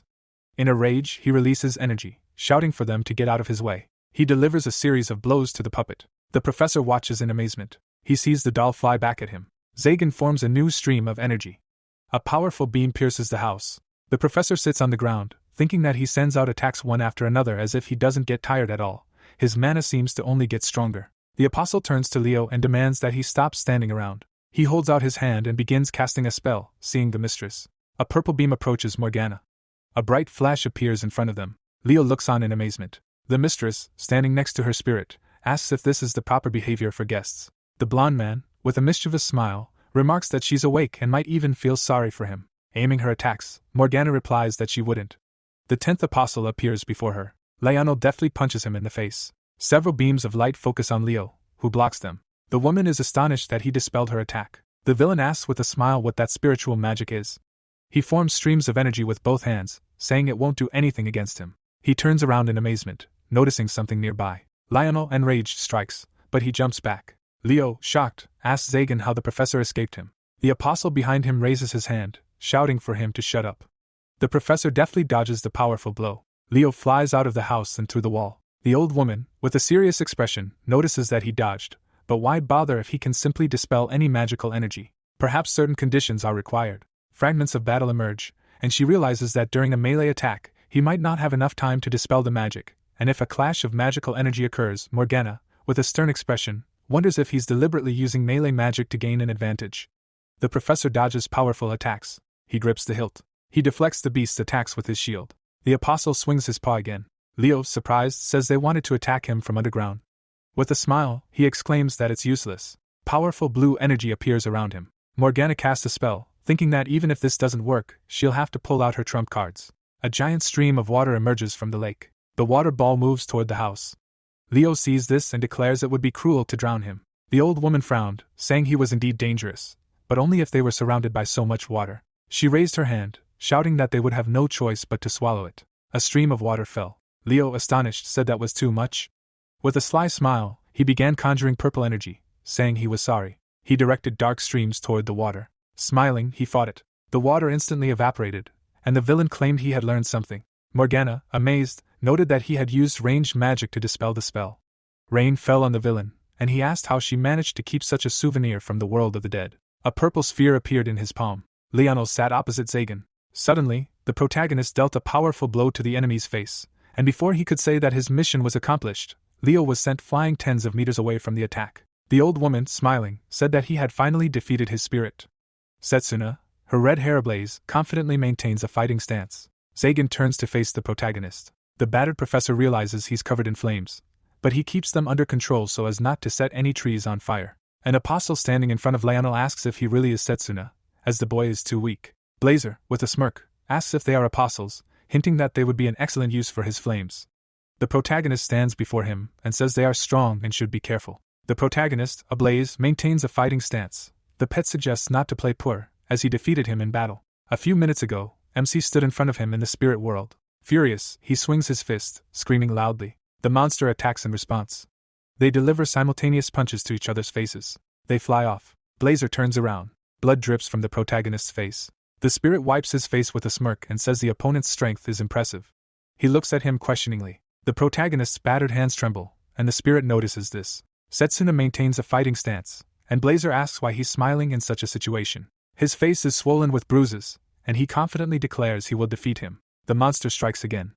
The protagonist sees a fiery trail behind him. The monster, enraged, shouts that the boy is overconfident for a human. The protagonist, smiling, declares that this isn't simple overconfidence. He simply knows he will win. Their fists meet, and a fiery explosion occurs. MC stands in front of his opponent. The surprised spirit says it's impossible, because the boy is an ordinary human, yet he was able to parry the attack. The fighter confidently swings his fist, saying that the pet is strong and that's probably why he's never lost, but that's also his weakness. The protagonist holds his paw, hearing him ask what he means. He replies that in his past, he was defeated time and again, experiencing despair. A flashback shows dead and wounded people, and he says that falling to his knees taught him how to rise again. The boy confidently shouts, no matter what happens, that he will never give up again. Flames erupt, declaring that his will lead to victory. The spirit watches in shock. The fighter raises his fist and, with a crazed expression, shouts that this will be Blazer's first defeat. The fire spirit, preparing a blow, declares that this will be the boy's last defeat. Their flaming fists fly at each other. A bright flash occurs. A powerful explosion reverberates throughout the space. The boy stands on the ground. The spirit, smirking, calls it magnificent. The protagonist's clothes are scorched. Blazer declares that he has exceeded all his expectations and acknowledges his victory. A nearby fire monster asks why he believed so much in his victory, and how he became so strong. The protagonist, smiling, replies that he felt his willpower strengthen during the battle, that it became a part of him. The monster, laughing, claims that he had already unknowingly acknowledged his victory. Closing his eyes, the spirit says that deep down he knew the fighter was an ally to whom he could entrust his strength. The giant extends a paw and asks for his hand. The protagonist, smiling, calls out the spirit's name. They clasp fists. The protagonist, his body ablaze, thanks him for entrusting him with his strength, and the spirit tells him that he must go. Zagan, looking menacing, advances. Lionel, his face bloodied, warns him to be careful with his claws. The protagonist, observing, notices that the apostle is stealing the magical energy of those he touches. The diagram depicts a beast striking a man. It states that the protagonist fought it in their future. This ability, called Hunt All Living Things, cannot dispel combat magic, but it can absorb the mana of those it injures. Zagan emits a purple aura, absorbing other people's magical energy. The monster single-handedly defeated the army of the Northern Kingdom, which had the most powerful alchemical training in the world. The apostle, opening his mouth, says he has no idea how he knows him, but that won't save MC. Leo, climbing out of the pit, claims that the previous attack managed to injure him, and he began moving much faster. Surprised, the protagonist notices that he still has the strength to stand and dispels the attack to partially mitigate the damage. Zagan, standing opposite Leo, shouts at him not to interfere, as this is his prey. In the future, Setsuna stood opposite the defeated apostle. Before the regression, he was able to win by keeping his distance, as he is strong in close combat. The giant beast lunges, and the protagonist realizes that if he's wounded, it's the end. The protagonist swings his fist, realizing he's no longer the same. He delivers a powerful blow to the opponent's head. Zagan draws closer. The boy lunges forward, striking the body. He sharply dodges the apostle's lunge. The beast, perplexed, says it's impossible. Setsuna blazes with fire. His legs glow, realizing he's added a physical ability boost to Blazer's power. He immediately goes on the attack. Lionel smiles, noticing that the student is already combining his new skills with melee magic. Zagan blazes fiercely. The protagonist's blows land on him. The protagonist strikes him with high speed from all sides. Morgana watches, smiling, realizing Setsuna has mastered the range of his fire attacks. The giant beast begins to roar loudly. The boys cover their ears from the sound. The fighter jumps away from the monster. He stares ahead. The apostle smirks and declares that if the boy so desires to walk around covered in fire, he'll gladly absorb it. His magic now belongs to Zagan. Fire spreads through the beast's body, and it shouts that it senses its power, that it is a hunter of all living things, and the protagonist is its prey. The protagonist smiles, holding his fists in front of him and asking if the beast is sure of this. The apostle lunges at it. It deftly jumps away from its powerful attack. Even after blocking the blow, MC still flies into a tree. The beast swings and cuts it down. Heat radiates from the beast's body. It doesn't understand what's happening. Zagan runs at Morgana, shouting for her to hand over her water magic. He blazes as he stands before her. His gaze is wild, noticing that he can't move. The protagonist smiles and says that spirit magic is pure prey. Even if he could absorb it, he still doesn't know how to use it, and besides, it consumes you from the inside. The enraged monster hears that the spirit's power won't yield to any animal, and he screams that he deliberately fed it to him. The beast's fur burns, and he orders Leo to dispel it immediately. The blonde, covering his face with his hand, asks Leo, "Didn't he just say not to interfere?" He hasn't changed his mind. Leo smirks, holding out his hand as he hears him ask for action faster. A powerful beam of purple energy pierces the apostle's body. His eyes glow, trying to understand what he's doing. The powerful beam reaches Morgana. The heroes are shocked. Her body is half incinerated. The protagonist, frightened, calls out for his mistress. Zagan, enraged, screams that Leo has betrayed him, but Leo replies that the goal comes first, and that their goal values their grandmother's death over his life. The villain, with a sly smile, says that the apostle's sense of smell helped track her down, but he reeks of dog, so thank you for your service. The monster angrily screams that he'll regret it, saying that even if he dies, there won't be any survivors left. A powerful explosion occurs, and he assures Setsuna that he will destroy everyone in the name of the master. Morgana, in pain, screams at Setsuna that they must act now. The protagonist forms a fiery sword in his hand. He deftly slashes the monster with an inferno strike. The apostle's head is split in half, and he calls them worthless. A stone falls and shatters. The protagonist sees black smoke emitting from the fragments. As they smoke, the protagonist notices the black stones. Setsuna furiously calls out for Leo. Seeing that he's gone, she realizes she can't sense his mana. MC angrily declares that wherever the villain is, he will be found. Next time, victory will be his. Birds fly over the forest. A woman kneels, bleeding. She falls to the ground, and the protagonist runs to her. Leano approaches nearby, and the protagonist begs her to hold on. A wounded woman lying on the ground claims that the apostle used decay magic. She smiles through her pain and assures him that nothing can save her. The professor frowns and remains silent. The protagonist nervously denies this. Liano holds his shoulder and pronounces his name. The lady lying next to him asks him not to be sad, for he has been recognized by the spirit of fire, and she has a request. She hands him an object. The protagonist holds it in his palm and hears that the power of his spirit has been gathered in this artifact. The lady, her face bloodied, smiles, saying that the spirit of water can be useful to him, and that she is counting on him. The man, looking sad, asks him not to speak as if this is the end. His eyes are saddened, promising that they will definitely think of something. The woman, her eyes open, stares into space.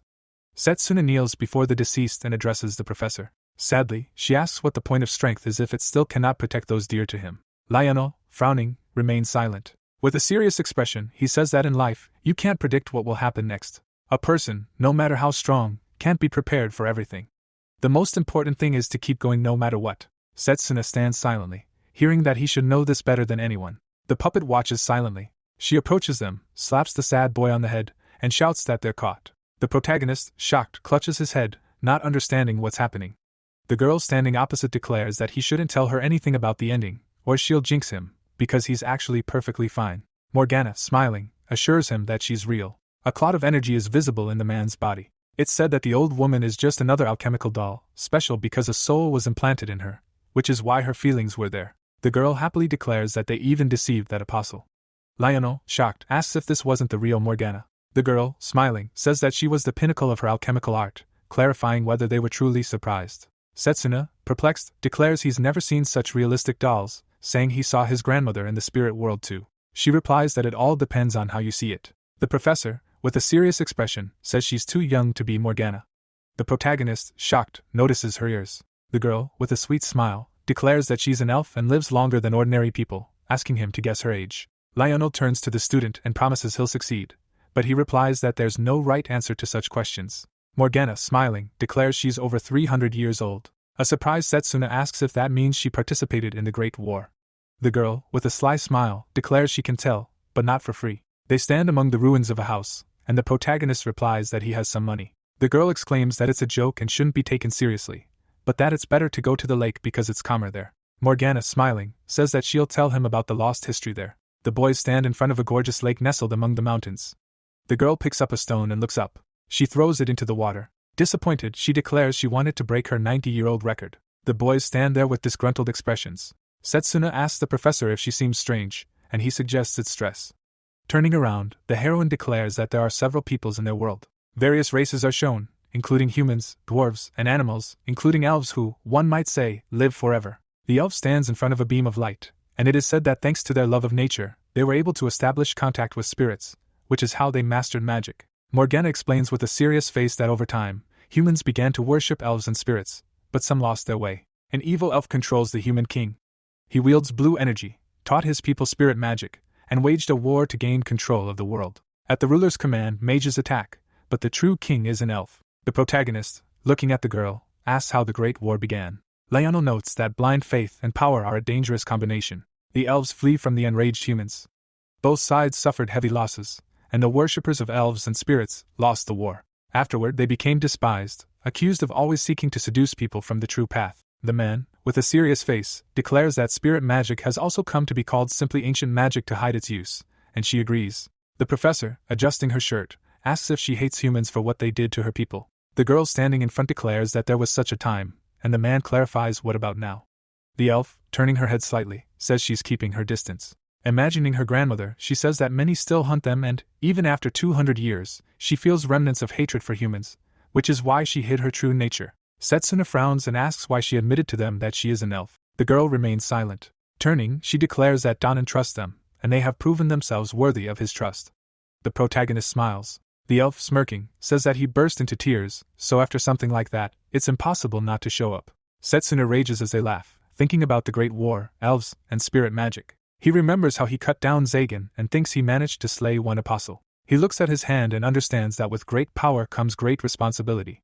There's a seal on his hand, and he realizes that in his hands is forbidden magic that has produced many victims. The elf uses her magic. The protagonists use magic to carry trees. He shakes his hands. Morgana, standing across from him, says that this is where they part ways and thanks him for helping clean up the forest, and the protagonist thanks him back.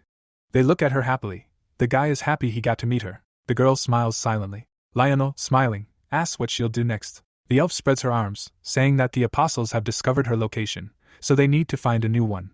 They'll likely never see each other again. The protagonist interrupts her and addresses her by name. With a serious expression, he declares that if humanity is in danger, they will need her help. The protagonist bows, asking for help. The elf smiles, noting his persistence. She waves her finger and says that if needed, he should contact the director, as they exchange letters. Suddenly, the Setsuna sign lights up. Blazer jumps out. With a serious expression, he says she shouldn't think she beat him fair and square, and if she gets in his way again, she'll be burned to ashes. The elf, smiling, suggests they get caught in the rain again. The boys bow to her, wave their hands, and head off to the lizards. MC jumps onto one. Rain falls. His mother stands next to little Setsuna and declares that even if he has power, he doesn't know he's become a strong man. He asks again. The protagonist and the professor set off ahead. His mother told him that sometimes power can drive you crazy, and you can't let it control you. You need to use your mind. Control is most important.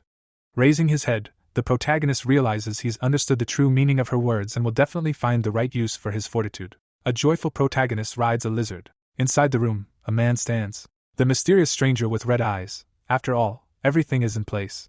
A multicolored character asks Leo if he really couldn't kill that boy, and even abandoned his ally to certain death.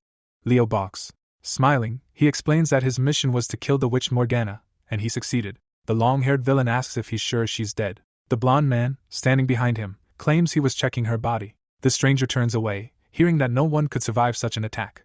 The villain, with a menacing glare, attacks him, declaring that he ordered her death. The boy grits his teeth, feeling pain. Another villain stands nearby and asks what they should do with him. Couldn't he at least bring Zagan's body? The stone emits purple energy, and it's said that if he had brought it, he could at least create undead with his abilities. Leo, smirking, declares that no one said Setsuna knew how the beast's ability works. The red-eyed villain claims this doesn't explain his mistake, but agrees that they shouldn't underestimate MC. A clown stands on the ceiling, claiming to have heard someone's evil spirits being torn to pieces.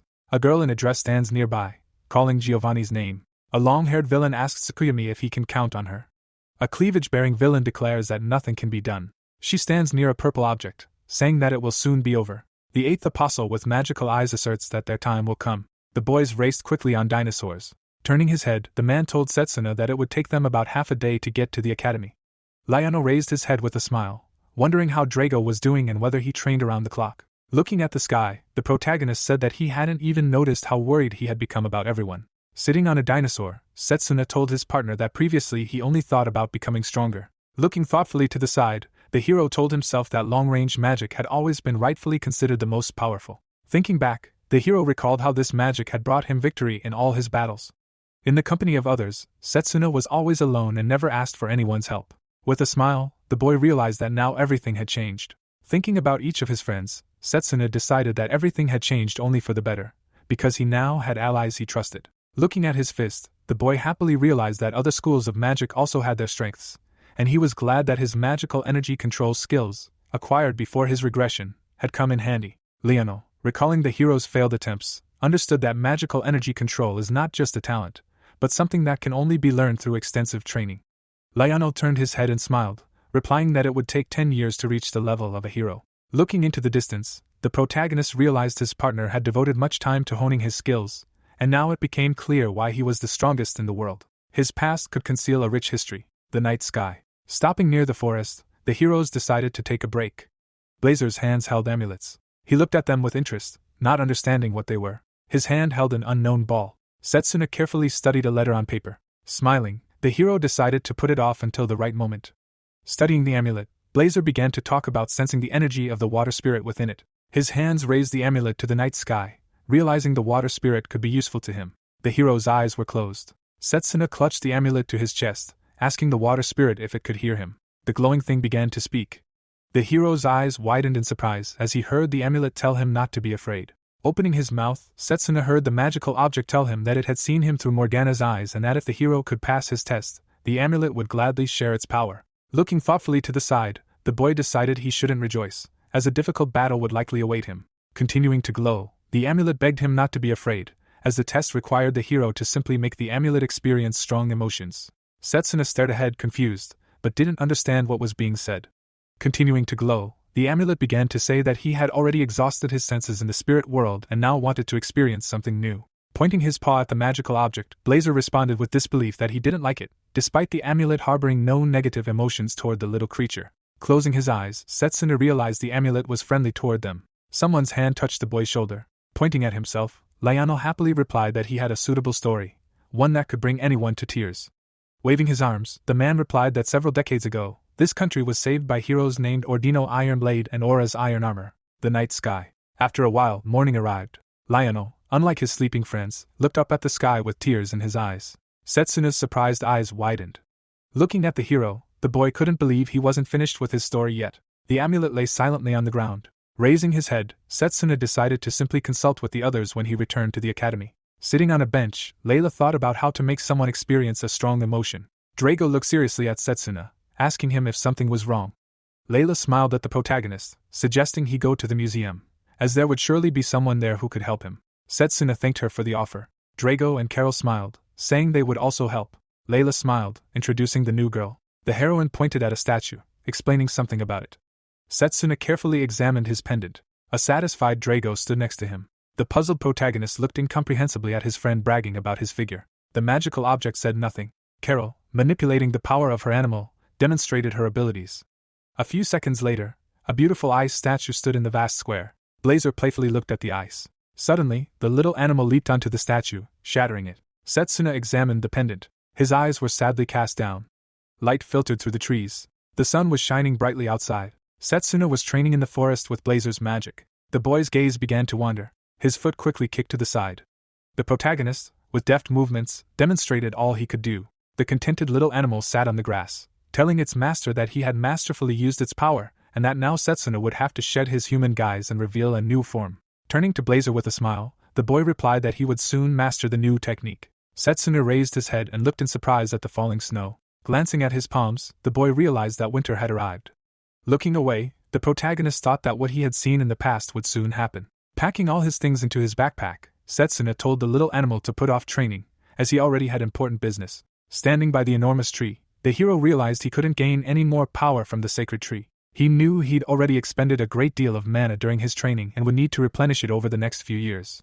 Walking forward, Setsuna realized that thanks to this power, he had mastered Blazer's power. Raising his head, the hero decided that his pre-New Year's holidays would soon begin, giving him more time to rest. Playfully turning toward the boy, the little animal understood that a great battle lay ahead. Confidently picturing Vindrake in his mind, the hero realized that before the regression, there had been 4 events that led to the collapse of humanity, and one of them would happen in exactly 7 days. Blazer, looking intently at the boy, pondered the incident. Looking away, Setsuna realized that the evil god's invasion had been made possible by 4 circumstances. Imagining the wounded dragon, it was clear that the other misfortune was an epidemic of disease among the dragons. After some time, a war emerged in his memories. These misfortunes included the destruction of the Mage army and the disappearance of the capital. A bloody battle erupted in Setsuna's mind, a week from now, afflicting an army of the undead, resulting in the deaths of many mages and ordinary people. With a smirk, Blazer couldn't believe the undead could pose such a threat. Imagining the 3 undead, Setsuna explained to the little beast that they were the resurrected great heroes of the past. Imagining the monsters in his mind, he realized that because of their ability to summon special undead, they had all chosen to be apostles, and no one knew if they would have the strength to command an army of the undead. Imagining the empty city, Setsuna concluded that tomb robbers had desecrated the graves of heroes in his hometown. Walking through the forest, the protagonist told the little beast that he thought the criminals were hunting for treasure. Looking away, Setsuna realized he'd been at the royal cemetery that evening and now he'd have to prevent their kidnapping. School. Sitting at the table, Layla asked Drago if he was going home. He happily closed his eyes, replying that his father would pass on the secrets of ranged magic, passed down in their family for generations. A smiling Carol gestured toward Blazer, asking him if he'd go play on the icy fields. Layla, looking at the girl in surprise, realized that as an innkeeper's daughter, she couldn't understand. The girl, looking at the pensive Setsuna, asked him what he'd do. His eyes widened in concern. He asked the girl what she told him earlier. Layla, looking at the boy pityingly, realized he was lost in thought again. After all, he'd returned from the last vacation injured, and now she could suspect him of hiding something. Carol looked at her friend with displeasure. The heroine sarcastically raised her hand to her ear, suggesting that Setsuna was very popular with the girls, so she should hurry. Layla, glaring angrily at Carol, was perplexed by her friend's words. Frightened, she asked the boy where he lived, to which Setsuna replied that he was from the orphanage in Erdian. Layla realized with surprise that this place was very close to his house. Suddenly, one of the boys curiously asked the girl if she lived at the tavern. Carl, glaring angrily at Setsuna, told him his name. Smiling, the boy extended his hand to Layla, saying that if she became part of his circle, she would never have to return to the rotten tavern again, because he wouldn't skimp on treats. Her foot stepped on a twig. Her hand snapped. A few seconds later, Layla watched in surprise as Carl flew up the tree. Setsuna stared in amazement at the magic. Sitting atop the tree, the hero angrily shouted for Layla to take his filthy hands off him. A girl was staring at the heroine. Layla stared at the heroine in surprise. The red-haired heroine, smiling, rushed into the girl's arms. Setsuna wondered who she was. Layla smiled, pointing at the girl, saying she was her relative, who would take the heroine home for the holidays. The boy looked at the girl with a puzzled expression. Setsuna smiled, looking at the girls, thinking of the annual festival in Erdian. Imagining the cemetery, Roberta told everyone that they prayed over the heroes' graves at the royal cemetery on this festival. But tomb robbers had arrived for the festival and the heroes' bodies were stolen during the festival, when there were a large crowd and the city's defenses were weakened. Setsuna called out to the girl with a smile. Touching Layla, Roberta playfully told the boys they weren't being mean. The protagonist, smiling, pointed to himself and Drago, introducing himself. Somewhere in the distance, Carol waved shyly. Leaning on the protagonist's shoulder, Roberta replied that Layla had called him a talented guy. A girl standing nearby admired the fact that Setsuna was also from Erdian. Smiling, the protagonist asked the boys if they wouldn't mind if he went too. It was getting dark. The carriage was traveling along the road. It was winter break. Sitting in the carriage, Roberta told the boys that they would first take Layla home and only then go with Setsuna to the city. Sadly, the girl lowered her head, thinking about Roberta being alone with the protagonist. Carol's words immediately appeared in her mind. Staggering in the carriage, the heroine immediately shouted that she wanted to go to the party too. Looking out from the carriage, Roberta said that they were stuck. A pack of evil magical dogs gathered around the boys. Roberta, looking at the animals with displeasure, replied that there had been a proliferation of demonic creatures lately. Looking at the girl, Setsuna immediately realized she was using plant magic. With a wave of her hand, the girl instantly scattered all the magical stones in different directions. All the trees rose into the sky. With swift force, they fell upon the wolves. One of the animals screamed loudly, lying under a tree. Looking at Roberta with admiration, the protagonist praised her mastery of healing magic. Smiling, Setsuna realized that healing magic was used in the later stages of the war with the evil deity. As she left for the wolves, Roberta asked no one to approach, as a magical dog's bite could be fatal and melee magic was now useless. Aiming his fist, Setsuna asked them not to worry about him. A few seconds later, the hero's power immediately tore the wolves into tiny pieces. Roberta watched in amazement. Turning to face the girl, the hero asked if she was injured. Roberta, her mouth hanging open, couldn't believe Setsuna was a student, as he was a very powerful melee mage. Examining her hands, she told him that to use such magic, one must control the flow of mana, and then began asking a litany of questions. Looking at Setsuna's hand, Roberta asked him what kind of artifact it was. His gaze was fixed ahead. Waving his hand, the hero suggested they return to the carriage. Layla watched him closely, unsure what kind of glove it was. Approaching the house, the heroes decided to spend the night there. Roberta, curious, asked the hero if he wanted to tell her anything. Night fell. Getting out of bed, Layla said she couldn't sleep. Touching her face, the heroine realized she, too, wanted to go to the festival. Standing by the door, Layla overheard someone talking and decided to listen in. As she started to leave, the heroine stopped immediately, hearing Roberta talking about Setsuna. Her feet paused. The heroine, holding a magical communication device, was telling her to send 20 knights to cleanse Setsuna. Layla, knocking back a glass of water, heard Roberta's suggestion that she would execute the protagonist on the spot. The woman glanced sharply away. She flung open the door and scanned the hallway. There was a stain on the floor. Roberta stared at it intently, silent. Wooden mugs were stacked in a shelf. Roberta smoothed her hair with a smile, greeting Layla. The girl looked worried and wondered if she was acting casual. Had she dreamed yesterday's conversation? She remembered the woman's smile and thought that, if she thought about it that way, Roberta had bombarded Setsuna with questions yesterday. She had heard tales of ancient magic before, and the mages of that time had used their powers for evil. Layla slammed her fist on the table, thinking, Setsuna possesses their power. If so, what should she do? Setsuna entered the room and greeted the girls. He looked down silently. Roberta smiled and asked if he'd been training since early morning, well done, and if he wanted breakfast. The guy thanked her with a smile and said he was going to take a shower. The woman waved and suggested they go to the sauna. It was very nice. The red-haired beast turned and asked what a sauna was. Setsuna waved, thinking Blazer seemed to want to go, and said thanks for the advice, he'd try it. Roberta watched him go. A handle stuck out of a wooden bucket. The guy was sitting on a bench in the sauna. Blazer was sprawled out in the heat nearby, declaring he wouldn't give up, and the guy said he could control flames but suffered in the sauna. Roberta entered the sauna wearing only a towel and greeted her sweetly. Setsuna stared at her in amazement, and asked what she was doing there. The woman sat down next to him, saying it was a public sauna and that he wouldn't mind if she joined.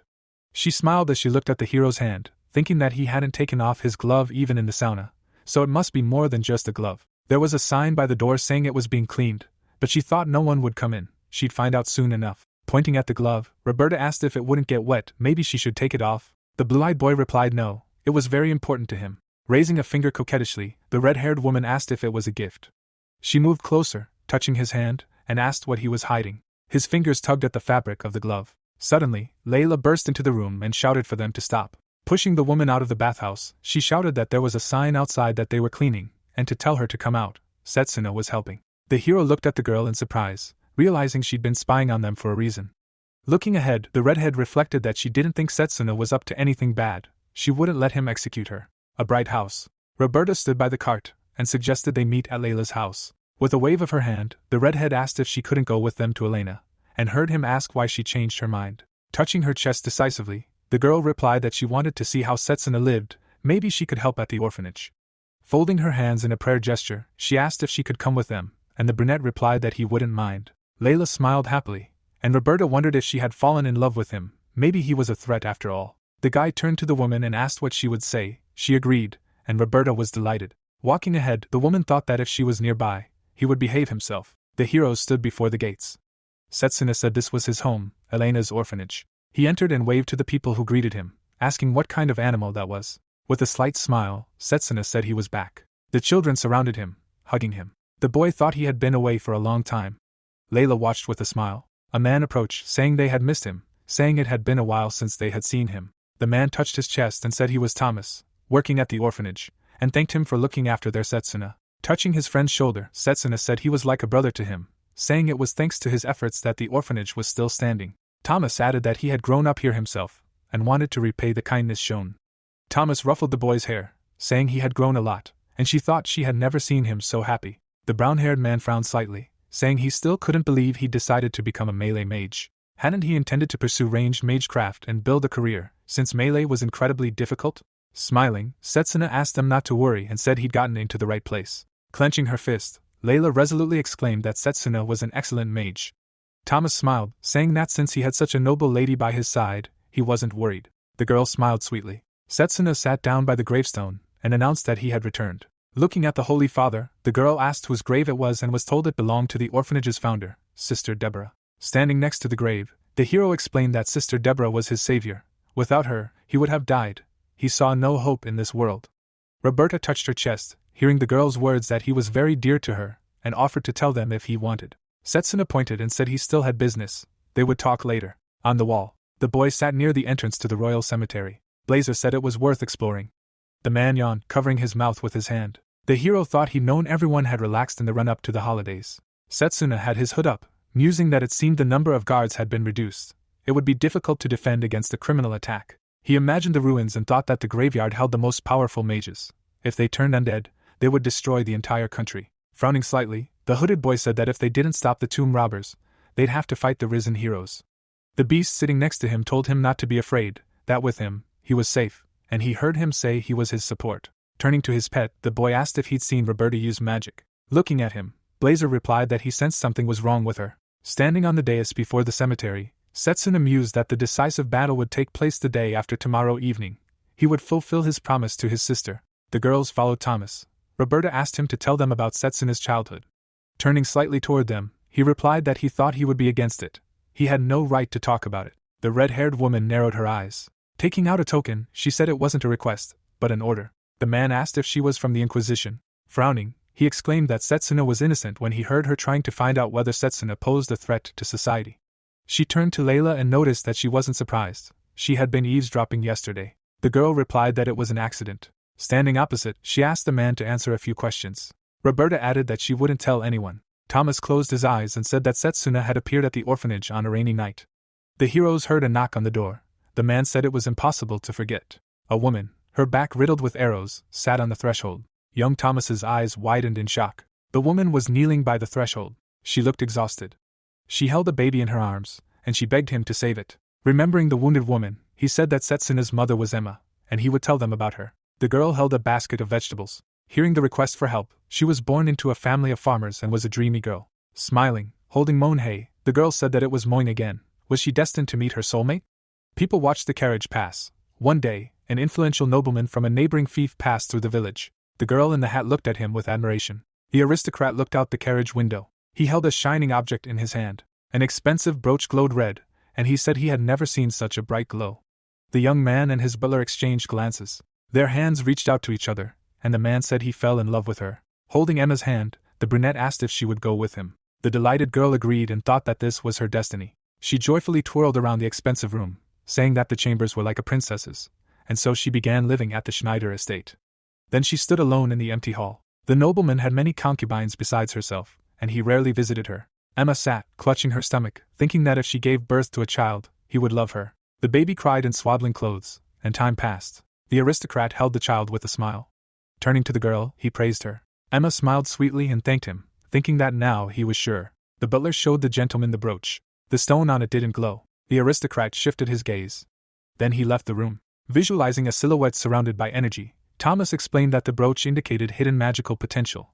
The aristocracy always pursued the best heredity. The child lay behind the men. The aristocrat was disappointed in Setsuna's abilities. Emma stared ahead, shocked. He had never been interested in her. He needed her body with greater magical potential. The astonished girl held the child. She sat on a simple bed and said she didn't believe it.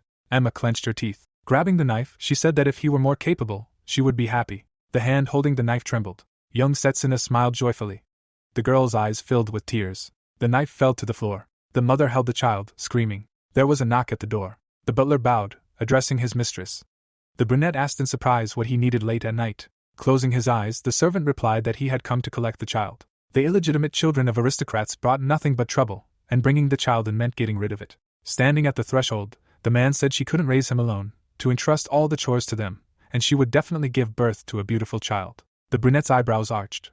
Smiling, touching the door, she asked him to wait a moment. After a while, Emma still hadn't emerged. The man stood in the empty room. The servant decided to investigate, but she was gone. The girl had fled the estate. Pointing his finger, the nobleman ordered the archers to capture her and bring them back alive. The woman saw her on her porch, and so the mother and child found themselves on the orphanage's threshold. Emma, bandaged, lay on the bed with the baby. Deborah thought she was seriously injured and would most likely die. Looking at her son, the girl said that because of him, he was born into a family that didn't love him, and that they had doomed him to misfortune.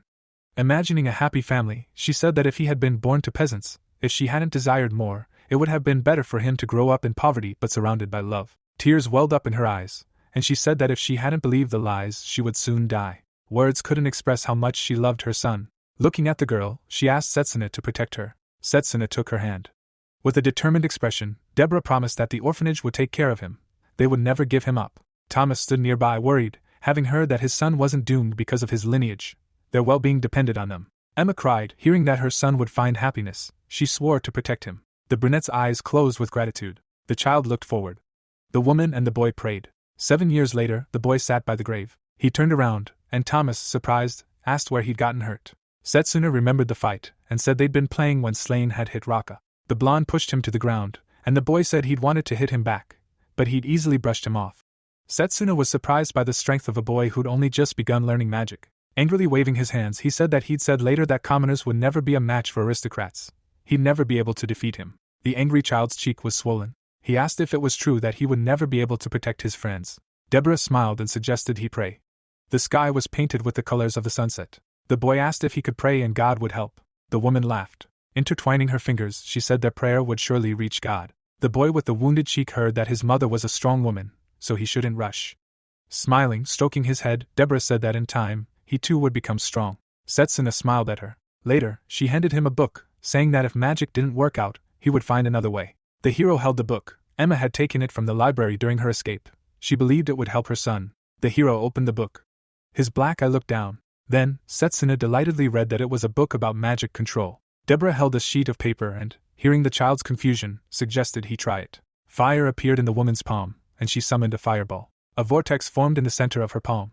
A beam of fire pierced the sheet. Setsuna looked at it in admiration, saying that the spell released a huge ball. How had she managed to compress it? Holding the paper, the mentor explained that by learning to control the flow of mana, spells could be used in various ways. The book explained this. He had only just begun his training, and the book contained many useful lessons. Setsuna smiled and said he would continue. Opening the pages, he complained that he didn't understand what the book said. Sitting down next to him, Deborah explained that the book was intended for experienced mages. They read it together. Since then, Setsuna had been constantly learning to control magic. He diligently reached out to the stone, without stopping. A magical wind ruffled the hanging sheets. Setsuna trained with a candle instead of playing with the children. 5 years later, he stood before a tree. The wind blew the leaves. His palms glowed. Setsuna was 12 years old. Thomas approached him and said it was impressive. Sooner or later, he would become a powerful mage. Setsuna scratched his head with a smile and heard the question. Have you already chosen a specialty? Raising a finger, the hero presented a figure and said that ranged mages were known for their precise control of mana. If he learned to completely control it, he would have more room to maneuver. He closed his eyes and rattled off that he wanted to try his hand at different approaches, but to do so, he needed to master the spellcasting of each school. After entering a particular path of magic, other areas became inaccessible. The best he could come up with was to train in magic related to each school. By the age of 17, he would choose the path that suited him best. Thomas asked where he had put cute little Setsuna. The boy quickly ran forward. The heroes looked at him, and Setsuna asked what had happened. Alarmed, his comrade exclaimed that something was wrong. Slain had taken Raka with him. The boy and the elder were shocked to hear that he had mocked the girl and then dragged her into the forest. Setsuna quickly ran forward and did not hear any attempts to stop him. The crowd stood in front of Raka. She looked at them fearfully and begged him to stop. Slain licked his lips. Approaching insidiously, he ordered the commoner not to resist. She was lucky he, a nobleman, had noticed her. He reached out to the girl, whose eyes were closed. The blonde turned, waving, and asked what was wrong and to have them guard. The monster swung its club at the screaming boy. The children, frightened, saw goblins. Slain frowned, saying he didn't know they lived here, and his frightened friend asked them to do something. The blonde man cast his magic on the goblin. It fell to the ground, and he joyfully told the others that this was what he was capable of. Glancing sideways at the frightened Raka, he said he was a talented wizard. His henchman, standing nearby, said he was the best. He would definitely be a battle mage. The children looked at the goblin in surprise. Slain's hands glowed. Striking with a stream of magic, he told the pathetic monsters to know their place. The monsters held clubs. The blonde man's expression turned fearful. He grabbed the girl by the hair, shoving her forward and ordering her to restrain them. Raka sat trembling before the goblins. Fear was etched on her face. Then it gave way to surprise, and he heard Slain say he was wasting his magic by not converting it into a spell. The blonde man tensely recognized the hero who had said he wouldn't harm the goblins. Setsuna shielded the girl with his body. Glancing at Raka, he asked if she was hurt. She replied that she wasn't, thanking him for coming to his aid. Slain chuckled, thinking he'd drawn the goblins onto himself. He and his comrades took off running, saying the commoners could handle the monsters themselves. Setsuna looked at the screaming goblins. Holding their clubs, they ran after the nobles. The boy turned to his surprised friend and said the goblins were angry because of his blows, then sent her to Thomas and the boys. The monsters were catching up with the aristocrats. The boys ran to save themselves, and the blonde asked where they were going. He waved his hand and shouted that he didn't give them permission. Slain ran to the cliff. He stopped at the very edge. Turning fearfully to the goblins, he shouted at them not to come any closer. They ran up with clubs, and the boys screamed. Setsuna held a magic ball in his palm, saying that he looked pathetic without his friends.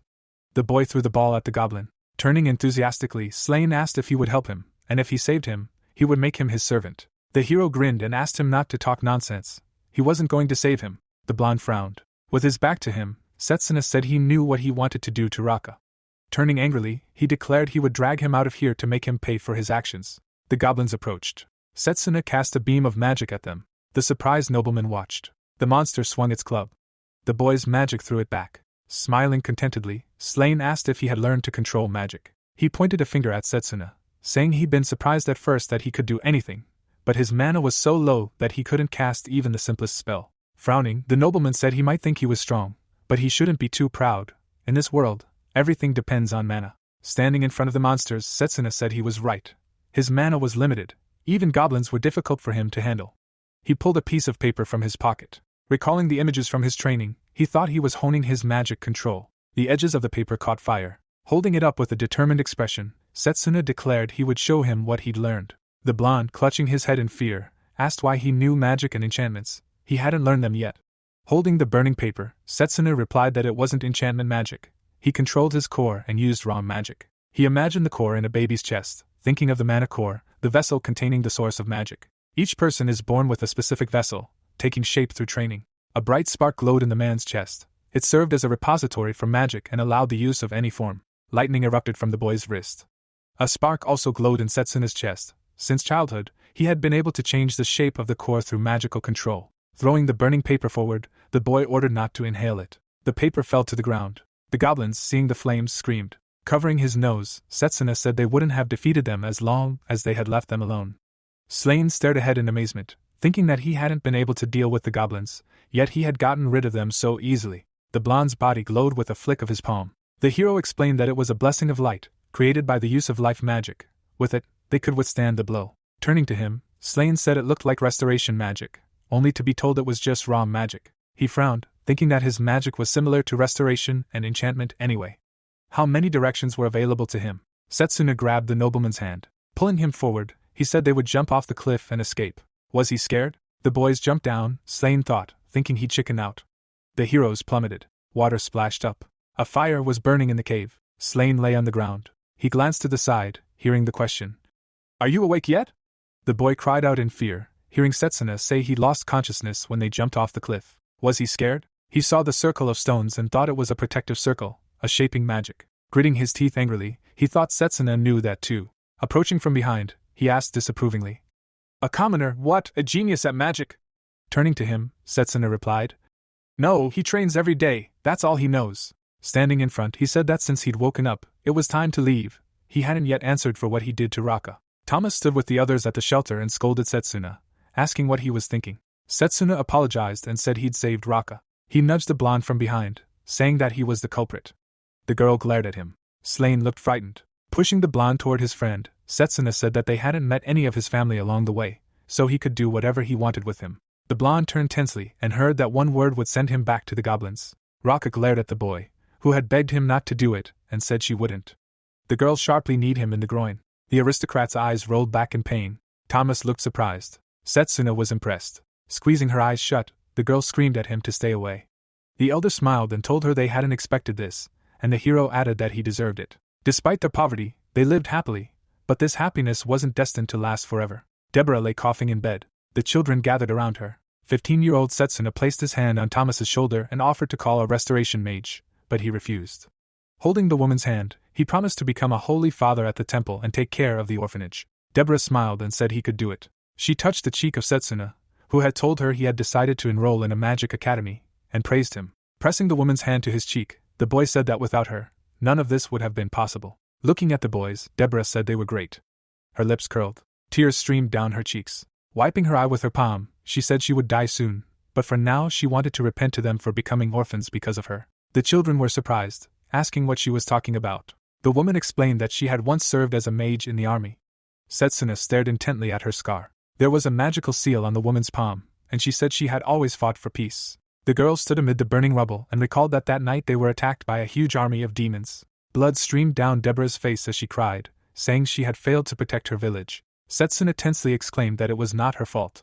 The orphanage residents were surprised to hear that their parents were among those killed that day. She recalled sitting, clutching her stomach, and explained that demons had cursed her, eating away at her body from the inside, preventing her from having children. She recalled handing the fruit to the children and said that she had left the army, seeking hope in this village, seeking forgiveness. The woman looked from one child to the other, explaining that by caring for them at the orphanage, she had tried to atone for her guilt, but in reality, she had wanted to help herself. Still crying, Deborah said it sounded pathetic, but they were her treasures. She recalled how they had woven wreaths together. The girl placed a wreath on her head, and the woman thanked her for being there. She looked tenderly ahead. She remembered the joyful students, saying that her happiness was seeing their sincere smiles. Setsuna held the eldest's hand, saying that they were happy because of her, that it was thanks to her efforts that they were still alive. Tears streamed down his cheeks, and the boy thanked her. He remembered how the woman had consoled him and said that she had been a beacon of light in his life, just like her. He wanted to protect the children, and he swore to become the strongest ranged mage. With a determined expression, the boy declared that he would graduate from the academy with honors, become a mage, and receive many awards. They would all watch over the orphanage and not disgrace her name. Remembering the crying baby, the woman said that he had become stronger. She closed her eyes and thanked him, saying that now she could rest easy. The hand fell from the boy's grasp. The children gathered around the bed cried out, calling her sister and mother. Soon after, Setsuna entered the magic academy. Layla wiped away tears, explaining that Setsuna had been through so much. Roberta stared ahead tensely, wondering if this was how he developed control over magic. His knowledge was beyond his years. Frowning slightly, she wondered why he'd chosen melee magic, when ranged magic was the shortest route to success. She turned away thoughtfully, wondering if something had made him change his mind. She didn't want to overdo it, but it was worth checking anyway. Night. Roberta hid behind a tree, thinking that mages who wield ancient magic were said to have a special mark on their hand. She tossed a branch forward, thinking she'd find out everything here. Setsuna looked away. He blocked the flying branch with his hand. The fabric of his glove tore.